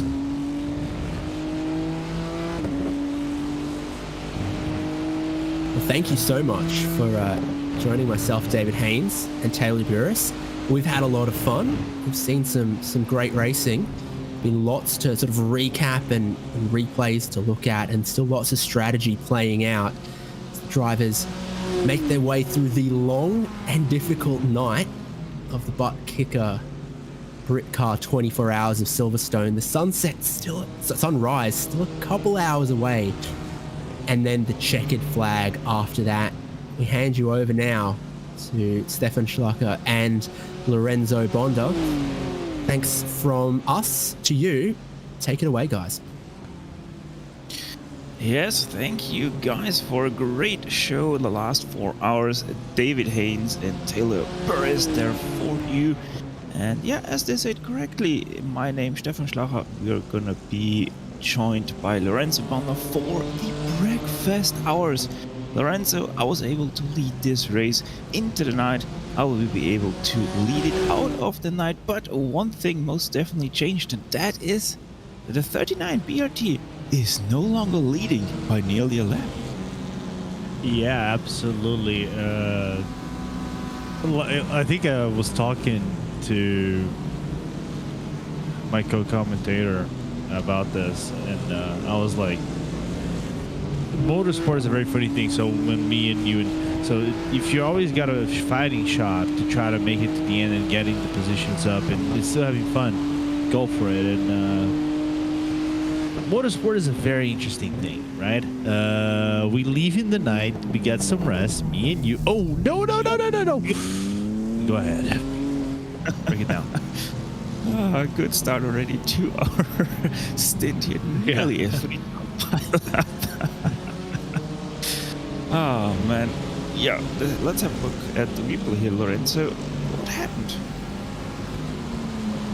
Big dive from the BMW right behind it. I think this picture, it just TNT made contact immediately with the TCR, but it was kind of slow, the TCR on the exit out of the corner, wasn't it? Yeah, that was certainly a little bit strange.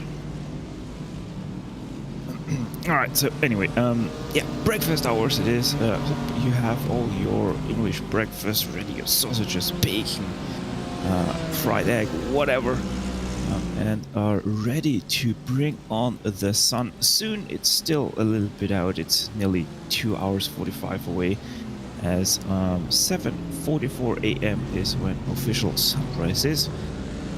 This time of day in Silverstone. So we still have some ways to go, but most definitely will be very interesting to see these cars once again in their full and nice paint schemes, because most definitely some cars will look quite worse for wear than we left them when the sun was still up. Yeah.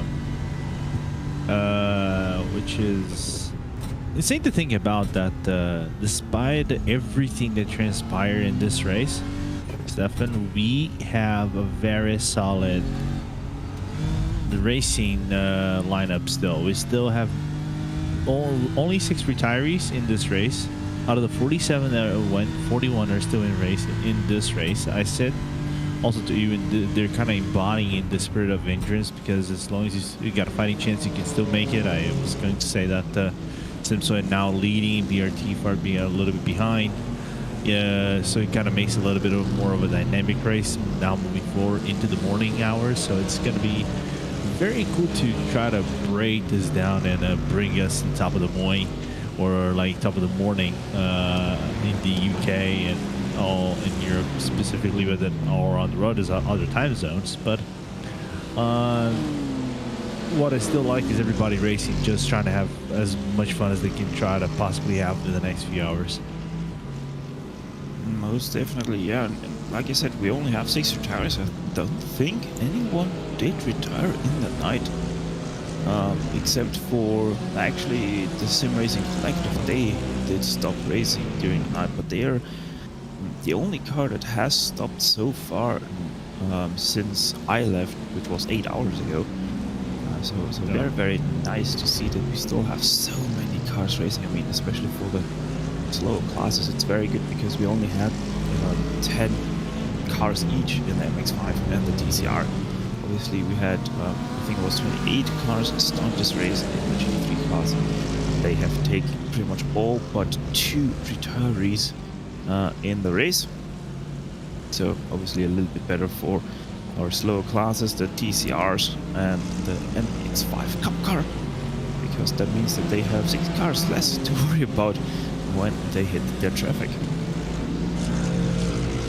Now I'm wondering if a sim racing collective is not on the track anymore, does it make still a collective effort, or now it's more singular since there's no more individuals in the car anymore? Well, if they're standing together, I think they're technically still a collective. Fair enough.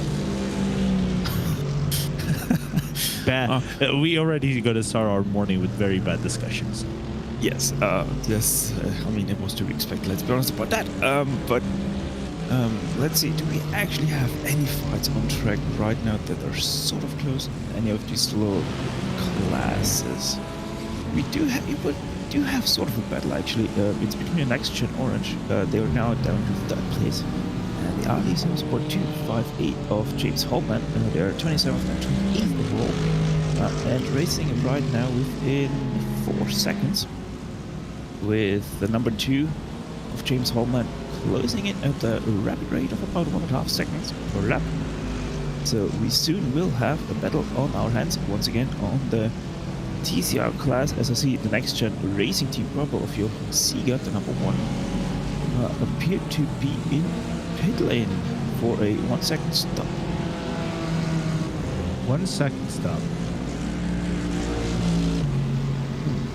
Oh, maybe to get some fast repairs done. Does seem like. Now we have them on screen. It looks like a clean car, so there might have been a fast repair there for the number 1. Racing in 15th place right now. Yeah, which kind of begs the question of sorts, because you specifically, when you were covering this earlier, you saw lots of incidents around the track and things going on and things like that. I wonder how many teams still have some fast repairs up on their sleeves to wrap up this race, especially if things picked up during the morning hours, transitioning maybe to the start of the afternoon. In case things get more racy, because I think, like we were saying, that because this is a very pitch black track, it makes it hard for you to see things, corner entries, corner exits, maybe trying to measure up traffic. It's gonna get a little bit less decisive or less. Oh no! Oh, nice deviation though. But as I was saying, yeah, I will just to make it a little bit less clunky in terms of traffic management. Yeah, I mean, like we see right now, we're on the backstretch right here of the old pit straight. That's still the MotoGP paddock uses. And yeah, it's just pitch black. Even here, there are barely any lights that shine onto the road. iRacing, obviously, when you load into a race, always tells you, or into a track, always tells you if the track has night lighting. Obviously, in this case, it says no in the option, but it should most definitely say definitely not, because there is not even any lights on the sponsors overhead, except for, I think, going into Vale, there's a light on the sponsor sign, and that's about it. The only light that shines onto a track as well, as there we can see it right ahead of us. Actually, not even that has lights, it's just illuminated by the headlights, so yeah, no lighting whatsoever. And yeah, as I said, I have seen a lot of incidents when we first went into the night, the first 1.5 hours of the race into the night, and it honestly surprised me a little bit that we didn't have more retirees apart from that just one car, because we have seen some outrageous moves by GT3s going into the night around MX-5s, where they went late around them on the outside of corners, which is a thing that you just basically can't do, because the MX-5 is not able to change its direction basically at all, or just even alterate its line when it is fully committed through a corner, and so we have seen a lot of incidents, self-inflicted damage in all cases of GT3s because they spun themselves over the nose of TCRs and MX-5s. Yeah, I was actually gonna kind of bring that up, and but if you look at a certain perspective, I think that there's something that Taylor kind of mentioned during the broadcast is this event was aimed for those amateur ASCO as one of the TCRs. I think that was the 08, the 8th place in the TCRs, or that was Crater Mass Racing that was actually up in the grass. But as I was saying, aimed towards amateur teams or outings that you probably would get in some tournaments, but regardless of what happens, try to get them into some racing environment, try to see how they would fare in an event like this, and have some fun and things like that. So it's kind of like you're not going to get not, you're gonna get all kinds of ranges in terms of a professional or sim racing levels of experience. So you have to, you kind of have to level with things, right? In terms of traffic management, they are out there to learn, try to have fun. Of course, some of the incidents could have been avoidable, sure, but it's all part of the learning process, especially if you're up and coming around sim racing and you're working some of these teams to try to get the best result and the best kind of fun possible. Yeah, actually, since we have that data, I was just looking at the iRating as well, the iRating spread. And James Holman right now is the guy with the most iRating in this class. There we go for the overtake in the number 2. James Holman, we're riding on board, goes easily past the next gen orange car. I think they're still carrying that wheel damage from about 9-10 hours ago. They were leading very easily the class. They had 30-40 seconds on second place when they received that damage, but ever since getting hit by that GT3, they weren't the same anymore. None of the drivers was able to get any kind of pace out of that car anymore, and they just continued to slip back into the void.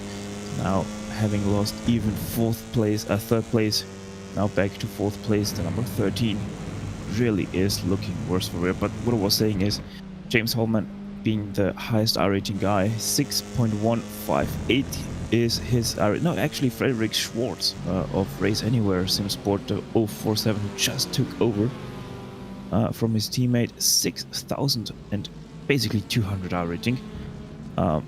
And we actually do have the lowest iRating also in the class, Ted Powerman, 1,157. So that's a little bit of the iRating spread that we have going on, and that's just in the TCR class, where we have the highest and the lowest iRating of the entire field right now. But it shows at the same time, Frederick Schwartz, Race Anywhere SimSport, the 47, they are not first. Yes, they have the highest iRating driver in this series, in this race right now, but it doesn't guarantee you a win just because you have the guy with the highest iRating in this race.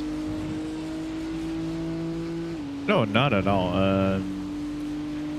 I think you said it earlier. I said it as well. It's kind of like iRating for me. It kind of like defines as numbers or relative numbers. Of course, if you have more iRating, the level of the playing field. I always get scared when TCRs are kind of like open up into the corner and you see some of these GT3s kind of like diving on the entry of Maggots and Beckett's. But back to my points, just because there are numbers and you obviously would get higher numbers, a higher tier, that's so to speak, of racing, it doesn't often translate. I was seeing like drivers in some other championships with 8K iRating, 7K iRating, 9K iRating, driving with atrocious racecraft around the traffic or doing atrocious moves.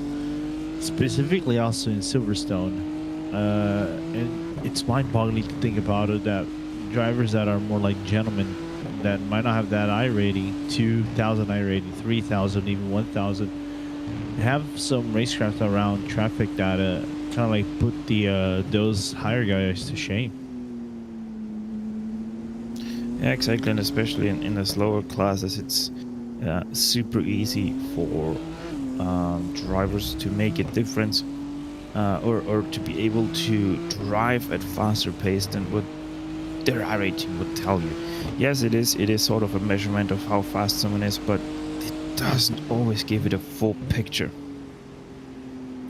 So very interesting that we see this massive spread in the TCR field right now. But also what we see right now in 3rd place in the MX-5s, Angus Fender is actually racing right now. Obviously a well-known guy, not only within iRacing but also driving in the real world as well. So great to see some more real-world racers take part in this race as we continue to watch on the battle for 5th place in the GT3 class between Century Sim Esports and the Untitled Motorsport. Not the first time we have seen those cars battle, as there was a Ferrari 488 on the outside. definitely not facing into the right direction. It might have been Aztec Racing from the quick look of that. As we go onto the replay to show you what happened. At the same time, we see the pass in the lower right corner, just a simple spin from the number 19 through Maggots, Baggots and Chapel, and a nice, great pass, but the over and under has been done by their rivals here as well. They still go side by side, 51 and a 73 through Vale into Club now. And yeah, we have the 51 retain its position. Old Turtles Motorsport, Sami Viljanen not able to go past. Yeah, good defense from Adam Hedgecock in his current position, you know, putting the pressure on the Old Turtles and BMW. You know, I thought the move would be done and dusted by the entry of Stowe, but from what I saw, there was a little bit overcooking towards the corner, and opened the door for Century to try to come back and get the position back, and that's what kind of like what happened in this specifically instance. And we always like these kind of battles, even though we always become a little bit afraid because you're driving into the night and your peripheral vision, especially with the lights blaring in front of you or towards your side, might give you some indication of you can get into a door-to-door contact, which can injure race specifically. Yeah, exactly. As they have to lap an MX-5 once again, just before Cops corner, so that is gonna, make the entry a little bit tighter for the 73 than the 51. As another MX-5 traffic. This could spell disaster here for the chances of the 51. They actually go past very easily. 73 gets held up on the apex of Beckett, so yeah, they're safe for another lap at least into Stowe corner. Also, if you're seeing right now and wondering what happened to Oliver Fernell, 1 minute 30 behind of your leader, they just went into pit lane 3 laps ago, so they're a little bit off on the stints. Scott Rister still on lap 28 of his stint, so he's about to come in about 2 or 3 laps. Yeah, but not far off, which is something that we kind of have to keep our minds focused in case of we going towards the end of the race, and you still see these cars probably battling for position at the end of the race with going towards the green, the white flag, and fuel might not actually make that much of a difference. So we have just to keep our minds on, because on pace they're kind of like been matched on pace, despite Fernell's and one of the other driver I think was Ashton that was doing very well in the car, even setting some of the fastest times in the race, but just couldn't get the fastest time officially because he had an off track in some of the portions of the track. Yeah, it's sort of interesting how the 39 has slowed down to a pace where the 7 actually is able to basically go the same speed or actually faster. They really have slowed down about a second from what they were doing earlier in the race, the BRT cars. So yeah, I wonder what happened to these guys, that they have slowed down that much, because they were quite easily leading and continuing step by step to drive away from the rest of the GT3 field. Not being able to drive away still is the 51. They continuously being caught by the 73. But traffic right now looking nicely upon the hands of the 51 crew, because they keep getting benefited by having easier ways to deal with the traffic than the 73 in behind. But I think their luck has finally run out, and that 73 will soon be able to make that passing opportunity happen.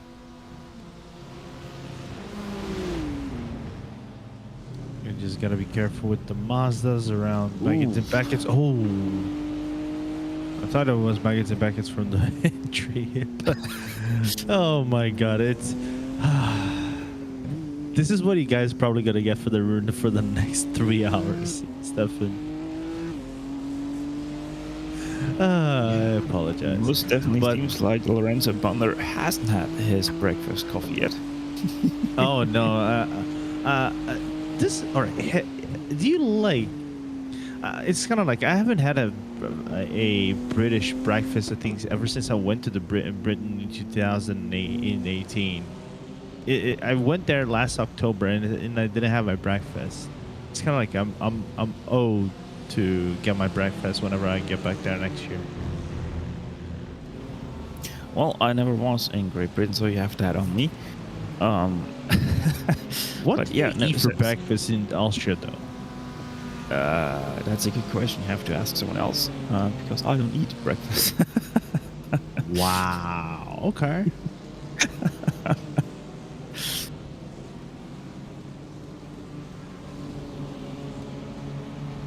I might have But to yeah, ask guys, this question to if Johnny. it is... Sorry, go ahead. I was gonna say I might have to ask this question to Johnny at the Sim Racing Expo next week. Yeah, might have to. And I was thinking the 73 is gonna go for something there. Actually, flash of the headlights goes out from the 73 towards the 51, trying to throw them off there a little bit. Viljanen is, as once again they hit a little bit of a thicker traffic. TCR Hyundai just ahead of them. The Korean Mean Machine now gonna be passing the Honda Civic TCR. As once again, just worse traffic for the 73, getting held up twice now in corners compared to the 51. Must be slightly. I was talking to Iran. It's like it must be slightly frustrating for you to get the traffic at the run spot because whenever I race, I used to get traffic always in the wrong spots, and I lose like half a second per lap. I don't know if it is with you, Stefan, because you do more TCRs than I do, and it's kind of hard for you to navigate towards the traffic, and it's kind of like keeping your own line while trying not to damage these gaps that the GT3s are trying to create or trying to cut off. So it's that middle ground that you're trying to find the right balance between finding your own pace while still managing the traffic and ensure that time loss for everybody is kept up to a minimal. Yeah, exactly. Like I said earlier, especially in the MX-5s and the TCRs, it's basically non-existent that you can alter your line. Once you are committed to that line, and there's nothing you can do about it. Yes, you can let off the throttle, but that's not going to do too much of a thing for changing your line if you have to keep it tighter than expected going into a corner. So these GT3s most definitely have to be very careful when they drive around. They are slower classes here, as we see. I think that's a 51 going into pit lane here, breaking up this nice little battle for us. Which also means at the same time the 73 is going to take over 5th place once again, as they are 6 laps shorter into their stint than their 51 counterpart. And meanwhile, I think I was just taking a quick look. I think also P2 in the Racing for Extra Life had a little bit of a driver swap in the Mazda's category. I think now even Mutabzic is into the car and is giving leeway for the previous driver in that Mazda, despite being 7 laps behind. So that's a big cushion of separation between the leader and the Project Dynamic green car to the 413 in P2. Yeah, right now the only 2 cars that are on the same lap in the MX-5 are Ivan Mutapsic of the Racing 4 Extra Life and the BUSR iRacing 1 car of Angus Fender. However, that is only due to their offset in pit stop strategy. We saw Ivan go out of pit lane just a few moments ago, and Angus Fender is 26 laps into his stint. So he's gonna soon pit, and that will put him once again 1 lap down on even Mudapsic. However, that will mean that he's gonna be on the same lap as Quantum Racing Team. They're in 4th place at 37. Richard Gordon right now behind the wheel of that car. They did pit 10 laps ago, though they won't be probably anywhere near each other when Angus Fender has once again come out of pit lane.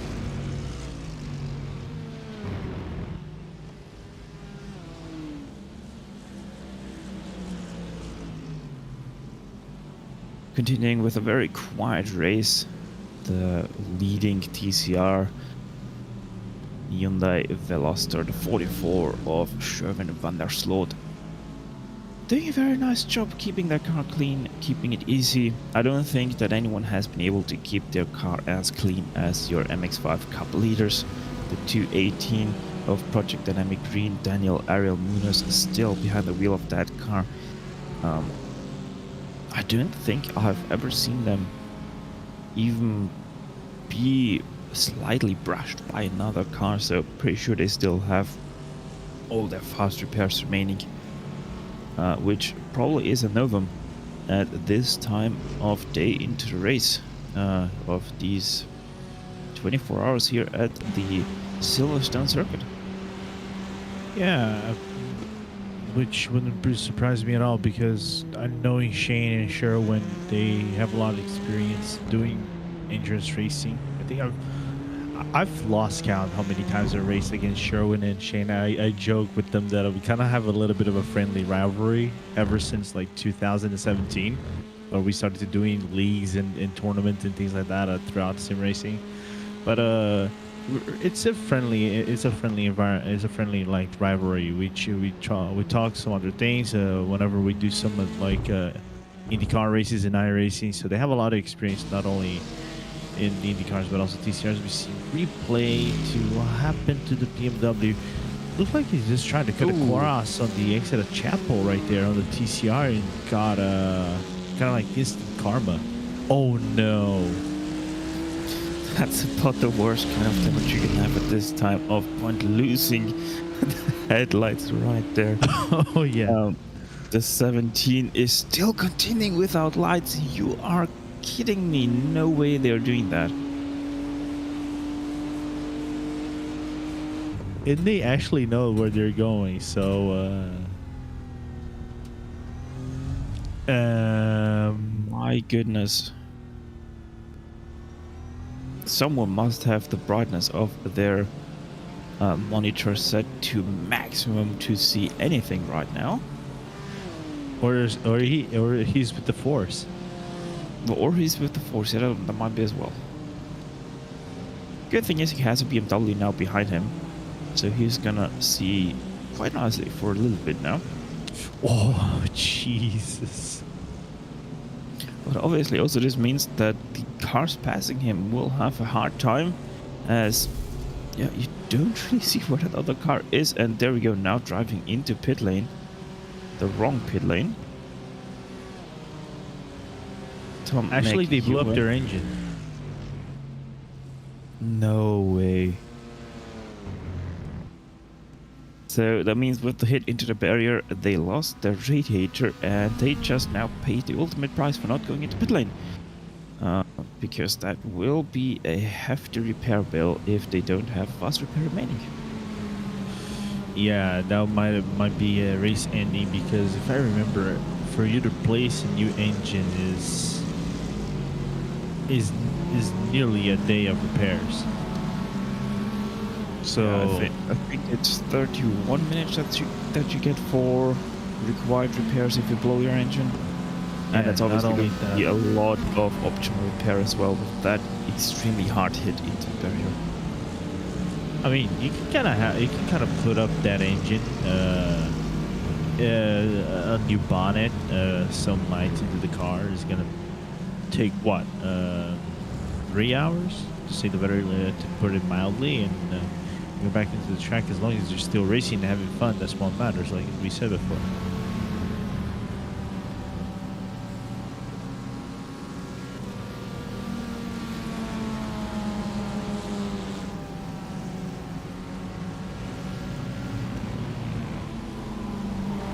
Is it much just me, going or- around the track. Go ahead. Is it just me, or has Oliver Furnell closed in the gap a little bit to Scott Racing? I feel like we have You're seen that not gap around imagining 50 things. seconds. No, you're not imagining things. It was around 20, but it wasn't. Oh no! Well, the TCR behind looks like it just went straight into the barrier.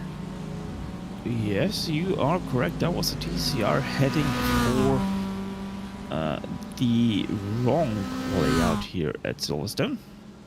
Wait, is that P2?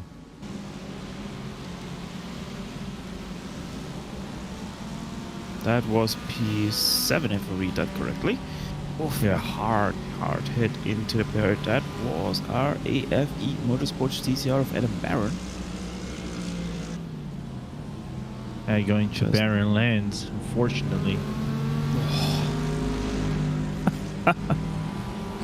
I'm here all night, all morning. Welcome to Bad Jokes with Lorenzo Bonda here, guys. 7.5 hours remaining, less than 7.5 hours remaining in this motor race. It's a very long race, so it's kind of like it's not like our racing, our mental sanity is still intact, right, Stefan? Yeah, most definitely not. Especially after not being able to sleep too much at all in the night. This is gonna be quite hard, but nothing we can't manage. Just like 218, still circling pristine in a pristine car around Silverstone here at night. Still got about 2 hours till sunrise.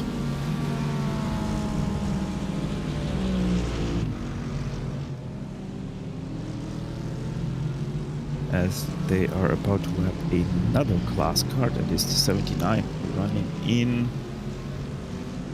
last right now. Oh, In the jeez, I thought that would have been a crash. Yeah, you most definitely made me stop and hold my breath there as well.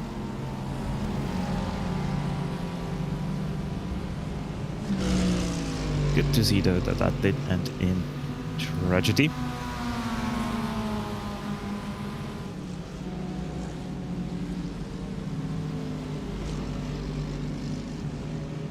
Still keeping into the lines. I wonder how.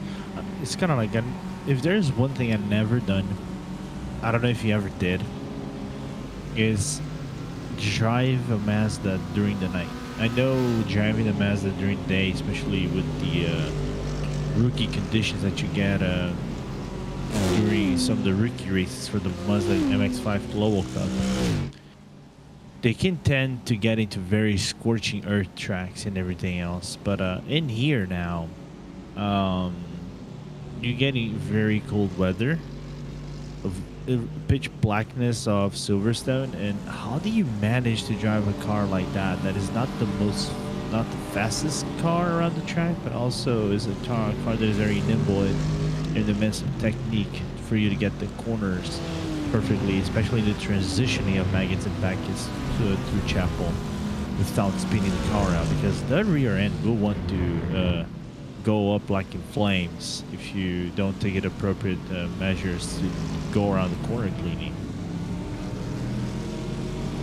Yeah, most definitely. I've never myself driven an MX-5 in the night, so can't really tell you too much about it, but every time we see an MX-5, they ride out sideways with that massive slip angle that these cars have on anyways through maggots, packets and Chapel, which just you can see how committed they are through the corners. So we see a backwards MX-5 this time around. I think that's also maggots, packets and Chapel right there. The Moodstar car, and oh my goodness, what was that?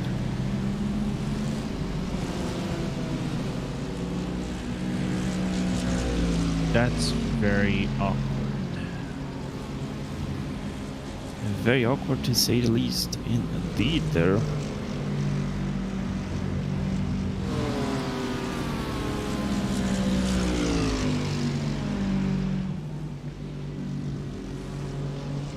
as it seems like we do have an interview partner for us. Paul Walsh is sitting ready down there.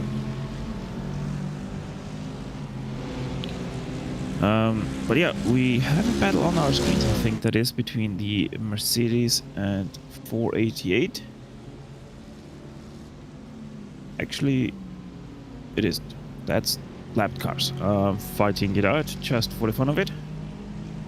The number 7 obviously is our leader here. Didn't realize that when I was saying that. So actually our leader being chased down by the 489.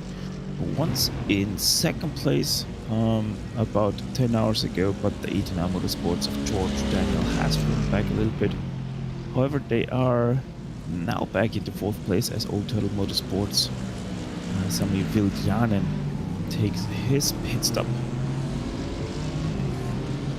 And I was going to say a little bit of a risky moment for the Semsoid Canaan Esports, because they were cutting across, I think, on the exit of Magus and exit of Chapel through the mass. That's why the gap you can see is right around 18 seconds. But I think Paul is now ready for interview. And Stefan, let's see if he has some moments to talk with us in that next gen orange car that is in P3 in the TCR class. Yeah, we have teasered him already, the interview with Paul Walsh, now finally joining us. Paul, it's been a very interesting race altogether. It has been very hectic going into the night, but most definitely has settled down all around. What are your thoughts about how this race has went for your squad thus far?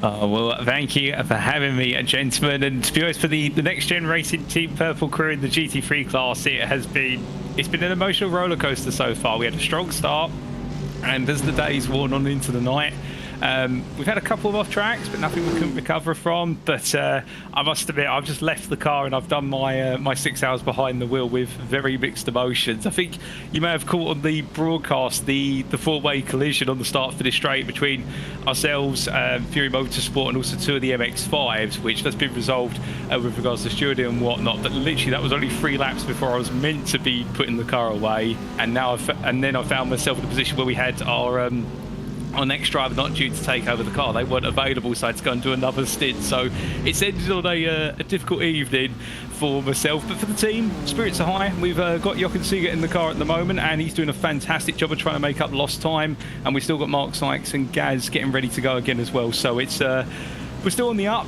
Just personally for me, it's not been the story I've wanted, even though it's been my first foray into 24-hour endurance, and I've loved every moment.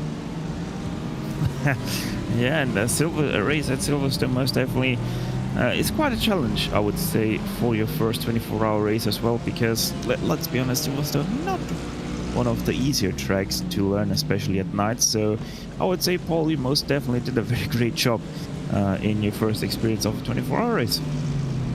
Well, thank you. I mean, I kid you not, when I got shown the team's plans in terms of when they were planning to put me in the car, and the plan said, by the way, you're doing 2 night stints. And I looked at them and sort of said, okay, you're not going to give me day stints. They said, no, you can do the night. And so I spent the whole of the last week just practicing Silverstone in the night to get used to it. And well, I've done plenty of laps of the simulator in the daytime, but nighttime Silverstone is a completely different beast.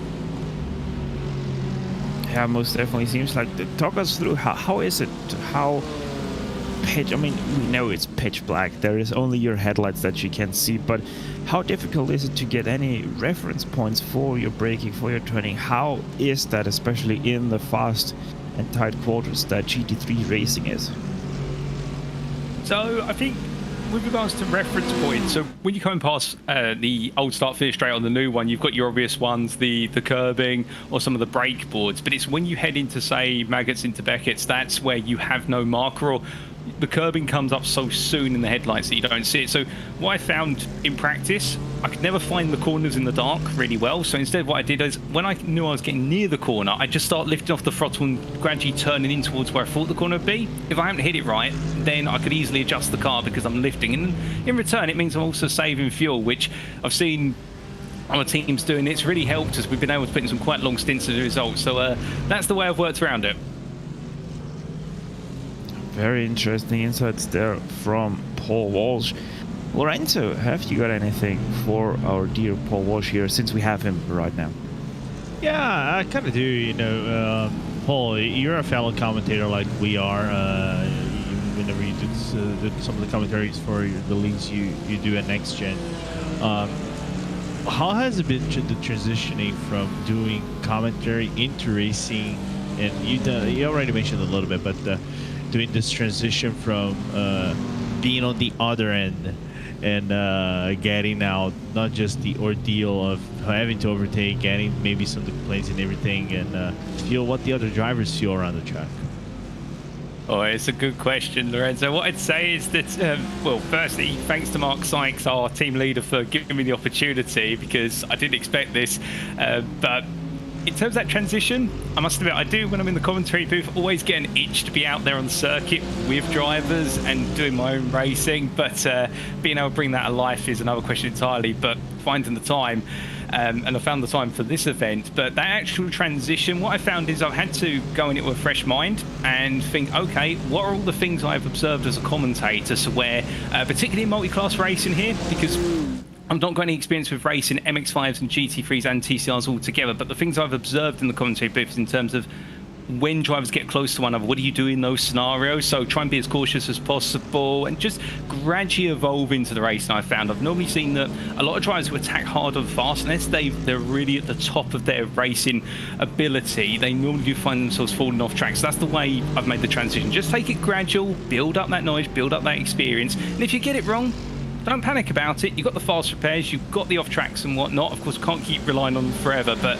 just don't put too much pressure on. Oh, yeah, fair point. It's I think that's the mindset that we really want to have. Just build up from the ground up, see where you're gonna lead yourself towards, and just out of curiosity, you mentioned fast repairs. How many does your team still have left? Oh, if I was to tell you the answer to that, I'm joking aside, we've only got one left, must be honest. We have had to use them a little bit unexpectedly, but we're keeping our one in reserve in case we have an emergency towards the end of the race, and we're just going to try and take it safe. Jochen is in the car at the moment, and he's been given the brief: keep it smart, keep it sensible, and don't do anything silly. Not that he will, to be fair, he's our most senior driver and he's a dab hand at the wheel of that BMW M4. But yeah, our approach is now just reserve that one fast repair, because I know a number of teams are running low on fast repairs as well, and so they're having to sit in the pits, and we don't want to make another visit to the pits if we can help it for damage. All right, fair enough. Stefan? Yeah, as always, very great to have Paul Walsh with us, bringing a little bit more excitement into, or a little bit more insight into the race here. Paul, thank you very much for talking to us, and yeah, hopefully some better luck in the next few stints for your next generation purple car. Thank you, gentlemen. It's been a pleasure. And, well, hope you have a great rest of your broadcast. And thank you to the organisers for what's been a fantastic event. That was Paul Walsh of the Next Gen Purple car, the number one. Jochen Siegert right now behind the wheel of that BMW M4 GT3. And, yeah, Lorenzo, I have to say, pretty much as expected. Paul Walsh telling us how difficult it is to drive a GT3 car through Maggots Chapel in the pitch black darkness that is right now here at Silverstone.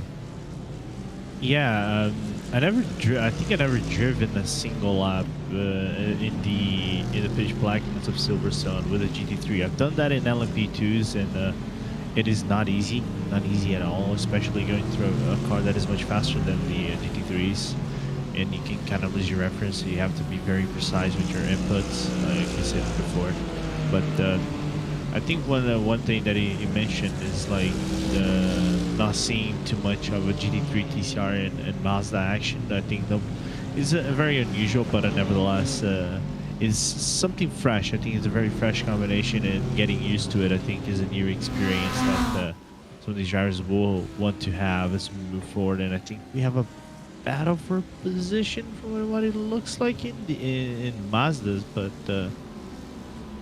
one close to another as we move forward from what it looks like sequential, and that looks like to be the USR Racing 1 car.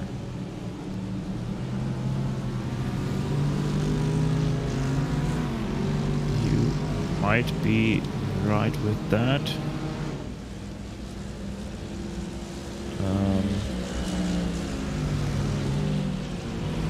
Either way, we're looking here at the number 90, I think that is, yes. So that's sequential Simsport.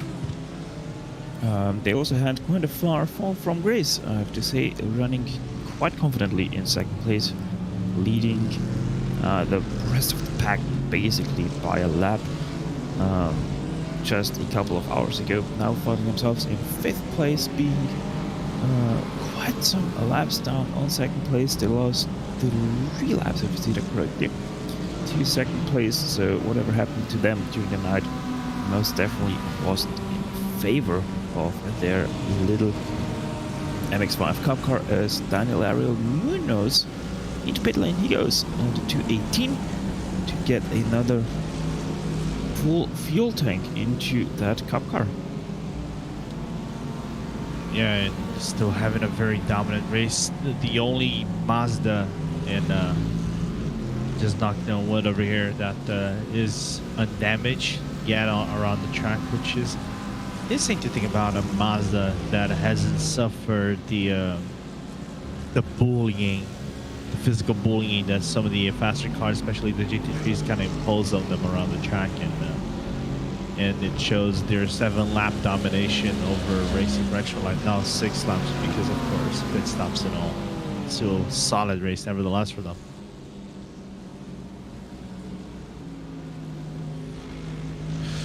Ooh. Threading the needle.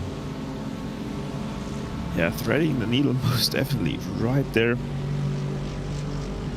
And that just shows once again how hard it is for the MX-5s to race around here, just simply because the GT3s have to go for gaps that sometimes appear to be open but close very rapidly, just because they don't want to get held up by such a slow car. Speed difference right now is still about 25 seconds between the GT3 and the MX-5 Cup car.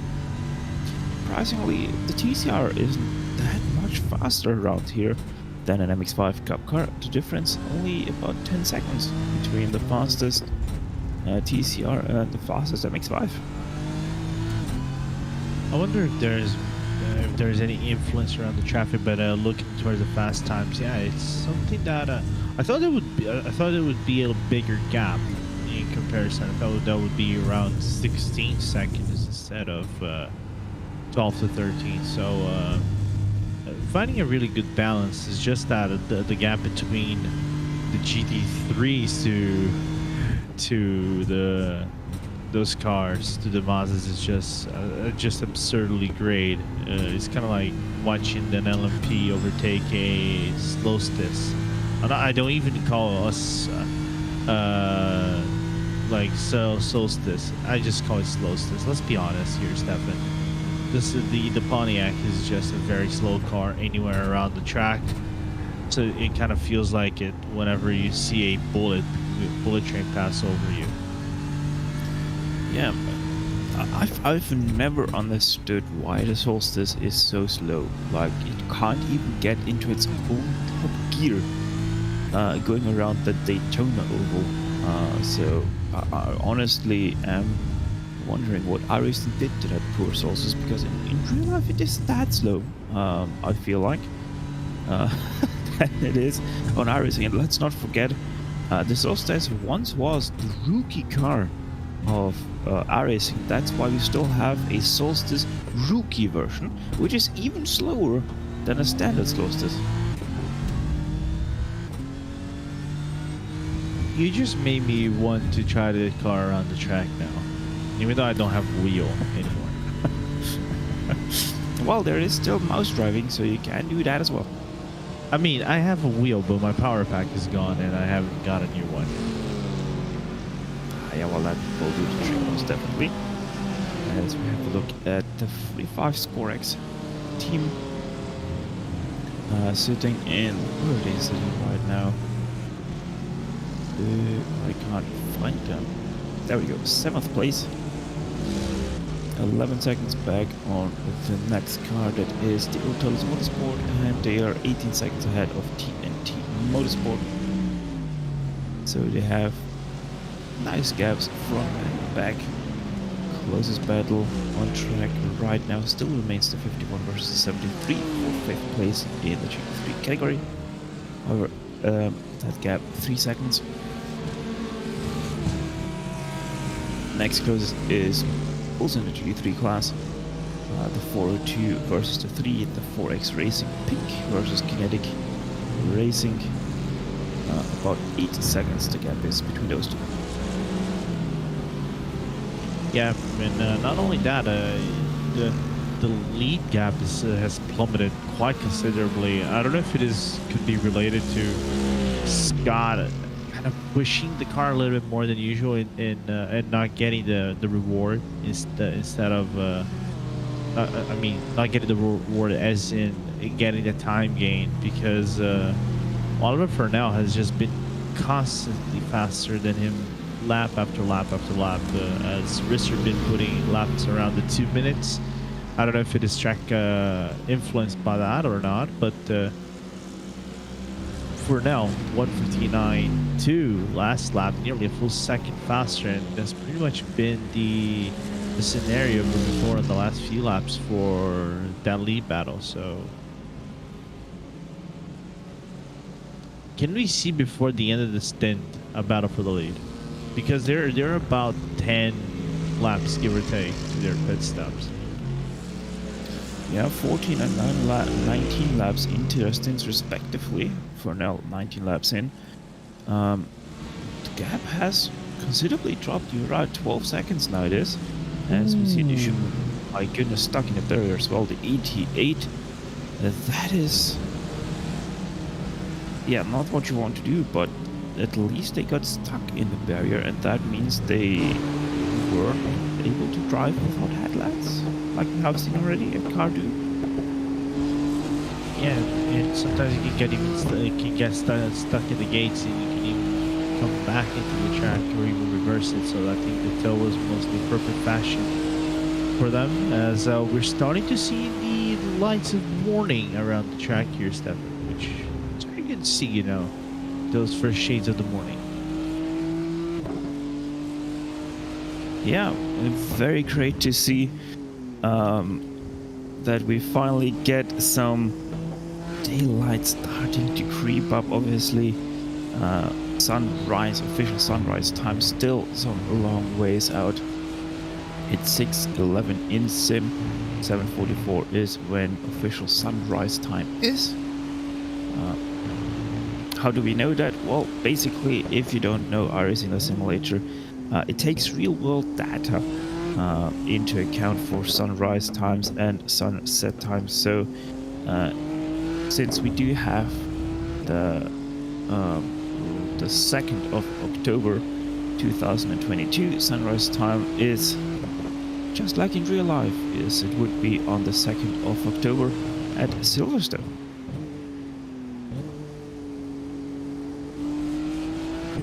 Interesting.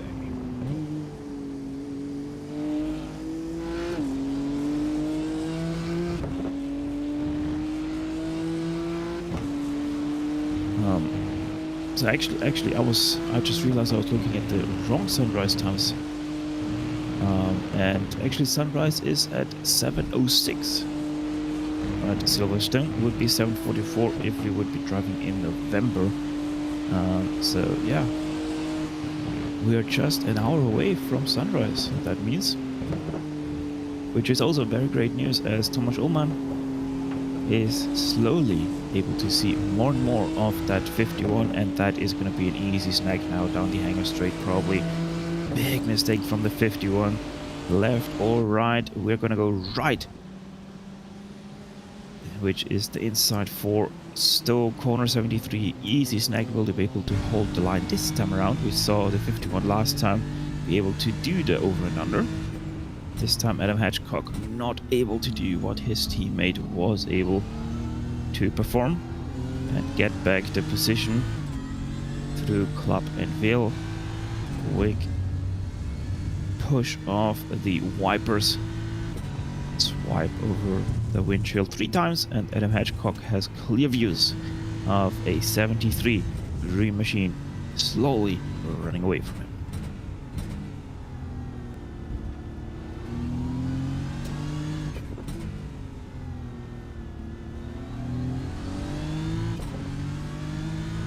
So with 7 hours and 3 minutes remaining, we are gonna head into a quick break here. We're gonna leave you on board with Adam Hedgecock for the next few laps as we take you on board with a RaceSpotTV band immersion.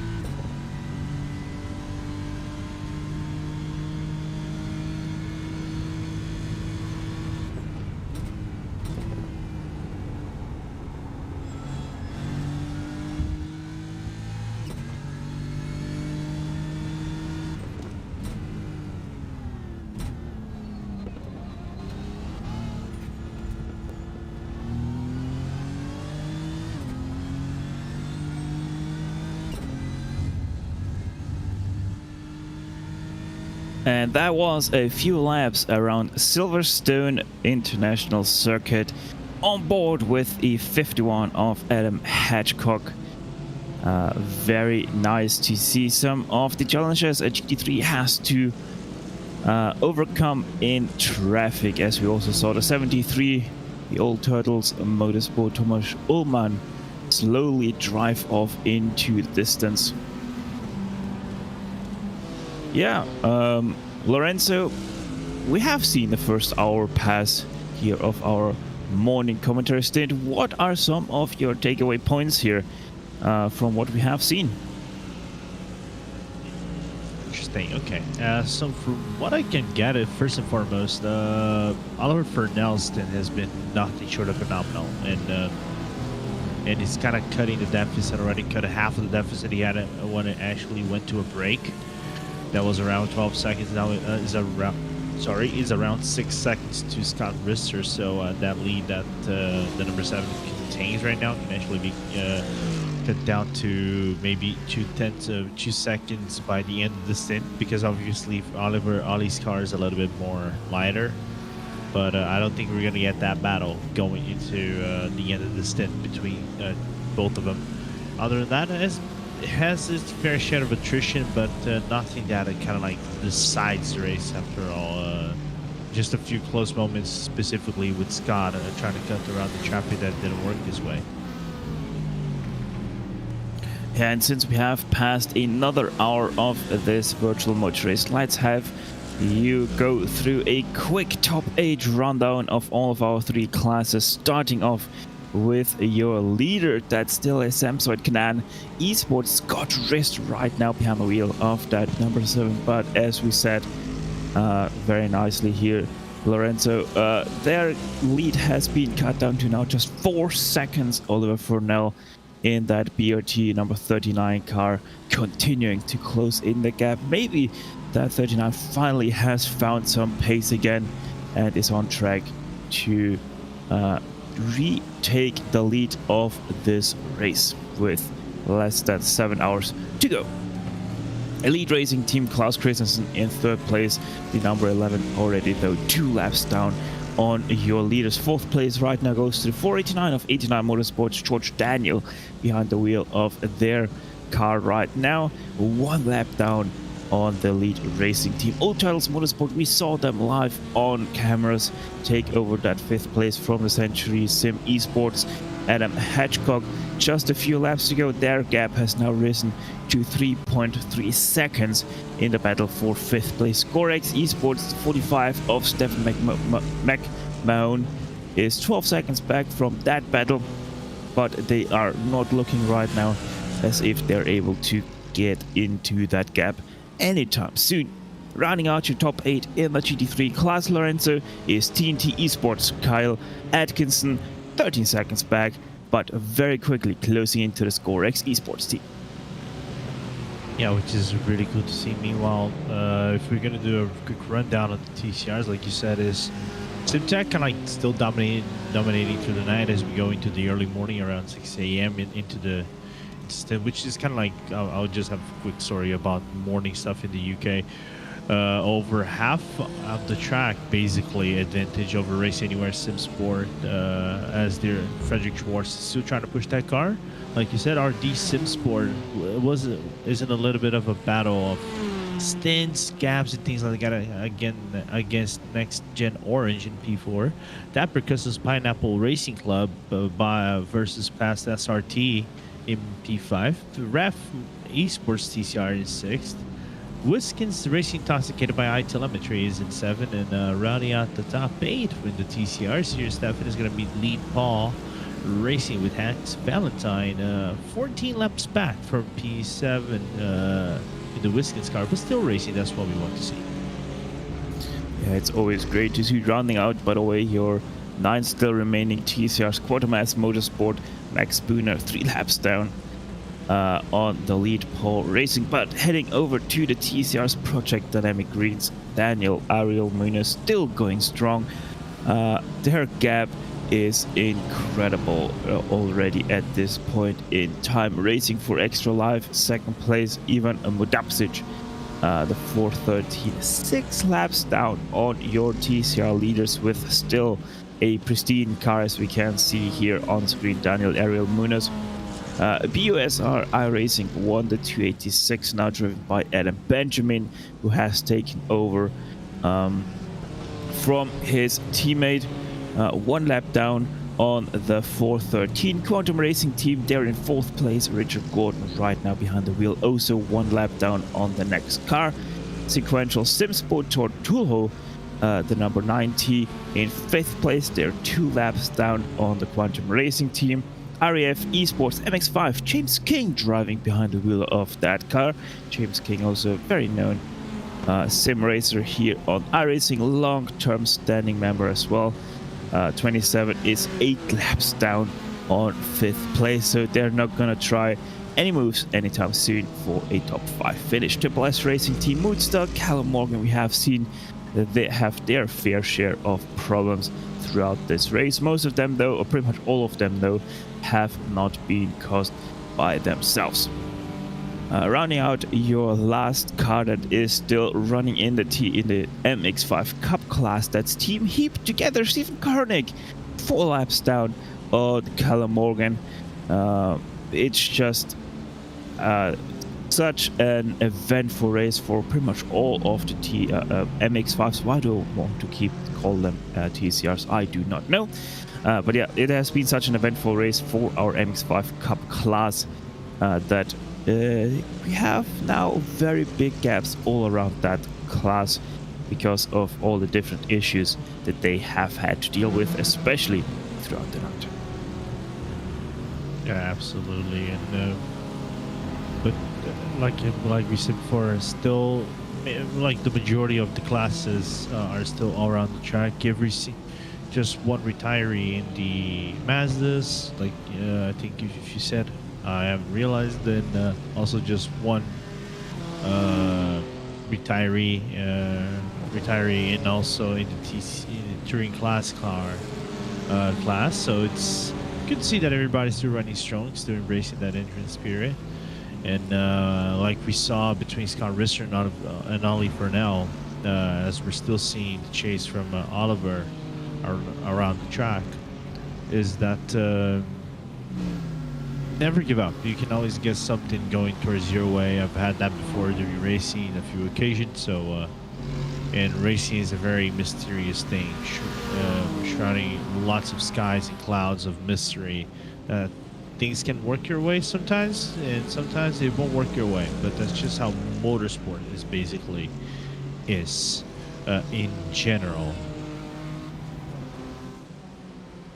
As we right now also have a major gaggle going down the hangar straight ahead of our second class car, Oliver Furnell, 3.7 seconds his gap is right now. Samsung Canaan Esports actually right in the midst of all of that, and he nearly saw a major accident happen as 2 TCRs right ahead of him door banged each other on accident, trying to avoid GT3 cars driving past them. So as you can see just by that, yeah, it's anything but smooth sailing that the Samsung Canaan Esports car will experience from here on out, especially with Oliver Furnell continuing to close in, as actually now Oliver Furnell isn't closing in anymore because he has just entered pit lane 8 seconds ago. I think right now is that moment that Scott needs to just keep his head down, put full pedal to the metal, trying to open up a little bit of a gap towards Ollie whenever he comes out of the pit lane, and whether he's going to hand the car back to David Sampson or someone else in the car specifically, that's what he want to do to try to keep that lead margin alive despite being around 5 laps ahead in the fuel strategy. So it's not too much off cycle between them. We would still have to look towards the end of the race to see if this actually going to be proven true at the end of things. Also, I think I have to check that because the pit lane is such a shorter way than the racetrack, I think BRT actually took the lead on the line. no, actually 0.096 of a second. BRT missed the lead on the last lap going into pit lane. So that was a major close, only a tenth between them over the line, with the BRT pitting in on that lap. But that, I guess, shows you really how much shorter that pit lane is, as they have made up 3.5 seconds with that pit lane entry. Yeah, it's kind of funny. If we cut off the pit lane, if you look at the lap, Ollie Purnell's lap was a 155. That would have put the best lap of the race nearly 2 seconds away, which is insane to think about, you know. And Scott Rister just went majorly faster than any of his laps previously by actually quite some time. His last 6 laps all were around the 2-minute mark, and last lap was a 157.8 all of a sudden. So Scott Rister, he still has the pace if he can provide it, but it seems to be quite difficult for Scott right now to see that pace out of his Mercedes-AMG GT3. That last lap, by the way, only 7/10 away from the fastest lap that car has been able to do all race long. So it was a very, very good lap by him, though the problem seems to be that Scott Rister already a little bit tired, and thus inconsistency has crept into his driving. Yeah, and just I think this outlap for Ollie Purnell so far, which BRT is basically a racing team based upon the community of Basic Ollie. So it's one of those YouTubers that we have around racing. Basic Ollie. He's kind of like they've done a little bit of everything, as we see Adam Hedgecock coming into the pit lane. Done a little bit of Gran Turismo. It's mainly Gran Turismo, if I remember correctly, looking at his channel, and also iRacing. So it's a little bit interesting to see him do that kind of race, and Ollie doing solid so far for his stint. Well, yeah, most definitely doing a very, very good job. Gap now obviously has opened up once again, 1:10 between the BRT and Samsung Canon Esports. But question bags, how are they going to respond now to the quicker pace once again of Scott Rister?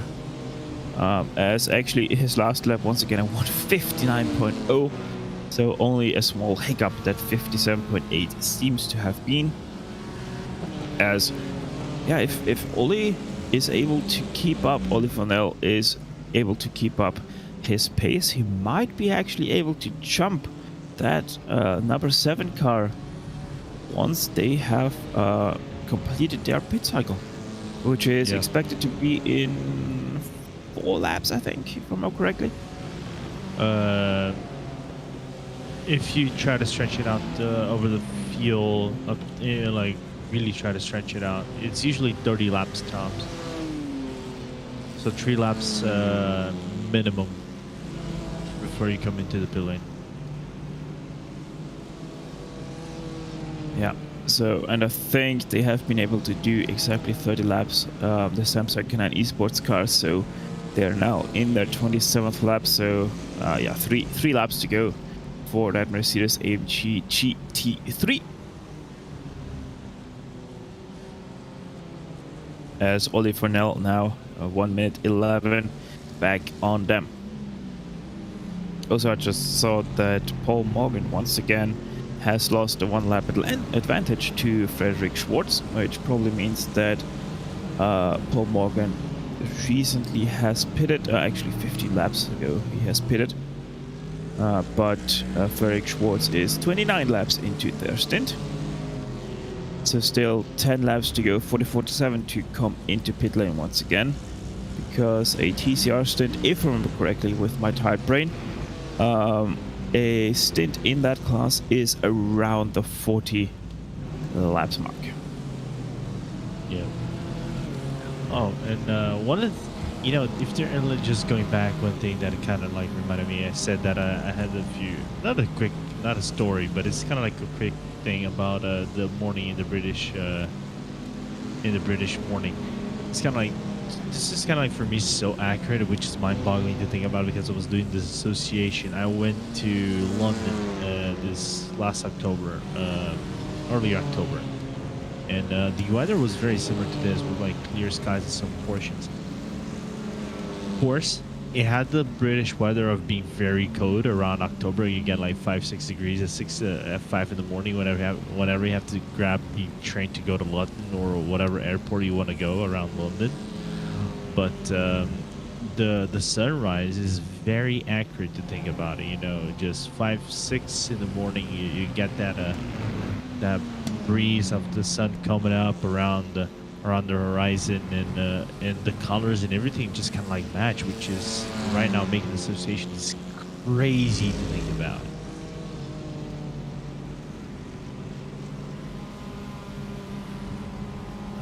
Very interesting story there, Lorenzo, as we continue to get more and more sunlight onto our cars. We finally are able to see the beautiful liveries. In this case, the next gen racing team Honda TCR number 13. We have said it earlier, a far fall from grace, it seems, for next gen orange car. Once being a leader in this race, they're now 2 laps down from their class leader that still is Simtech Motorsport. We did see the pass for the lead in my stint earlier in this race yesterday, about 9-10 hours ago. That 44 took over the lead from the 13. Hasn't looked back from that whatsoever. And yeah, the 13 cycling around with wheel damage. Unclear if they actually still have that wheel damage, or if they have just slowed down that much in pace ever since. Doesn't look there is a major slowdown. Last lap 2:15.9. If I'm not correct over here, Stefan. So the pace looks like it is there. Yeah, it has. The pace has never really not been there. They only slowed down by like a second or two every now and then from what they were doing earlier in the race. But that's exactly that. If you lose a second and a half, 2 seconds every single lap compared to what you were normally doing, you're soon gonna be gobbled up, and that's exactly what happened to that number 13. And they just continue to not be on pace anymore with all of their competitors. Though the good thing is they have a lap over the Dapper Customs Pineapple Racing Club X Pass SRT. David Brown 23. Wow, that's a lot of David Browns on the surface. They have that one lap. They are also lapping quicker than that car. So not too much of an issue right now for the 13, as it seems like they will be settling within the top 5 of that TCR class nonetheless. Samsung Canine Esports, Scott Racer now into pit lane. This is going to be very interesting. Oliver Furnell, second place. Where is he on track, and can he take over that lead from Scott Racer? A little bit of a slow entry into pit lane as Scott Racer also steps out of the car virtually, gives it over to Dion Fiallo, one of the faster GT3 drivers that you are going to find on the surface.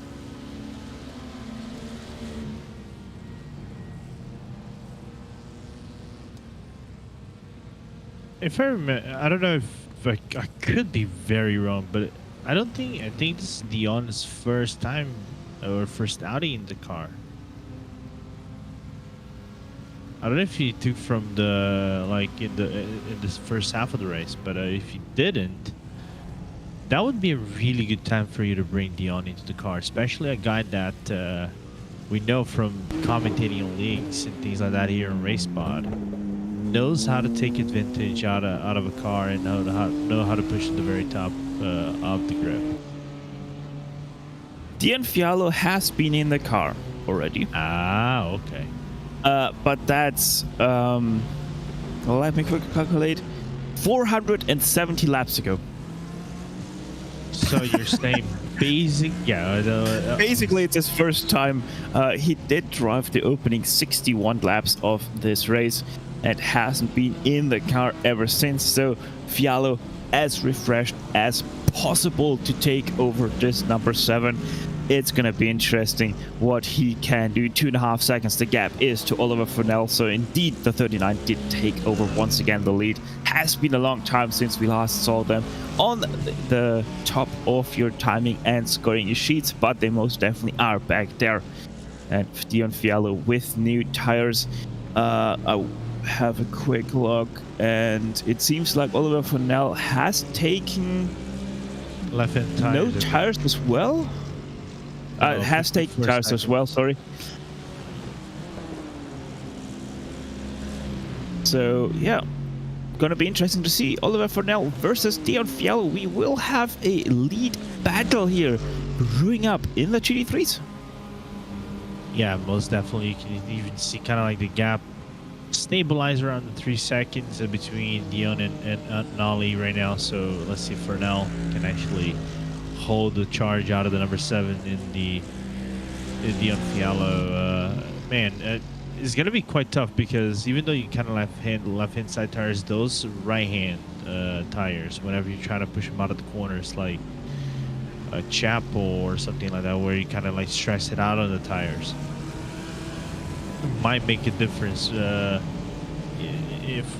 Dion, because newer tires you have more grip and than anything else. So we might see an overtake for the lead. I'm not gonna say maybe in the next lap or so, but it might take around 3 to 4 laps for the deficit to be fully cut, as the Mazda kind of blocked Dion's path on turn number 1 right there, so the gap kind of like stabilized. But Dion surely has the pedigree, as he's been doing GT3 racing more than usual these past few years, to catch up to the BRT car and made that overtake. Yeah, he closed in half a second from the old pit straight to start finish, and he lost immediately a second there in turn 1 with the Mazda MX-5 being in the way of a charging Dion Fialo. 3.5 seconds the gap right now is between your top 2 drivers in the GT3 class. So most definitely Fialo has the means to get back into the lead with his Tony Kanaan car.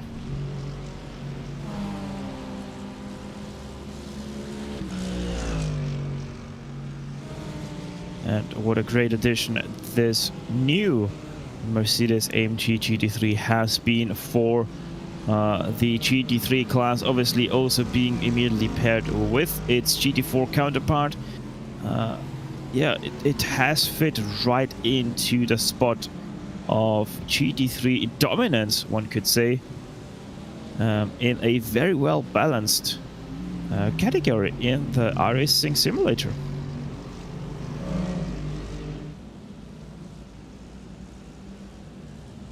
As it seems like we have a pass for position here for 19th place in the GT3s. That's the 88 versus the 87 here. As there we go, the Fury Sim Sport car goes past the Tower Racing Maverick Christopher Gargon, getting passed there by Mark Culver. Sadly, Mark Culver has a lot ways to go to get up to 18th place, as they are 2 laps down on, I've never seen such a big number behind a name, Michael Johnson 45. That means there's 46 Michael Johnsons on the on the simulator, at least. Yeah, or 45 accounts of the same individual. That would show commitment towards iRacing. I don't know. But anyway, I do believe, of course, it is the former than the latter on this. And I think there's more than 45. If I remember correctly, I saw a few accounts that had like 65 people under the same name.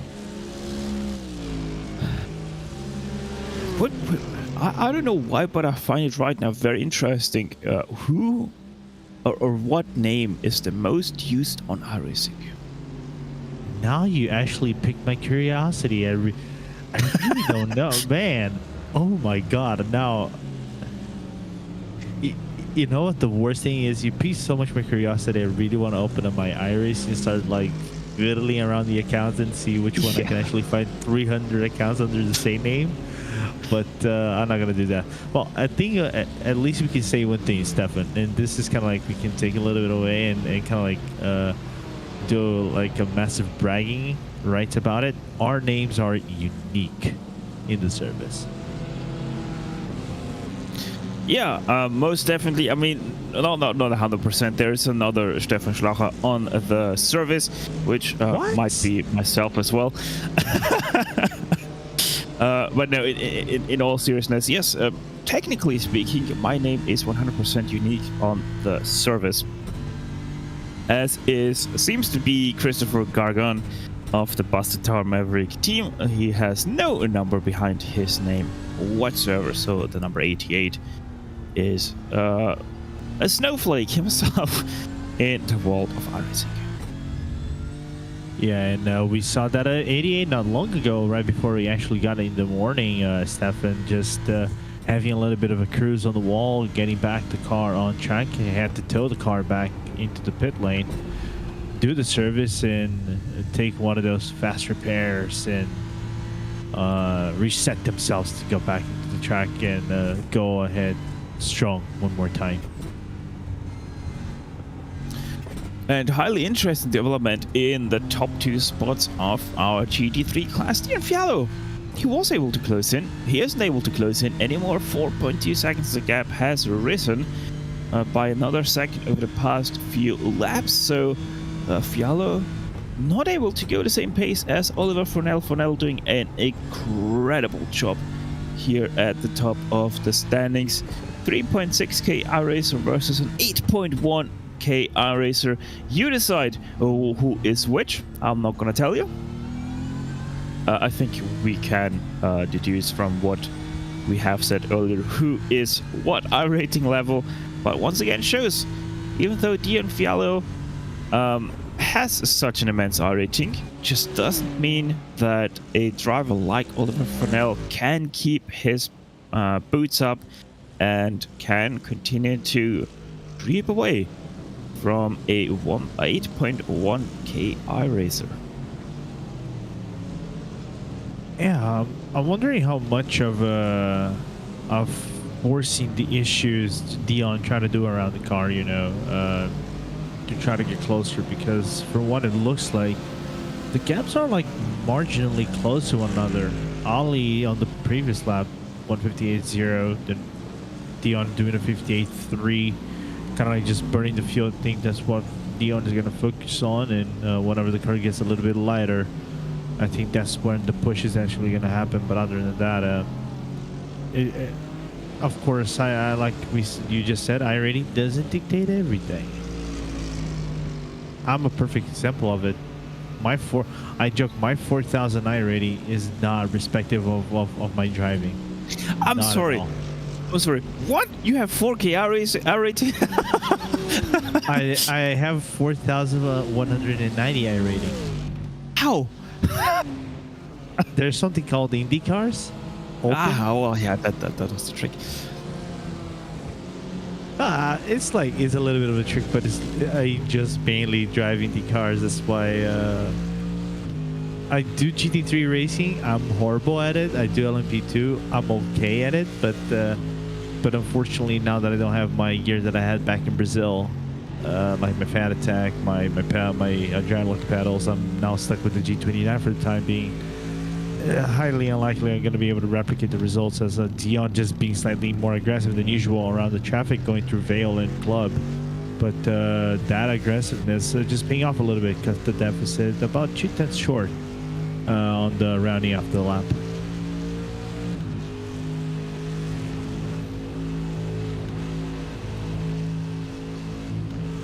So very interesting insights of Lorenzo Bonder on how he got his 4K and why he doesn't deserve it. Wow. Wait, if I remember correctly, we raced against each other, haven't we, on a few events, Stefan, and I beat you. No, you most certainly didn't. That's the good thing about it, especially when we talk about the commentators' race, which happened last season's, no, 2 seasons ago in week 13. My goodness, it's already so long ago. But yeah, Dion Fiallo is slowly getting back into the gap now, also getting some nice draft there. I think that's the 51 ahead of him. Yes, it is. Andy Gilmore behind the wheel of that 7th place BMW M4 GT3.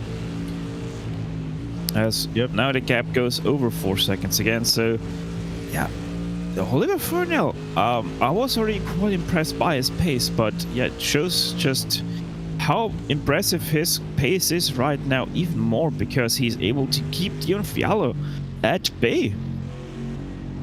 Yeah, he's keeping Dion honest. I think I thought changing the left-hand tires would have been a little bit of a, I'm not gonna say a shot in the foot for Ollie, but it worked out. You know, I think he's making that that M4 work properly for him at the end of things, and making sure that Dion try to stretch out as much as he can and pushing the car around, as we see Ignition right behind Alla, right behind Dion with the D73 spinning around what it looks like to be Beckett's or the exit of Beckett's going through Chapel. Yeah, I think you're correct with that assessment, as Thomas Ullmann was behind the wheel of the old Turtles Motorsport car there. Which TCR is that is on the outside? There was a TCR on the outside? Yeah, TCR and a Mazda on the outside of turn number 3. Apparently it's some issue. Actually, no, that was Christopher Gargon of Busted Tower Racing Maverick. Oh, and he got together with Daniel Ariel Munoz. That's your MX-5 Cup leader. Wonder if you can get a replay going on later on of this incident that involved the leader. Ooh. Yeah, just looks like miscommunication between the two. Daniel Ariel Munoz trying to stay to the left side, and the 88 of Busted Tower Racing Maverick, Christopher Gargon, thinking that Munoz is gonna drag out more to the right side, and that's how they came together on the far left side of the track. Yeah, but I think if you're the GT3, you can kind of see that one coming from the Mazda, sticking to his line already, going through the exit out of the corner. So you can pin that on the GT3, in my opinion. But the downside is now the Project Dynamic car, you can probably see on the left hand side, a few dents around the car. So officially now there's no more intact Mazdas around the field.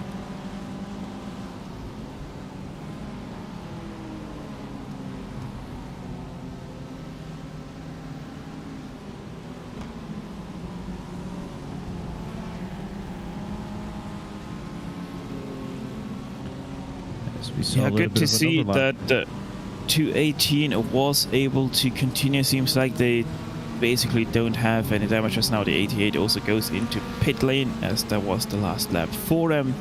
Christopher Gargon seems to be keeping in the M4, so he's on for another stint. I have to say, it got pretty lit up very quickly here at Silverstone. Did not expect that.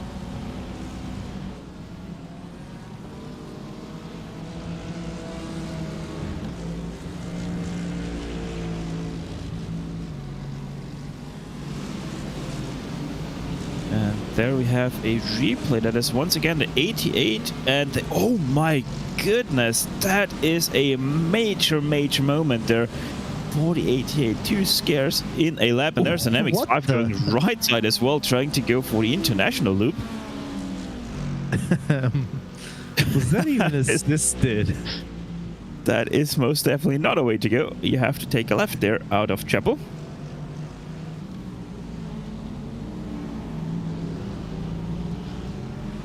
Wondering if that send from the Mazda that we saw at the end of the replay was actually assisted or not by a GT3 car or something like that. Because from what it looked like, there was some other cars coming around the Megan-Zabakis complex that before we saw the spin from the 88 was actually done. And, oh, that GT3 just getting caught behind us P8 in the TNT esports. And had to lose a little bit of ground, but it's not too much ground that he's gonna have to make up. The gap is still very big from the P8 and the GT3s to P7, which is Centuries and esports, and then the Gilmore.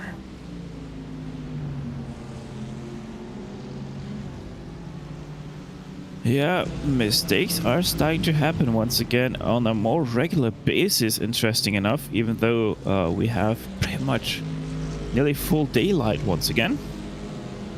As Fialo lost another second this past lap to Oliver Furnell, just seems to not be able to get any consistency right now into his driving. Which is honestly a very interesting development from the American, but obviously it is in the middle of the night for him. Racing, I think, if I remember correctly, out of Georgia.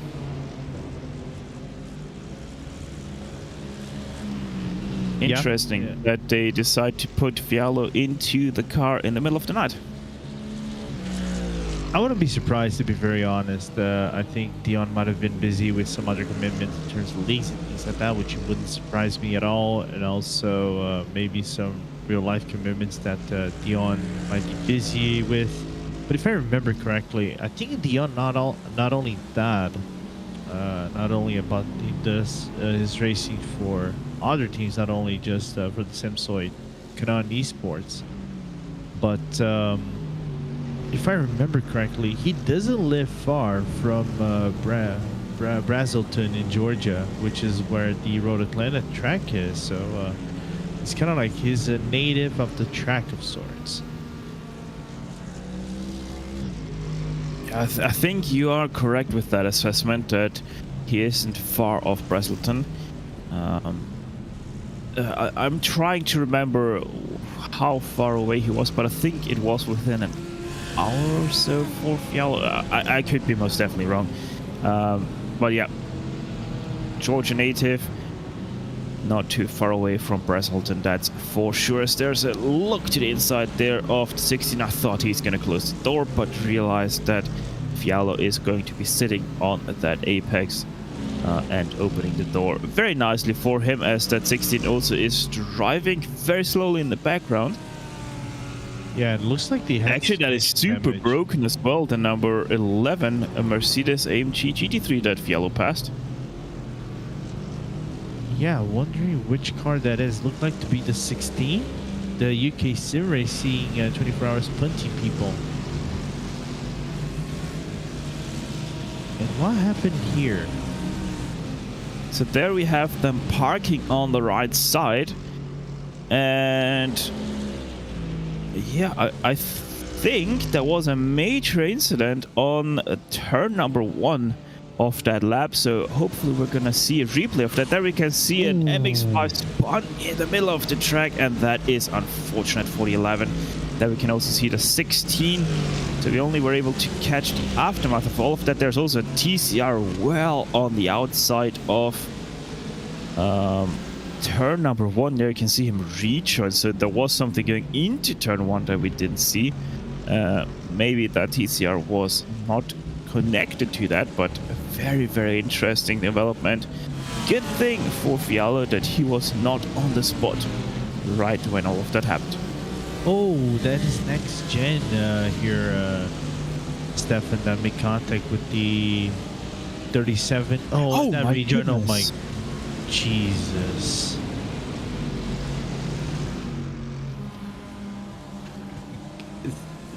thank God it is us that are commentating. Imagine if Connery Maddox was over here right now. Yeah, he would not be a happy fella, let's be honest about that. Yeah, so the 13 lost it on inside of the 37.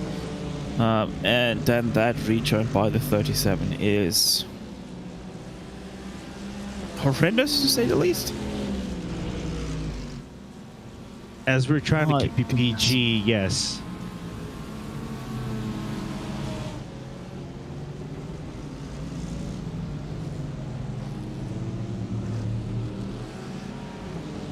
I'm mind boggled. All of that, though, has happened right in front of Oliver Furnell. He was one of the first cars to the scene, and that's why we have seen a decrease in gap over Dion Fiallo. Now just 2.5 seconds roughly. The gap is between Furnell and Fiallo, which is at the same time great news for Fiallo, because he now definitely can have an easy view of the 39 and the struggles it has through traffic.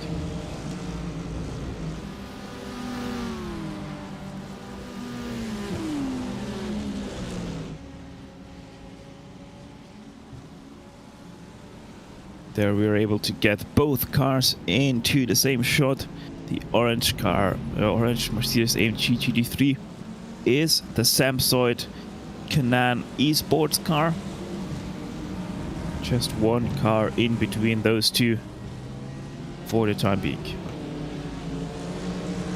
Joshua Hislop of Kinetic Racing, number 3 in 22nd position in class, is the car dividing those two apart. Yeah, and now gap is like crunched down to 1.5 seconds. So now finally Dion picking up the slack. Oh, a little bit of a slow GT3, yeah, coming into the first few corners. Jannis Willemsons of UK Sim Racing, that is the number 16 that we also saw being the first car to the scene. As they go 4 wide, splitting the middle of 2 MX-5 Cup cars. And they are not fighting for position. That is actually your MX-5 Cup class leader, lapping the number 90. As Hislop is now passed by Dion Fiallo.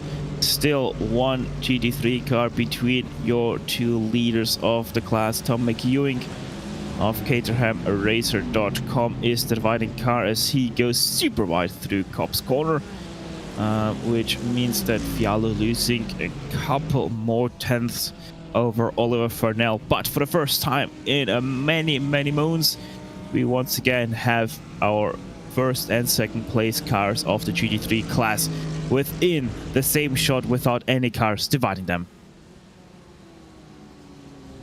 Yeah, but we had a little bit of a patch of clear traffic, but now there's one car, looks like to be a TCR, splitting the seas between Dion and Ollie, going through still, but that was like clearly cleared by a Ollie and Dion. I think now Ollie coming into the pit lane, 16 laps in for Oliver Furnell. Yeah. A little bit surprised by that.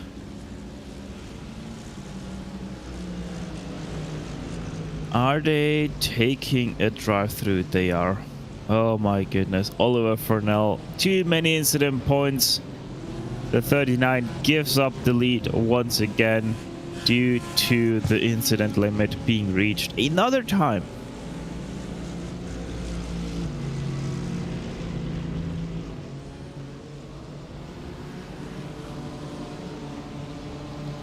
So they lost, what was that, 10 seconds roughly, let's say 11 seconds in that drive-through. 9 seconds now the gap is between Samsoid Canaan Esports and BRT. Oliver Furnell on the hunt for first place. How is this going to shape up this battle now? Is Oliver Furnell able to reel back in Dion Fiallo, or is now Dion Fiallo let loose and is going to run away with this lead? Yeah, that's a really good question. Unfortunate for Ollie to get that drive through at the end of things, but it was a very fast drive through, only losing 23. It was a 23-second rundown, and we know that Silverstone is one of those tracks because of the implementation of the W12, the Mercedes-AMG F1 W12 car. The pit limiter speed increased from what was actually back in the day one of the slowest tracks, was around 55 if I remember correctly. That increased up to 80 kilometers to try to match up to the F1 standards. So now it is a much faster rounding out the lane whenever you come in and then exit. So not a lot of damage done for Ollie, and the gap is getting short a little bit despite the traffic circumstances that he's facing up ahead. Oh, MX-5 slide right ahead of him. Has to step on the binders very hard, loses 2.5 seconds just with that. Gap now opened up to nearly 11 seconds. Not something Oliver Furnell was looking for, as he did already close in the gap by 0.3 until that issue with the MX-5 ahead of him.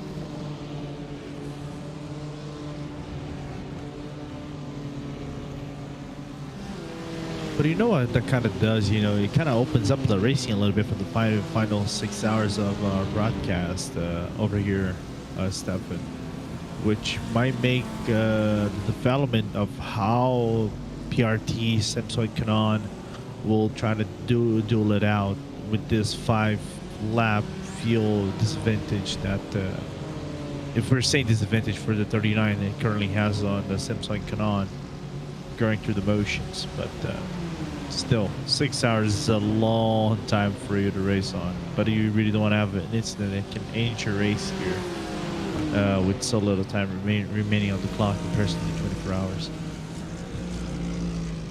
Yeah, most definitely, as Samsung Canon Esports also getting held up a little bit right now by the 4X Racing pink car of Charles Anderson. So that did lose them a couple of tenths, nothing too major. But the gap has decreased once again to just under 10 seconds now.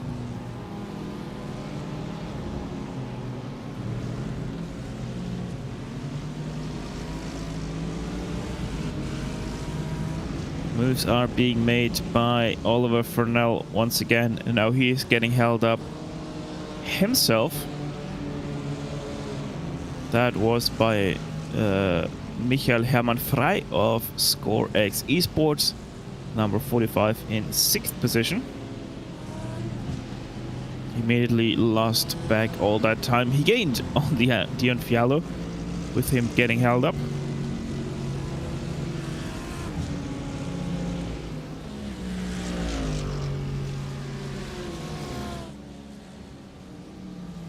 So the traffic continuing to give in and take in all of the issues for our lead drivers. The gap pretty much stable because of all the traffic at around the 10-second mark right now between Dion Fialo and Oliver Furnell for Canon Esports and for BRT respectively. Also, since we are nearing the 6-hour mark of this race, 6 hours to go, we will soon switch over to part 3 of our coverage, which means you will have to change links on YouTube to continue to be watching the Silverstone 24 hours. Actually, we are already on part 3, so that means we're going to be going over to part 4 of the coverage. Even our Brazilian director here is starting to get a little bit tired, perhaps, as he's starting to feed us wrong information on numbers. But yeah, the ButtKicker Britcar 24 hours of Silverstone, soon heading into part 4 of our coverage. The link for it we will be able to find in the YouTube chat.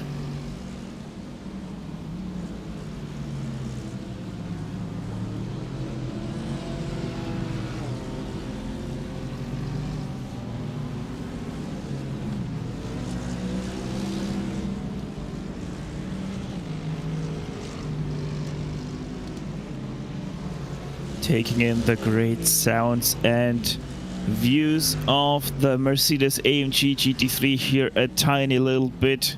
The Enfialo looking as strong as ever. However, Oliver Furnell closed in another few tenths once again. Gap fluctuating around the 10-second mark, seems to be settling just below it.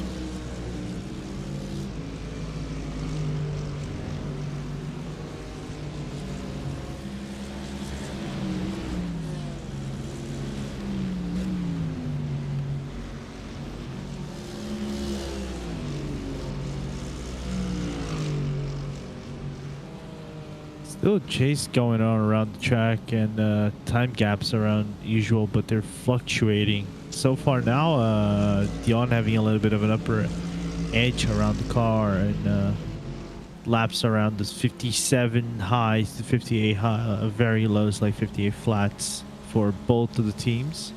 So that's why we're not seeing a major drop in times unless like traffic happens or something like that in GT3s. From what I'm looking, also Racing for Extra Life doing their pit stop. They were due anytime to the pit lane. They might lose P2, but BUSR Racing, iRacing 1 is also doing their pit stop as well. So the gap is going to stabilize a little bit here, Stefan, as we're about to go into part 4 of our broadcast here. 2 more hours for us. Yes, 2 more hours for us, and then we are giving over to Ewan O'Leary and Taylor Burris for you to lead home the way in the ButtKicker Britcar 24 Hours of Silverstone here. I'm Stefan Schlacher, joined by Lorenzo Bonner for the next 2 hours. Just a quick reminder once again, 3 minutes until we have to switch over to part 4 of our coverage. You will be able to find a link to the next part of it in the YouTube chat. But for now, we are once again going to head into a fan immersion on board with Tony Kanaan, esports driver of Dion Fialo, leading away the field here in the morning hours of the Silverstone 24 Hours.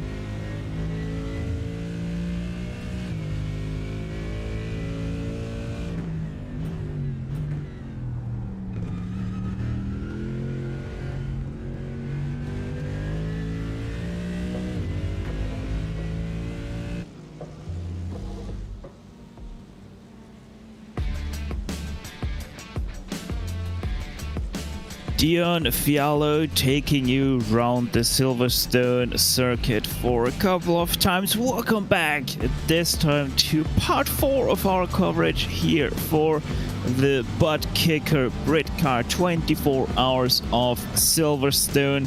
The Samsung Can-Am esports car continues to lead the way ahead of Basic Ollie, the BRT car number 39, 11.5 seconds the gap is. It has increased ever so slightly since we last saw them in part 3.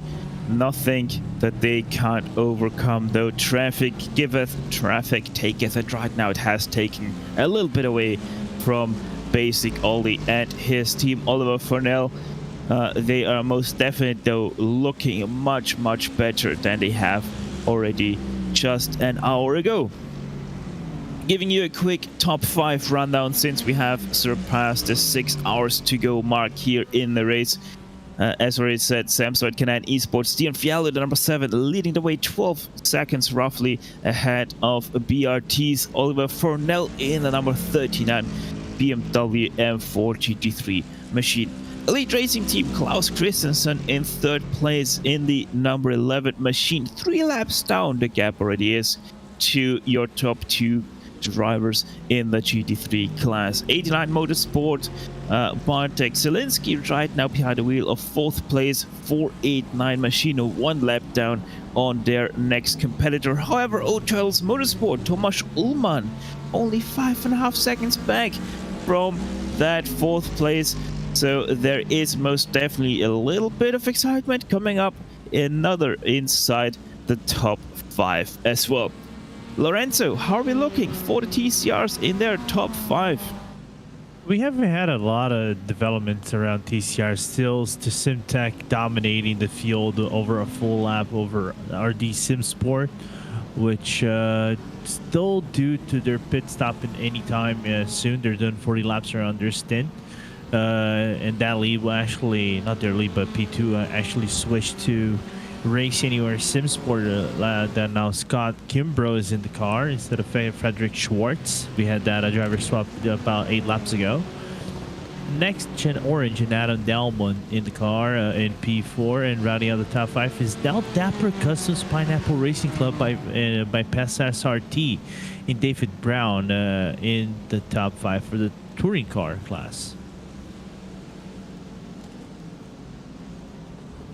One class down, or one more class, or 2 classes down, 1 more class to go. The slowest of them all, the Mazda MX-5 Cup class, is still to run down. The 280 that we have on screen right now, running through Megan Packets and Chapel, still driven, I think, by no, actually Finn Anders is now behind the wheel of the 218, so that has taken over 2 laps ago. Actually, Finn Anders took over the car from Munoz.